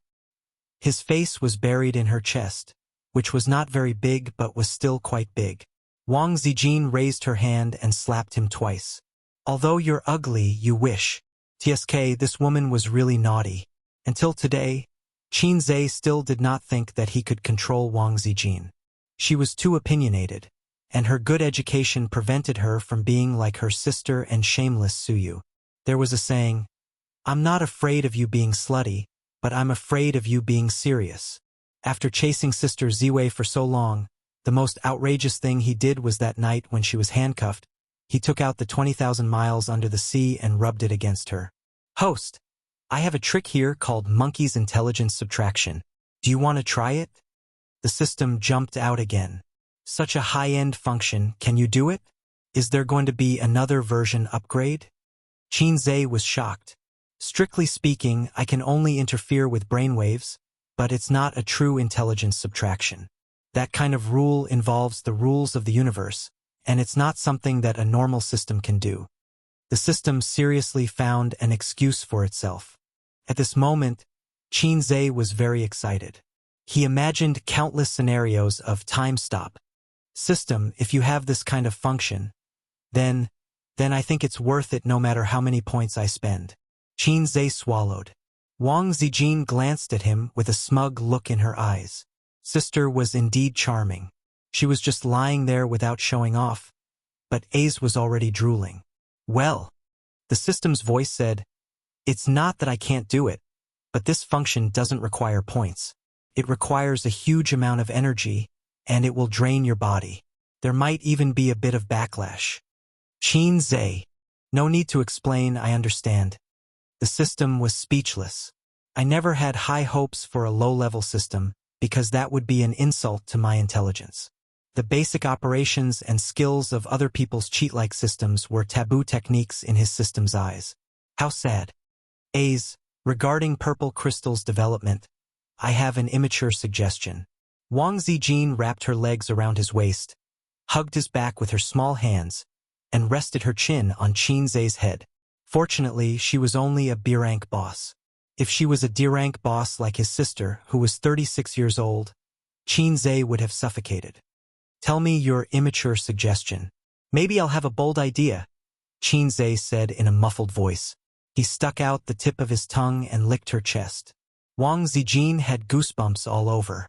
She patted her head lightly and said coquettishly, "Don't mess around." She gently touched Qinzhe's head again and said softly, "Our Golden Shield antivirus users have exceeded 1.5 billion domestically and overseas, and the number of users in the client is even more. Let me tell you a secret, we make a lot of money, even more than Qin Baobao's Tianfeng and Suyu's Baoza. But I won't say it, hee." She smiled like a sly little fox who had stolen a chicken. She squinted her eyes, and her fair and beautiful face had the innocence and sweetness of a girl who had licked a lollipop. Qinzhe was speechless, making a fortune in silence, pretending to be poor. This was very Wang Zijin. And then, what's your immature suggestion? Qinzhe asked. Don't you want to ask how much money we've made? Wang Zijin was stunned. She was still waiting for Qinzhe to ask, and then she would throw out a shocking number to receive her boyfriend's praise. Money isn't important as long as you're happy. Qinzhe said, "Do you know, the moment I met you, I heard God whisper 4 words into my ear." Wang Zijin asked instinctively, "What 4 words?"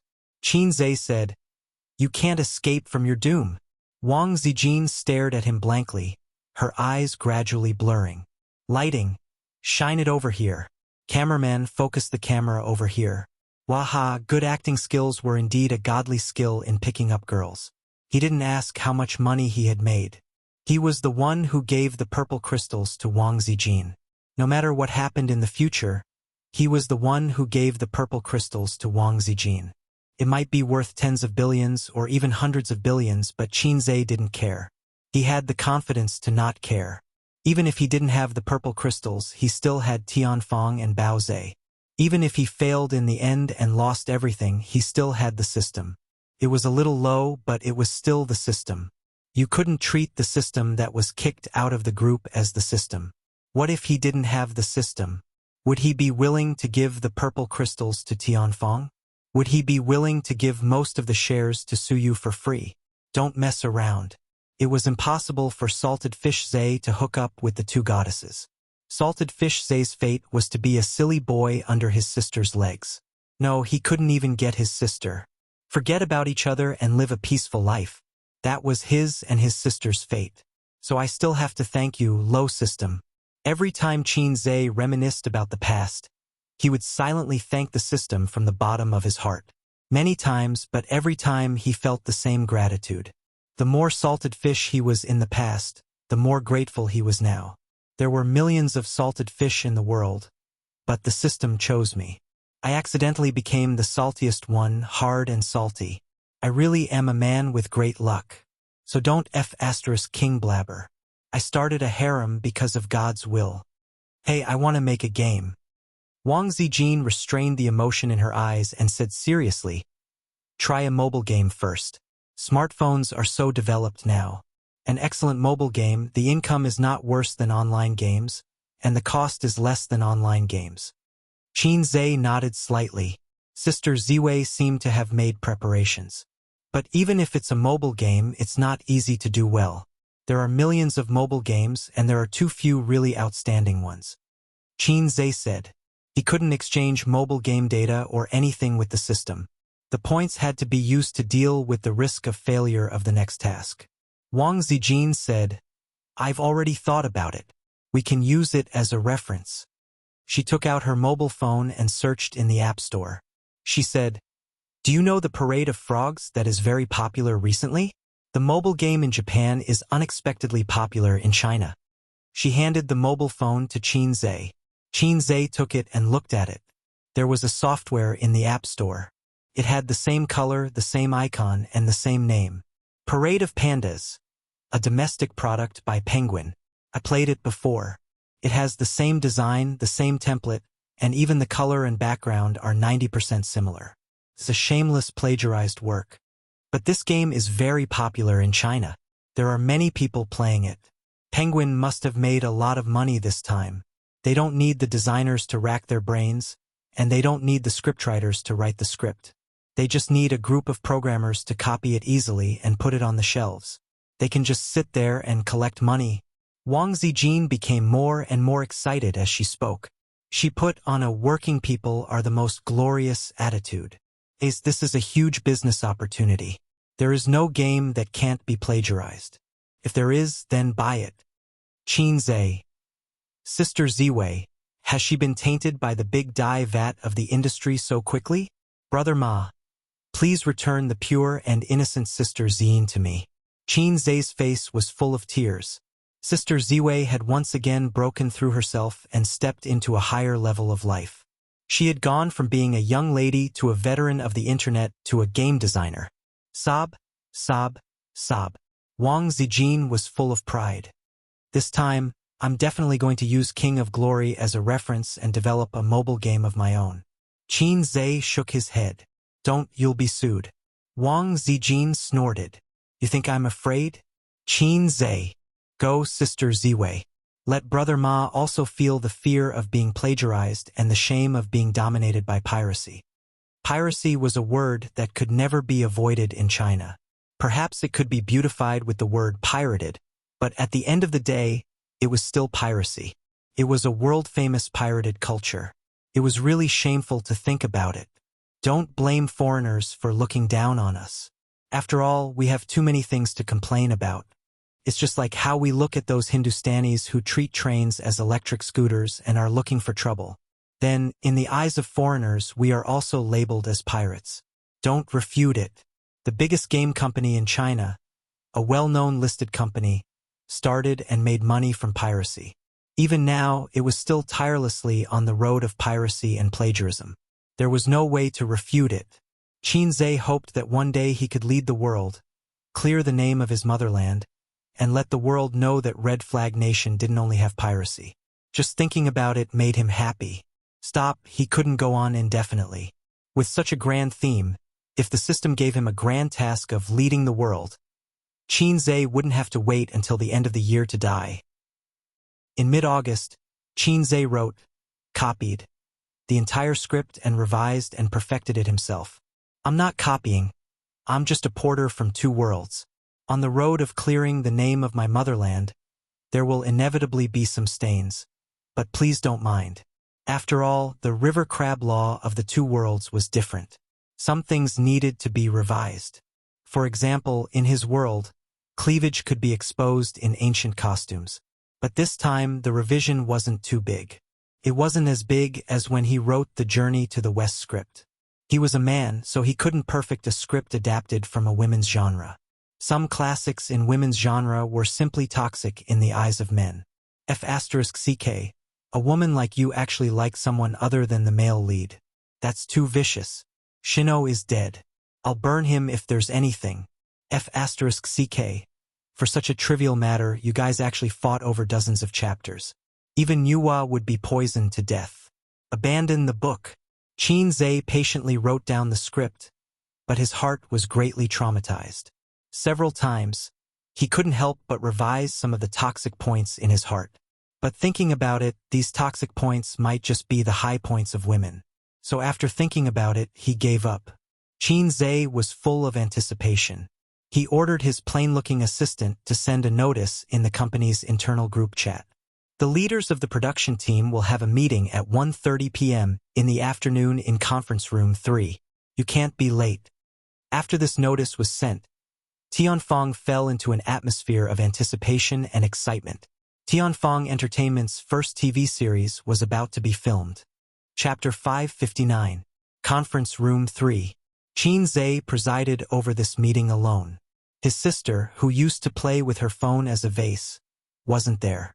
Just now, she and Qin had a fierce fight in the office. The cause was actually a small quarrel. Qin Baobao wanted to eat a lollipop, but Qin felt that his sister loved to eat sweets too much. He said to her, "Look at your big breasts. If you eat high-calorie food, they will sag." Qin Baobao whimpered, "No one wants me if my breasts sag. You have to take care of me for the rest of my life."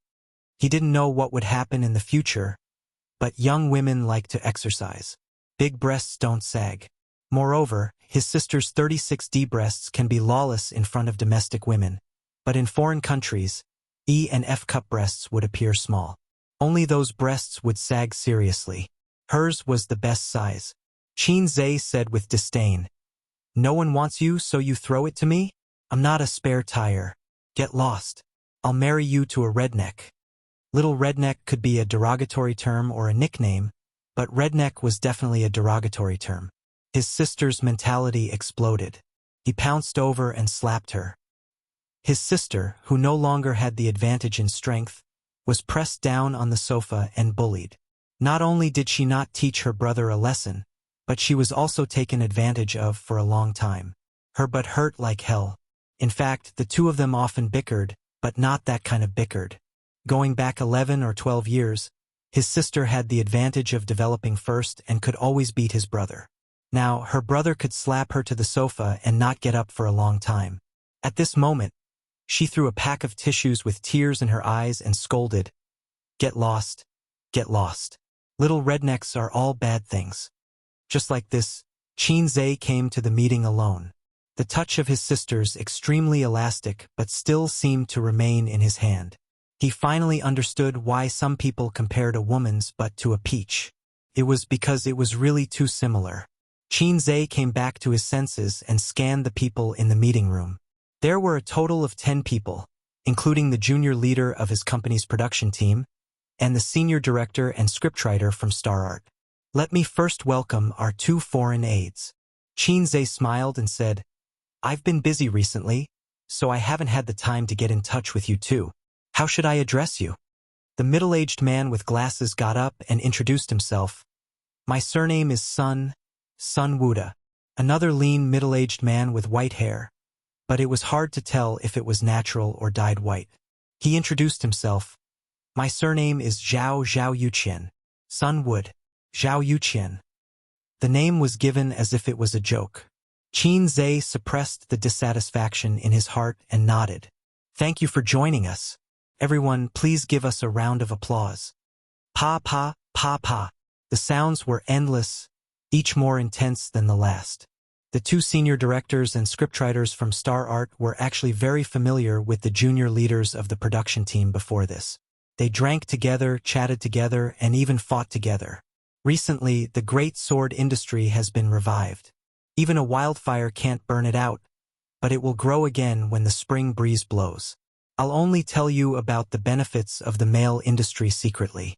Don't spread it out. This is the script. Go back and take a look. Try to get all the preparatory work done within a week.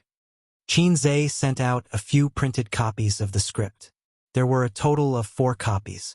Mou had one, Zhang Wuda and Zhao Yuqian signed another one, and their scriptwriter signed another one. The others didn't need to look at the script. They were usually in charge of the production team, such as the lighting, equipment, and so on. They didn't need to look at the script. Then I'll leave the real yellow story to you guys, Qinzhe said. 1 week should be enough, right? The other preparatory work had already started. The only thing left was the casting, because Qinzhe didn't give them a complete script. Moreover, the main lead and important supporting roles were all artists under Tianfeng. This saved a lot of effort to haggle and bargain with outside artists. If you wanted to find outside artists, they would offer a price of 100 million. Of course, it was just an offer. You could bargain. This was much more humane than a store. When Qinzhe returned to his office, he thought of something and called his average-looking assistant. Send these 2 scripts to Yi Lu and Qian Shishir.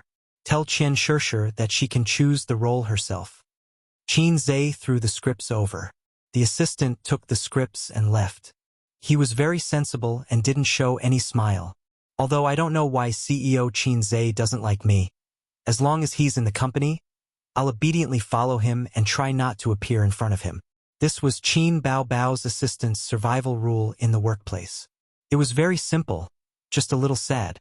Humph! A soft snort came from the sister who was sitting on the sofa eating snacks and reading a book. After the sister finished snorting, she didn't see Qinzhe move. She secretly peeked at him and found that he was focused on his phone. Humph! The sister emphasized. If it was salted fish Zhe, he would be sensible and go over to flatter the sister and make her smile. Anyway, to salted fish Zhe, the easiest thing in the world was to coax the sister. But Hai Zhe King only glanced at her indifferently. Humph! The sister snorted and crossed her arms in front of her chest. Qinzhe still ignored her. Humph! The sister snorted again. At the same time, she clenched her fists and rotated them from her lower abdomen to the top of her head. Then, she put her fists down and crossed her arms in front of her chest. Qinzhe, wasn't this the signature pose of a fat woman on the internet? How did the sister learn such a naughty pose? It was surprisingly cute. Sister, what can I do for you? Qinzhe asked. Kneel down and lick my feet. Qin Baobao's posture was domineering. Qinzhe glared at her. Your butt is itching again.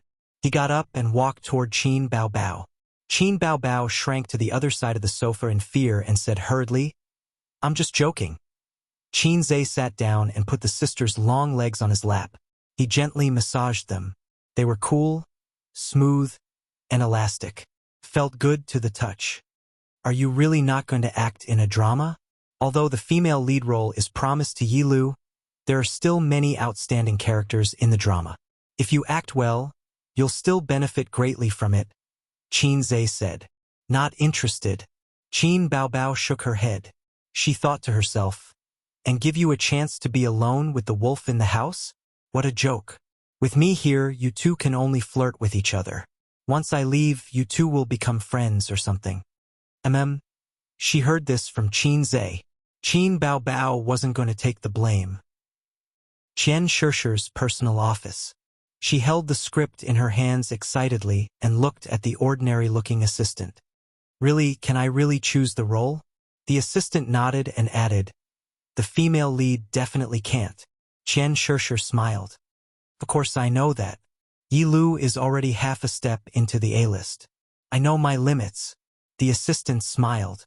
Qian Shishir said, Hua Fei. I want to choose Hua Fei. The assistant said, I'll help you inform the crew. With that, she left. Qian Shishir stayed in the office alone and read the script. The script was a very boring genre. It definitely wasn't as interesting as a novel. It wasn't meant for people to read. But to professional actors, a good script could make them obsessed and unable to extricate themselves from it. If they had a pen beside them, they would make many notes. Qian Shishir was a professional and had received systematic and formal training and education. She became more and more excited and felt that she had chosen the right role. About half an hour later, The office door was knocked twice before it was pushed open. Qian Shishi's manager came in. Her manager obviously wasn't the previous manager. The previous manager was from the original entertainment company. Qian Shishi and Su Jiao had a falling out with the previous manager. The current manager's surname was Zhou. She was a middle-aged woman who was assigned to her by Tianfeng Entertainment. The two got along quite well. After all, their interests were linked. They were bound together for good and bad. The manager was completely devoted to Qian Shishi. The manager said, "I don't think the ending for the role of Hua Fei will be good." Qian Shishi had a small part of the original script and the manager had seen it too. "Yes, I roughly went through the script just now. Hua Fei is considered the #1 villain. Sister Zhou, take a look." Qian Shishi handed the script to the manager. The manager took it but didn't look at it. She advised, "If you want to return to the film industry, you should find some positive roles. This will help you build your image." Qian Shishi giggled. "What image do I need to build? I'm not a newcomer. To me, roles don't differentiate between good and bad. Instead, they have to hit the soul. This villain role is very challenging and has a lot of scenes. It's almost as good as the female lead. As long as I can take this role, it won't be difficult to return to the film industry. You know Li Wei, right? Before she entered Tianfeng, she was only at the bottom of the B-list. She was only slightly more famous than me. But she acted in 3 of Qin Zhe's movies and became more popular with each one. Today, she's already at the peak of the B-list and half a step into the A-list. This is the charm of Qin Zhe's movies.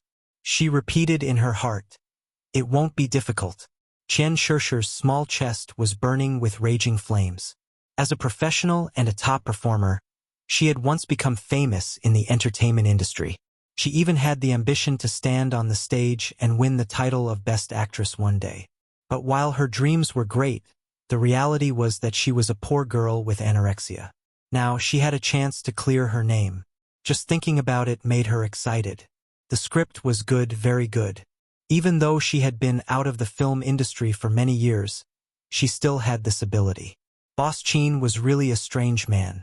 Being multi-talented wasn't enough to describe him. Yi Lu was just as excited as her. According to the news from Yi Lu's assistant, after reading the script, Yi Lu sang and danced in the office. Yi Lu's fame was about the same as Li Wei's. They were both at the peak of the B-list and half a step into the A-list. It sounded a bit like a half-step Almighty or half-step Emperor in fantasy novels. She had acted as the female lead in many movies and dramas, including war dramas. But it had been a long time since she had seen a script that could lift her spirits. There were many good dramas these years, but she had no chance to be the female lead. After the ups and downs in her career, she had a feeling that she would have another chance to rise up. This was her confidence in the script, even though this confidence was mixed with a beautiful vision. Chapter 560. The leaders of the production team spent about a day going through the script. The next day, they started the audition and choosing the roles. The audition would last for 3 days. The audition location was Tianfeng Entertainment's big dance studio. This time, it was open to all the artists. Tianfeng Entertainment had an unspoken rule that artists hated. The leading roles and important supporting roles in their movies and TV series were always provided to the artists under their company. This was understandable. After all, other entertainment companies were like this. With good resources and good roles, they would naturally think of their artists first. But Tianfeng Entertainment was so stingy that the roles they gave out were much fewer than other entertainment companies. But this time, it was a TV series. Naturally, there were several times more roles in a TV series than in a movie. Therefore, many artists came to audition, but they were all not very famous. "Director, what do you think of my performance just now?" A tall beauty with chestnut-colored curly hair stood in front of the director's desk. Her hairstyle was somewhat similar to Qin Baobao's. Her chestnut-colored hair was slightly curled at the ends. She also had a short pleated skirt. It looked like she was imitating Qin Baobao's clothes. Perhaps she thought that it would add to her image. Qin Baobao rarely dressed like this in public. After all, it was too casual. But she would post some photos on Weibo, such as wearing a pleated skirt or an off-the-shoulder dress, etc. But before posting the photos, she would discuss, approve, with her brother. Only when Qinze felt that there was no problem and that it was not revealing would she post it. It was equivalent to a benefit for fans. This little artist had put in a lot of effort. Sun Wuda handed a resume to Zhao Yuqian. On it was the personal information of this little artist. Jiang Nan, female, graduated from Shanghai Drama Academy. Signed artist of XX Entertainment Company. Participated in productions. Director Zhao Yuqian glanced at it and said, "Go back and wait for news. I'll give you an answer in 2 days." The little artist in the pleated skirt nodded confidently and left the big dance studio. Director Zhao Yuqian and scriptwriter Sun Wuda looked at each other and kept this little artist in the inspection list. Actually, the female artist named Jiang Nan's acting was not outstanding. In fact, she had quite a few flaws. But so what? She's pretty. Zhao Yuqian and Sun Wuda were very willing to have in-depth discussions with beautiful little artists and guide them on how to steadily rise in the entertainment industry. You said it was too dirty? Don't mess around. This is how it is in this industry. Then, let's meet tonight? Sun Wuda said, "Director Zhao, have you talked to your sister-in-law yet?" Zhao Yuqian nodded. "Yes. Tell her that the crew is busy and won't be home for a few days." For people like them who often went out to film, it was common for them to go on long trips. Zhao Yuqian muttered, "They're just a little older. Aren't there any fresh graduates?"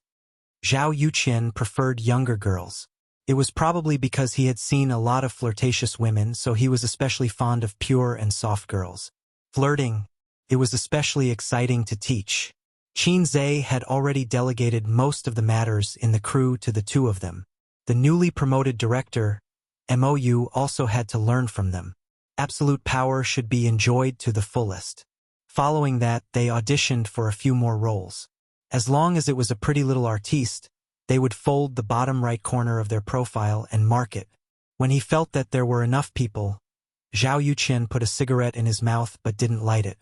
Instead, he said to Sun Wuda beside him, "I have something to do in the afternoon. You stay here and watch. There aren't any particularly important roles." Although they were commissioned by the CEO to act as a friend, they couldn't be too careless with the casting. A few vases were fine, but if they were all vases, it would seriously affect the quality of the TV series. Just then, the dance studio door was pushed open. The person at the door hesitated and then seemed to be pushed from behind. She had no choice but to do something beyond her ability.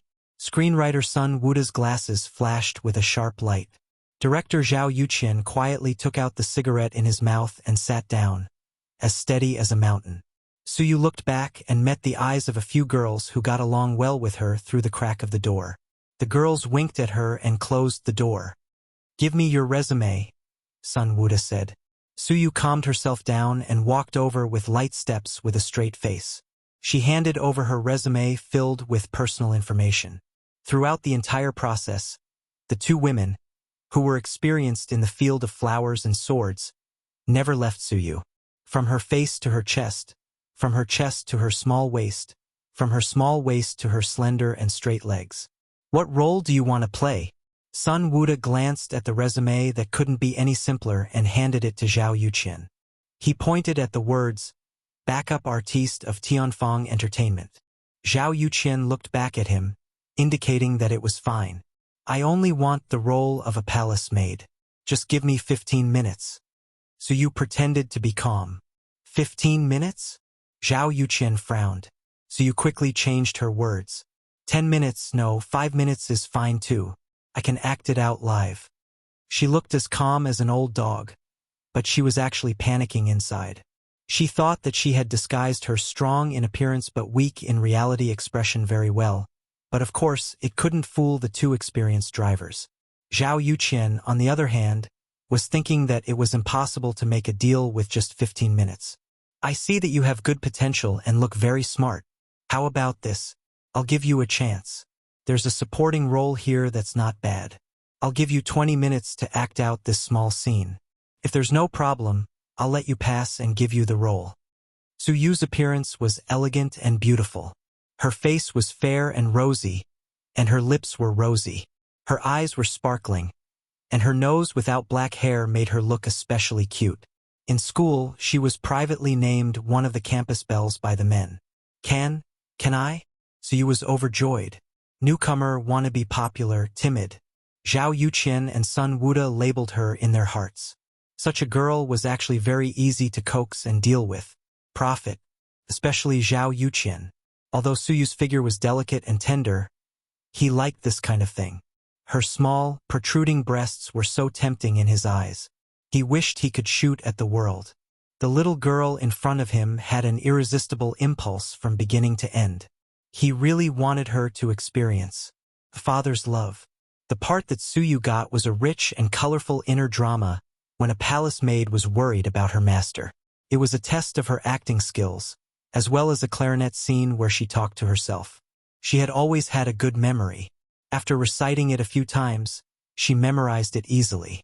But perhaps because she was a little nervous, she stuttered a little. After reluctantly finishing this awkward scene, she looked at Su Yuqian and Sun Wuda anxiously and expectantly. Clap, clap, clap. What responded to her was intense applause. Zhao Yuqian said, "So talented." Sun Wuda said, "Little girl, the crew needs talents like you." So you was overjoyed. She didn't want to come, but her cousin called her to come for the audition, so she came.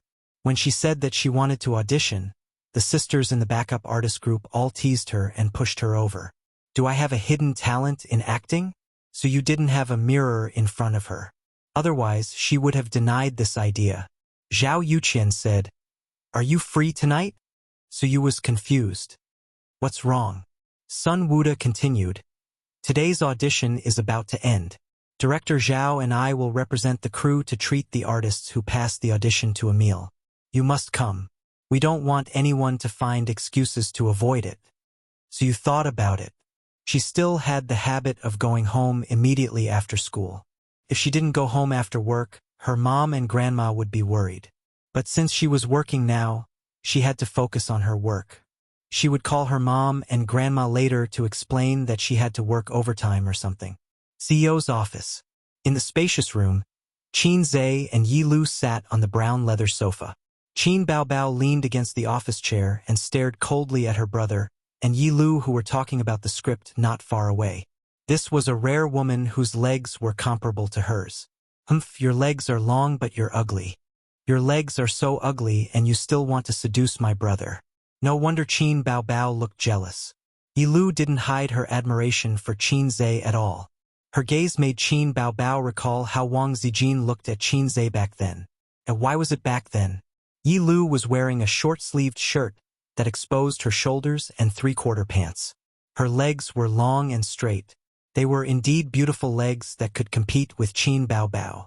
She specially came to talk to Qin Zhe about the script. Knowing that he wouldn't be following the crew, she wanted to use the limited time to familiarize herself with the content of the script as soon as possible. She also wanted to ask about the details of how to act. Qin Zhe was surprised when he saw the script filled with summaries. This woman who claimed to be his fan was actually such a hard-working actress. Every time Yi Lu talked, she couldn't help but look back. She only saw Qin Baobao leaning against the office chair like a big boss with her eyes closed lazily. But why did she feel like there was a thorn in her back? She couldn't see that when she turned around. Qin Baobao would stare at her back with her dead fish eyes. If looks could kill, all 10 sets of revival armor would be on cooldown. Qin Zhe was facing his sister from the side, so he already saw her gaze. His sister with dead fish eyes actually had a cute contrast. Women. Reality proved that being broad-minded wasn't really being broad-minded. Men. The system sneered. The system was more naughty recently. More naughty, more naughty. What does it have to do with you? Qin Zhe listened to Yi Lu's question while replying to the system. The system said, "You're surrounded by long-legged beauties and have long-legged sisters looking at you with jealousy. You're feeling very smug. I think there's a chance to lose the mission." Qin Zhe said, "Bullsh *T chance. There's no chance." As the host, I recalled the fear of becoming a vegetable because I didn't have enough points and the humiliation of being dominated by the system's missions. The system said, "Host, do you want a mission build Long Outyan's harem?" I think you'll be able to marry 9 wives in the future. You'll be as outstanding as the famous Tang Bohu. Qin was slightly tempted, but he quickly suppressed the restless thoughts in his heart. The system gave out missions with inducements. Was it driven mad by my lackadaisical attitude? Qin would of course reject such an overboard mission. Don't joke around. If I want to start a harem, all the female artists and singers in Tianfang can be ridden by me and suck their breasts. As for me, Zhe King, I'm not afraid at all. Why should I be bound by your mission? Lastly, Tang Bohu doesn't have 9 wives. Who told you that Tang Bohu has 9 wives? I think it's some joker called Zhou Xingxing. The system answered honestly. At this moment, his phone rang. It was his cousin Suyu. Chapter 561. Hello, cousin. I passed the audition. When Qin picked up the call, Suyu's happy voice could be heard. It was crisp, pleasant, and soft. Not bad, Qin praised. Suyu added, the director said I have good potential. Not bad. Qin smiled. There was a moment of silence. Suyu was a bit disappointed that she didn't hear her cousin's sincere praise. Her cousin loved to touch her head when she was young. He would touch her head whenever they didn't like each other. Did you tell Auntie and Grandma? Qin asked. No. Suyu said softly. Am I the first person you tell the good news to? Qin was surprised.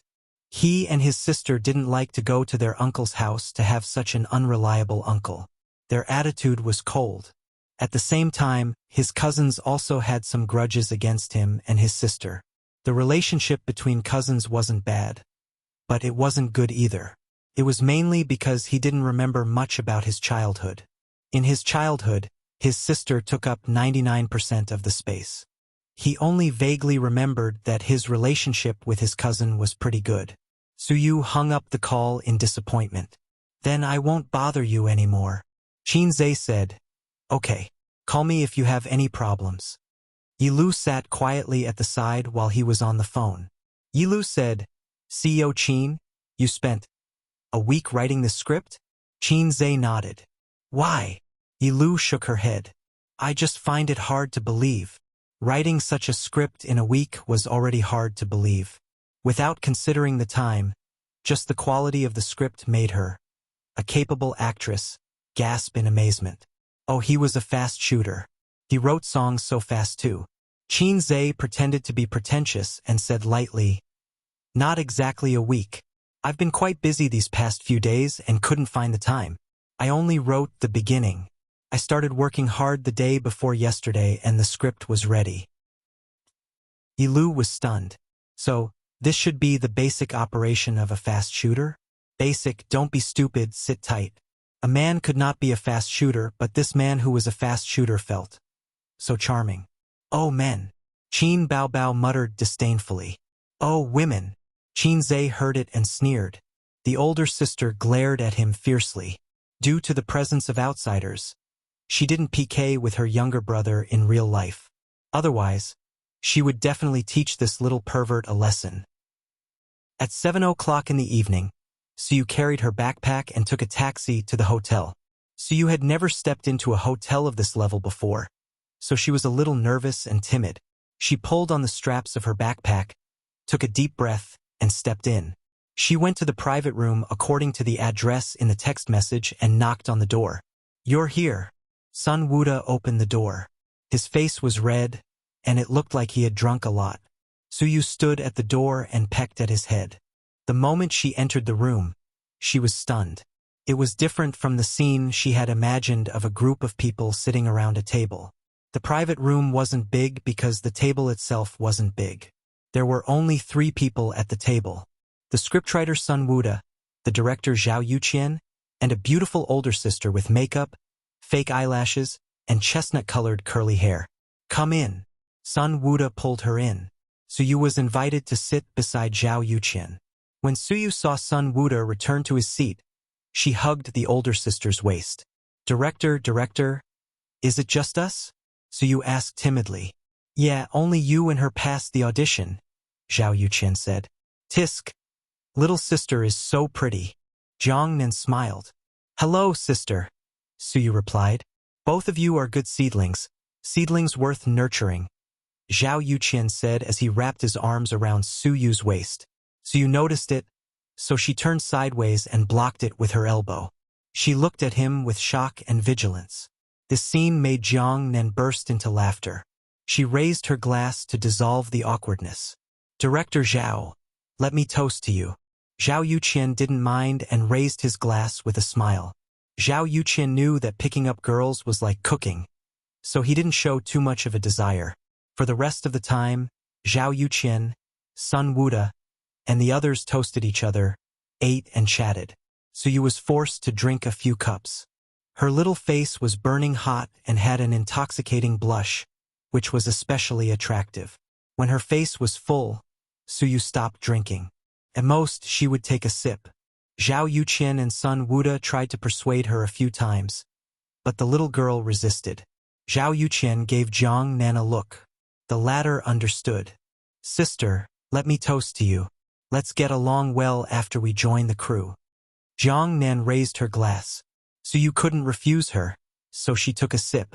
Jiang Nan finished her glass. She was a good drinker. Let's drink. Cheers, everyone. So you had no choice but to drink. She frowned. The smell of beer made her very uncomfortable. It didn't taste as good as Nutri-Express at all. Who would have thought that this cup of wine would be like two women who started a conversation? Jiangnan said, "Do you like Qin Zhe?" Su Yu nodded. Of course, she liked him since she was young. He was a gentle and easy to get along with cousin. Jiangnan raised her glass. Come, let's have another toast. I like Qin Zhe too. So they had another toast. Jiang Nan continued, Don't you think President Qin is amazing? He can do whatever he wants. This is talent. Ordinary people can't compare to him. Among my sisters, there are many who want to marry him.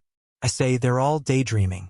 If someone as cute as my sister can climb up in Tianfang in the future, she might even have a chance to catch President Qin's eye. Such a topic could easily resonate with little girls. It was like a bourgeois woman talking about luxury goods and cosmetics. Jiang Nan was very experienced. Su Yu smiled awkwardly but politely. Sister, this isn't ancient times. If cousin likes me, the whole family will explode. Bayu boom, the whole family was shocked. Actually, it would be fine to just laugh it off, but Su Yu didn't have that kind of social experience. She felt that it was impolite not to reply, so she said, Actually, he wasn't like this before. He was even a little stupid. In terms of IQ, her sister could look down on Qin Zhe. Her cousin could also look down on him. Although Su Yu wasn't a top student, she was still a student.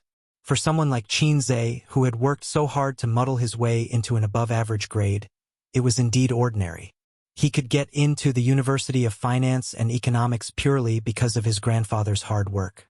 He also used his connections to get in through the back door. Otherwise, due to the admission limit, he wouldn't have been able to get in. Uncles love education plus the low cutoff score for locals plus the back door. So you knew all this. Jiang Nan frowned slightly. She didn't like what she heard and deliberately said, I'm angry. I'm Qin Zhe's fan. You know? Your words offended me. It was half true. She was indeed Qin Zhe's fan. So you was a little embarrassed. Jiang Nan said, Drink. Punish yourself by drinking 3 glasses. Otherwise, we won't be sisters. Becoming sisters without a word was something that both the boys and girls were quite disgusted with. For example, when the author was in junior high school, he always heard a group of people calling themselves brothers and sworn brothers. It was very awkward. So you forced herself to drink 3 glasses. She let out a loud burp. Her face was even redder, and her eyes were a little blurry. It was about time. Zhao Yuqian said, Yu, do you know how many people fight to get a role in Boss Qin's movies? Even if it's just a small part? Su Yu nodded. She really didn't know. Su Yu said, Boss Qin's movies are very good. She always felt that calling him Cousin Boss Qin was very strange and awkward. Every time she didn't pay attention, she would say cousin, and then stop. It should be Boss Qin. No one knew that this introverted and shy girl was Qin Zhe and Qin Bao Bao's cousin. But even if you are good seedlings, there are many good seedlings in the world. Zhao Yuqian paved the way and painted a big picture. As long as you make a name for yourself, earning money will be like running water. The hard life you had before will all become fleeting. Wearing high-end clothes, walking the red carpet, driving a luxury car with a chauffeur, escorting bodyguards, and a group of crazy fans. You have good looks. As long as you are willing, you will definitely make a name for yourself. Suyu nodded happily. She didn't understand the meaning of Zhao Yuqian's words at all. What you get is proportional to what you put in. Becoming a celebrity is not an easy thing. Zhao Yuqian nodded in satisfaction. Then you know what to do? Suyu nodded and said crisply, I will act well and work hard. Zhao Yuqian, Sun Wuda, Jiang Nan. Did this girl really not understand? Or was she pretending not to? Zhao Yuqian thought for a while and said, How about this after dinner? Follow me to the room upstairs and we can talk about the script. Suyu exhaled and said, Okay. Halfway through, Sun Wuda and Zhao Yuqian went to the toilet.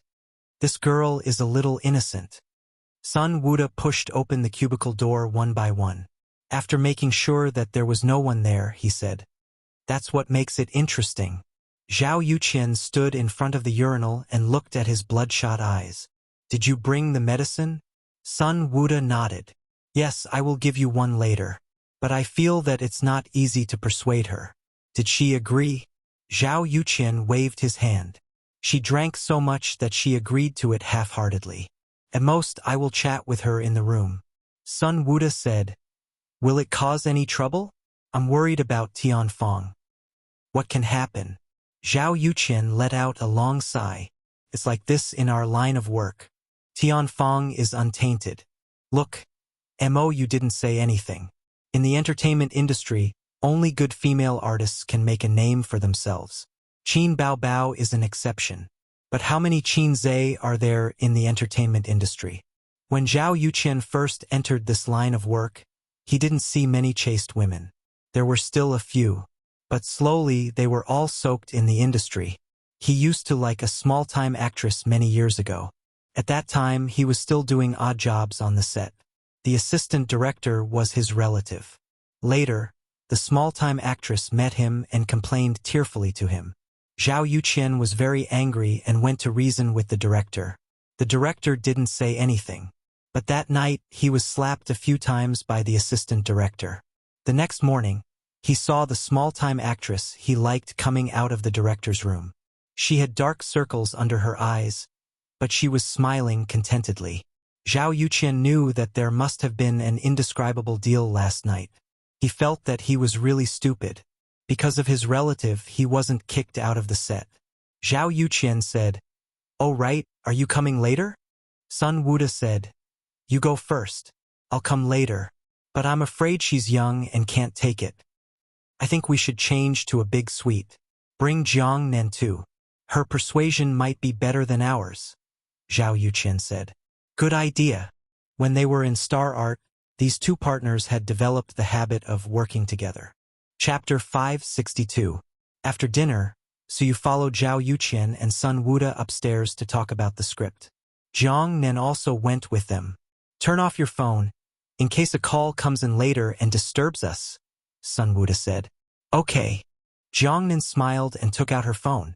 She demonstrated in front of Suyu and turned off her phone. The three of them looked at Suyu. Suyu hesitated for a moment.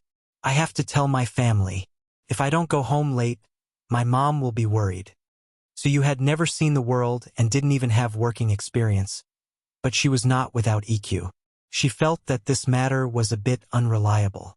But since it was her cousin's company, she didn't care too much about the twists and turns of the entertainment industry.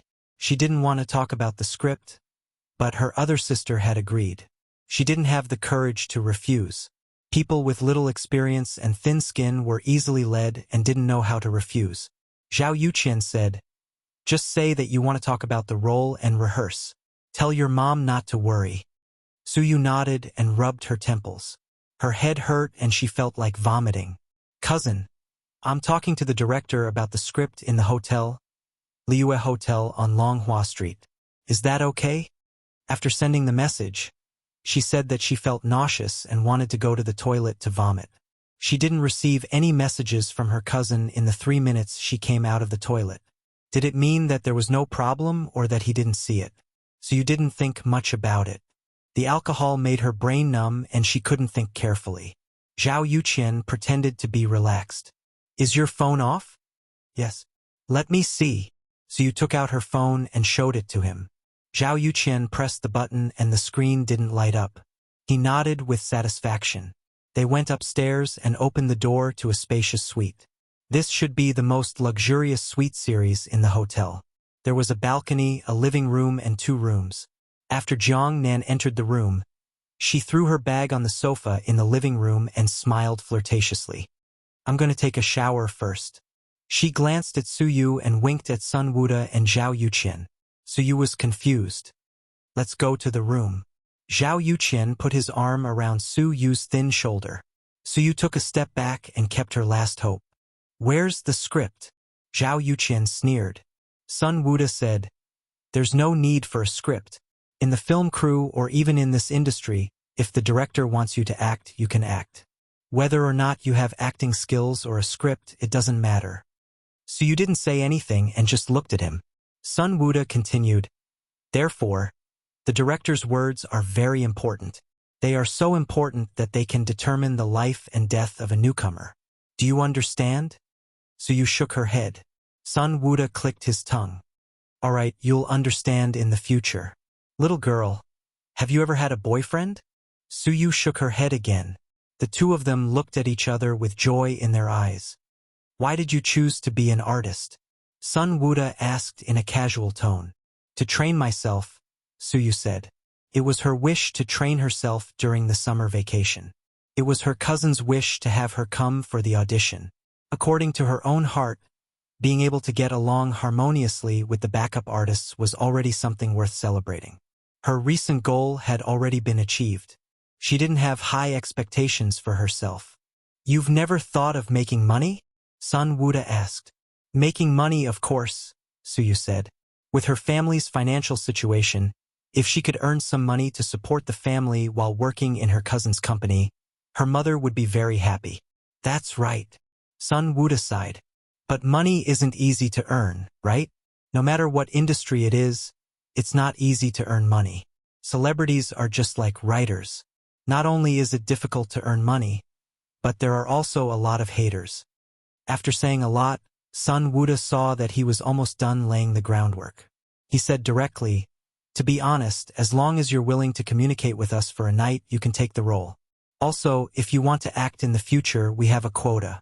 Just give us a call. As you know, our director Zhao is a famous director. So you wasn't stupid. It was self-evident what a night of communication meant. A 17-year-old girl who was underage and hadn't been exposed to the dark side. She was afraid and at the same time angry. I don't want to act. I don't want to. So you turned around and left. But Zhao Yuqian, who was beside her, pulled her and made her stumble. Sun Wuda quietly blocked the door. A wave of dizziness and nausea hit her. Su Yu's body stiffened. Her cherry mouth panted, and she exhaled a breath that reeked of alcohol. She was like a frightened elk, looking at 2 wolves. Zhao Yuqian could use force and was confident that he could eliminate the hidden danger. But he was still doing the final thinking. Don't be nervous. Let's talk. Zhao Yuqian said, it's not a big deal. Everyone has become... You can't accept it now because you haven't been exposed to it. Jiang Nan is bathing in there. There are too many girls like her. Why are they willing but you're not? Are you nobler than others?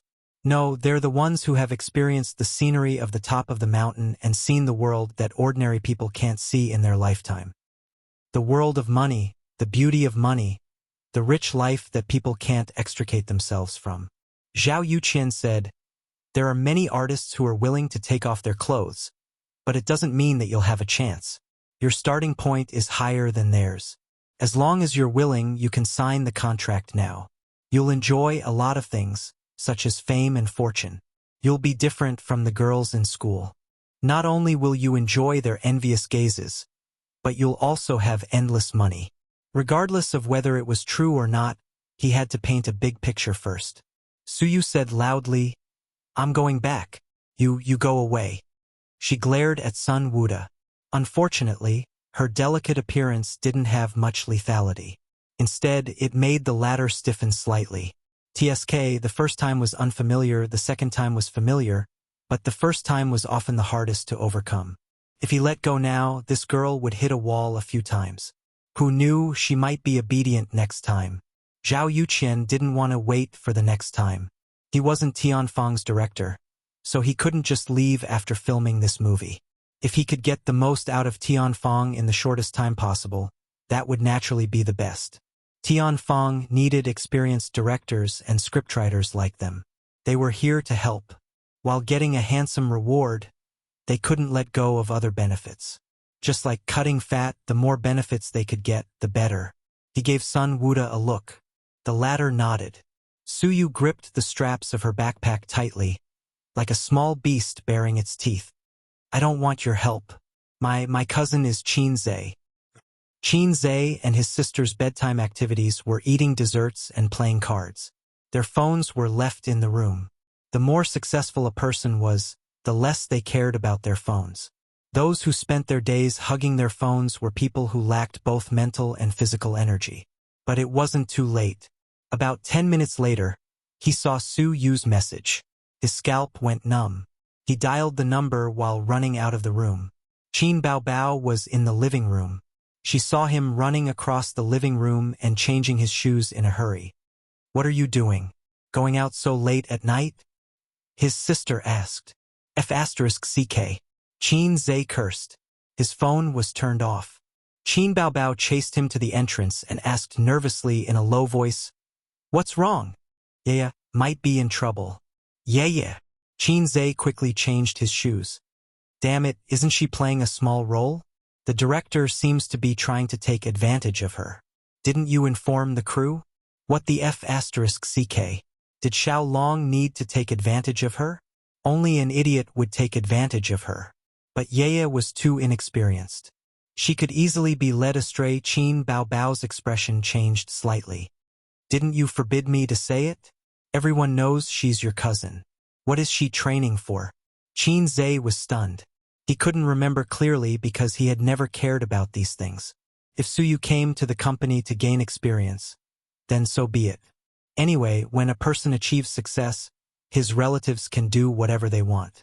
He had the ability and could provide convenience for them. He had never paid much attention to this cousin of his, so she was auditioning for a Xiao Long role. She didn't need to be good at acting for a Xiao Long role. Her small face was enough. Besides, Tianfeng was his company. He was the boss. His territory was dark under the light. Qin Baobao shouted anxiously, "I'll go with you. Where are we going?" Qin Zhe said, "Liue Hotel, Longhua Street." Qin Zhe opened the door and left. Qin Baobao was in her pajamas. She didn't even change her slippers and chased after him. She entered the elevator and pressed the button for the first floor. The siblings' expressions were unusually ugly. Qin Baobao wanted to ask when it was, but seeing that her brother had been on the phone, she didn't dare to disturb. The message was from 10 minutes ago. Qin Zhe was a little panicked. He had to make the time difference. Otherwise, even if he went now, the dishes would be cold. But Suyu's phone was turned off again. Talking to the director about the script? Which director? Qin Zhe was calling MOU. If it was him, Qin Zhe would let him know that there was a line in the song. A broken chrysanthemum, full of wounds. It wasn't a joke. The call went through immediately. Qin Zhe said in a low voice, "You're at Liue Hotel?" MOU was stunned. "I'm at home? Truth? What's wrong, Boss Qin? Give me Zhao Yu's phone number. Immediately, send me a message." With that, he hung up. About 30 seconds later, when the elevator reached the first floor, a message came in. In addition to Zhao Yu's phone number, there was also a question mark from MOU. Qin Zhe didn't reply. He pressed the number and dialed. Zhao Yu and Sun Wuda looked at each other, full of smiles, but it was just a sneer. Sun Wuda teased, "Is Qin Baobao your cousin?" Suyu nodded vigorously. Zhao Yu laughed and said, "Good girl. Actually, Qin Zhe is my long-lost son. Don't be afraid. Come to the room with your uncle tonight for a chat. What a funny little girl. Zhao Yu stood up and tugged at her. Listen to me. You're rich and famous. Many female artists dream of being with you. If you don't, then you're not obedient. What can a little girl like you do to us? His phone suddenly rang. Zhao Yu frowned and took it out. It was an unknown number. He hung up. It rang again, and again. Maybe it was something. People of his status often received calls from unknown people, but it wasn't the kind of trashy advertising or sales calls. It could be looking for cooperation, gifts, and so on. What's the matter? He was calm. Zhao Yu, I'm Qin Zhe, said the other party. President Qin? At first he was stunned. Then he put on a smile.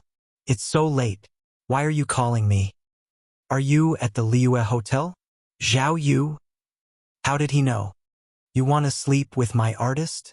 Well, Zhao Yuqian didn't know how to answer the question of seeing through but not saying anything. Did you do it? His tone was cold. I'm asking you a question, he shouted. No. Zhao Yu's body trembled. He was shocked. So you is my cousin. Wait for me at the hotel. The call was cut off. The phone slipped on the floor and made a muffled sound. Zhao Yu's face was pale. Chapter 563. I'm Qin Zhe. Su Yu is my cousin.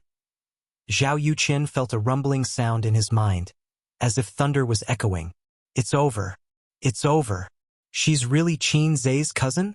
Why would Qin Zhe's cousin come to the audition? She's relying on her own abilities. Don't be ridiculous.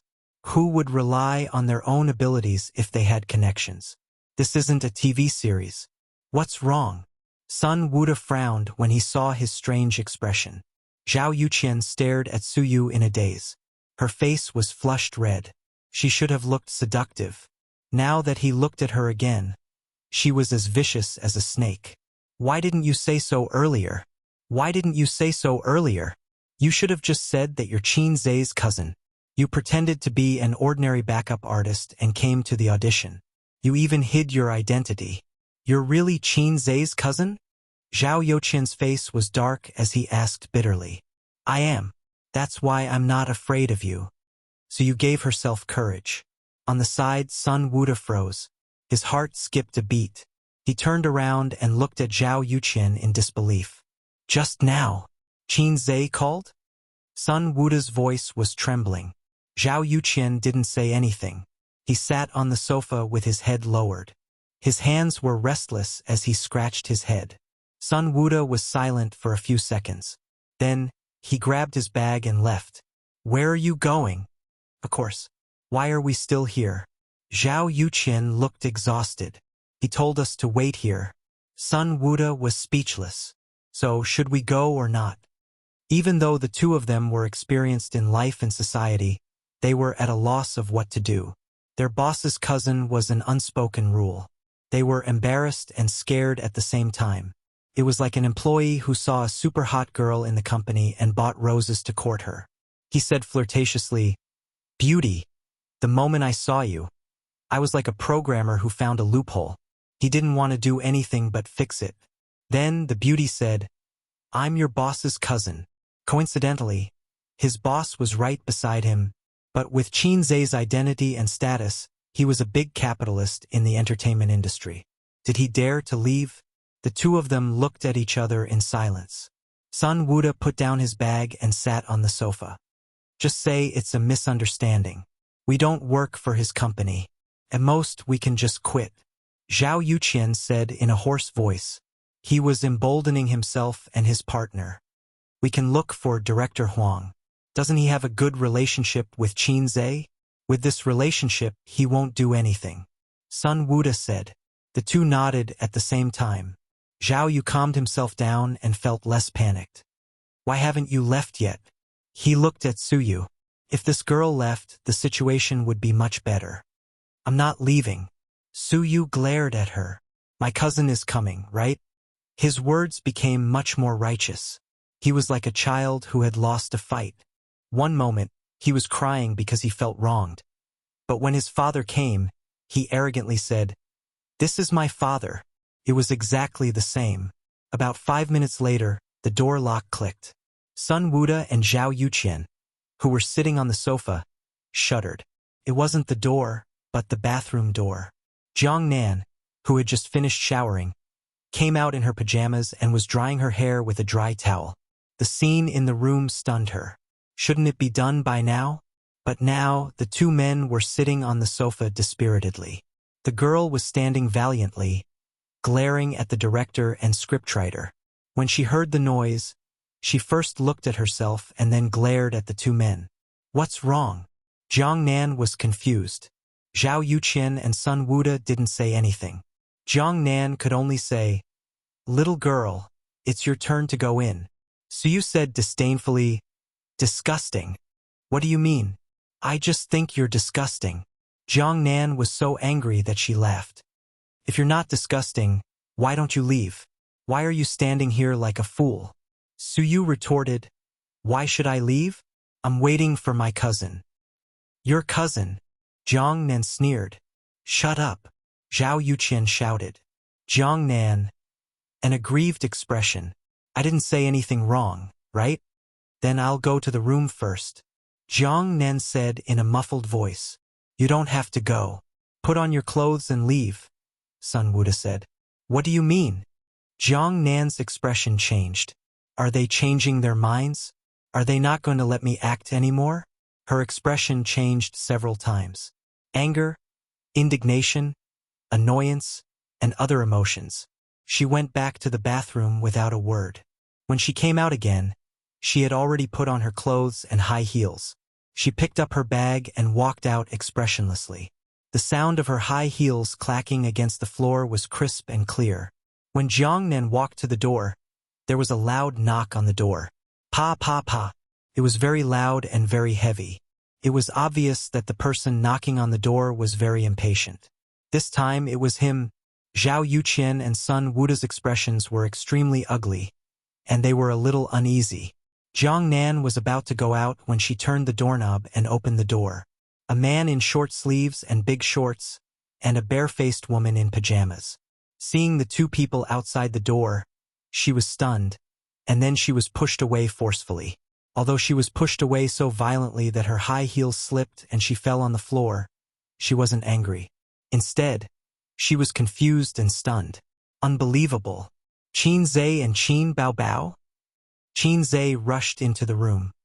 He saw that his cousin's clothes were still intact and her face was still flushed red. His tense heart finally relaxed. "Yaya, are you okay? Why are you here?"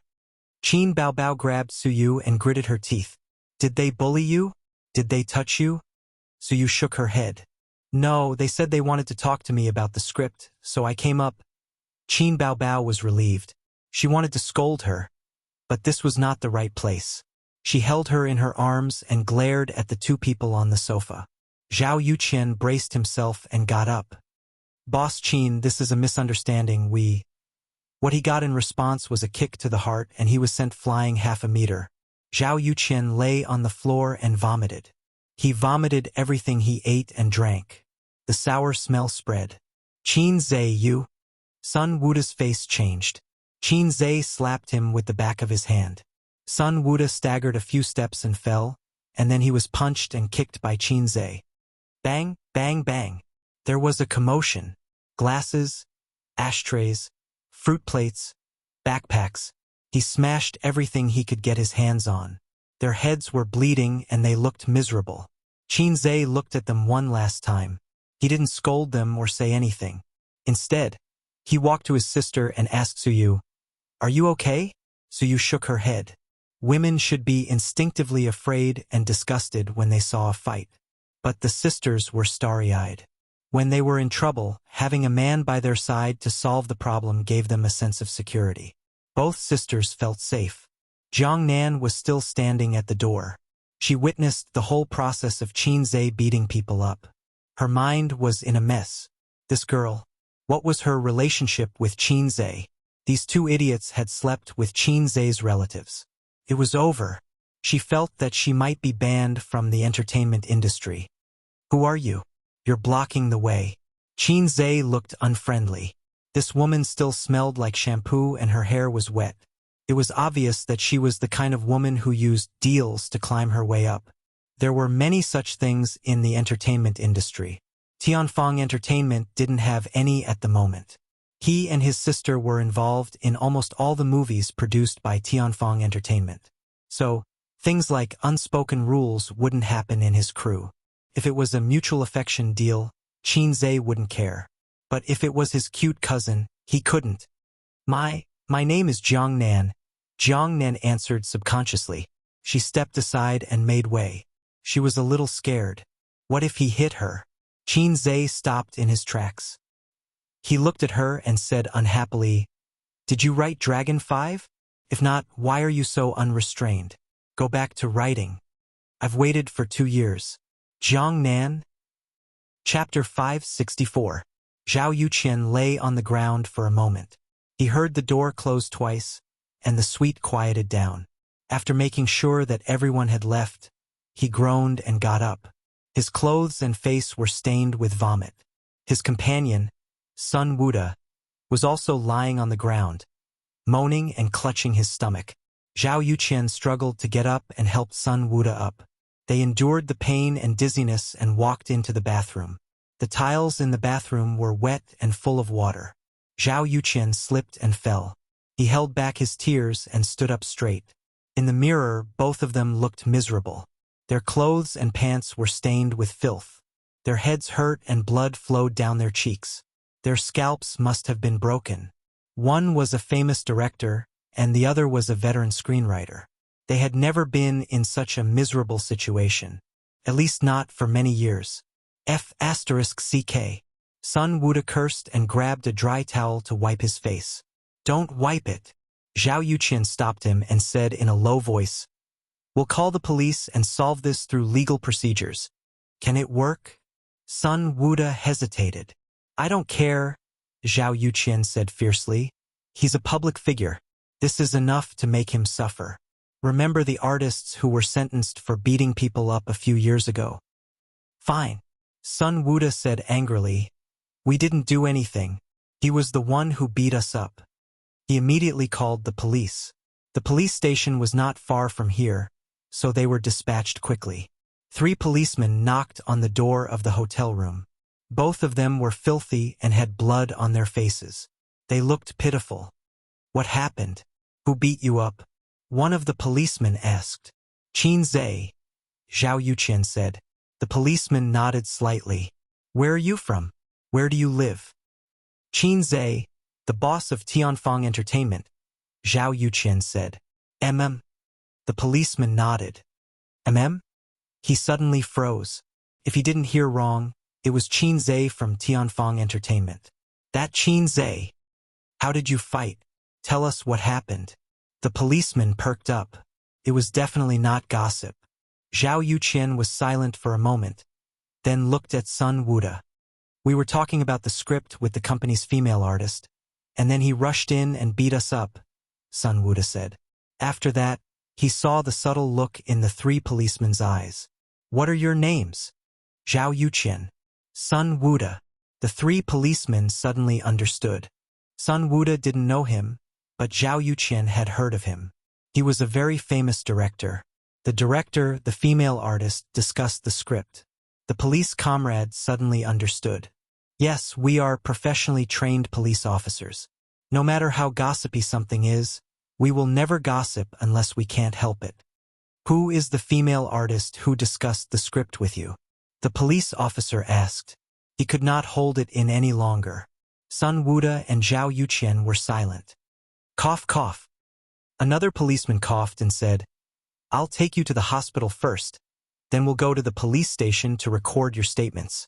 Zhao Yuqian said in a deep voice, "We're definitely just lightly injured. Arrest Qin Zhe immediately. Let's go to the hospital first. Whether or not it's a minor injury, we'll file a case first. Then we'll wait for the judicial department and the hospital to appraise it," the policeman said. The car drove through the night, leaving a long and fast shadow on the road illuminated by the street lamps. Inside the car, the ceiling light was on. Qin Baobao and Suyu sat in the back seat. Qin Baobao comforted her cousin softly. He didn't have the heart to blame her. The director invited you to drink and discuss the script. Why didn't you give me a call? Qin said. I did send a text. So you sat up straight like a primary school student. Her small face was slightly nervous and pale. Then why didn't you tell me in advance that you wanted to drink? I was just a little careless and you were almost fooled. I did call you. Su lowered her head and said in a low voice, you didn't want to talk to me. She felt so wronged that she wanted to cry. You must have been scared. Qin sighed. You've seen the rotten side of society. If you encounter anything in the future, be careful. Be vigilant and keep a distance from anyone's kindness and enthusiasm. Su said, okay. Qin drove his cousin home and stopped outside the neighborhood. It was a rare night with a cool breeze. It should have been comfortable, but the three of them were in a bad mood. Cousin, aren't you and cousin going up? Grandma misses you. Su was sent to the gate of the neighborhood by Qin and Qin Bao. Not going. Qin smiled bitterly. How could he be in the mood to see Grandma? You, don't tell Aunt and Grandma about this. Her sister reminded her. Okay. Su nodded. She turned around and walked a few steps. She stopped, turned around, and stared at Qin. Cousin, thank you. After that, she looked like a swallow returning to the forest. Qin hugged his cousin in his arms and touched her head. Silly girl. She didn't know if she was wronged or frightened. Her thin and delicate body trembled slightly. Su reluctantly left her cousin's arms. She lowered her head slightly and walked into the neighborhood silently. You. Qin suddenly shouted. Su stopped. In the future, Qin said loudly, if anyone dares to bully you, I'll beat them up for you. Su walked into the darkness with her head lowered.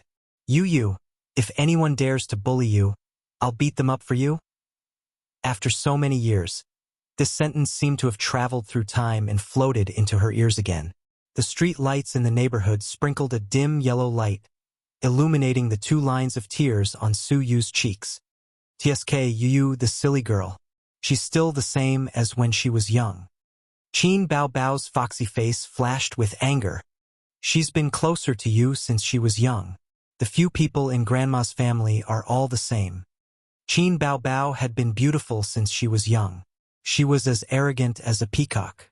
When she was in junior high school, she liked to read novels, but she didn't have enough money. The main reason was that buying books was too expensive. Coincidentally, there was a bookstore next to Su's school. She could rent it for 10 cents a day. Qin Bao would ask Su to rent books for her every day.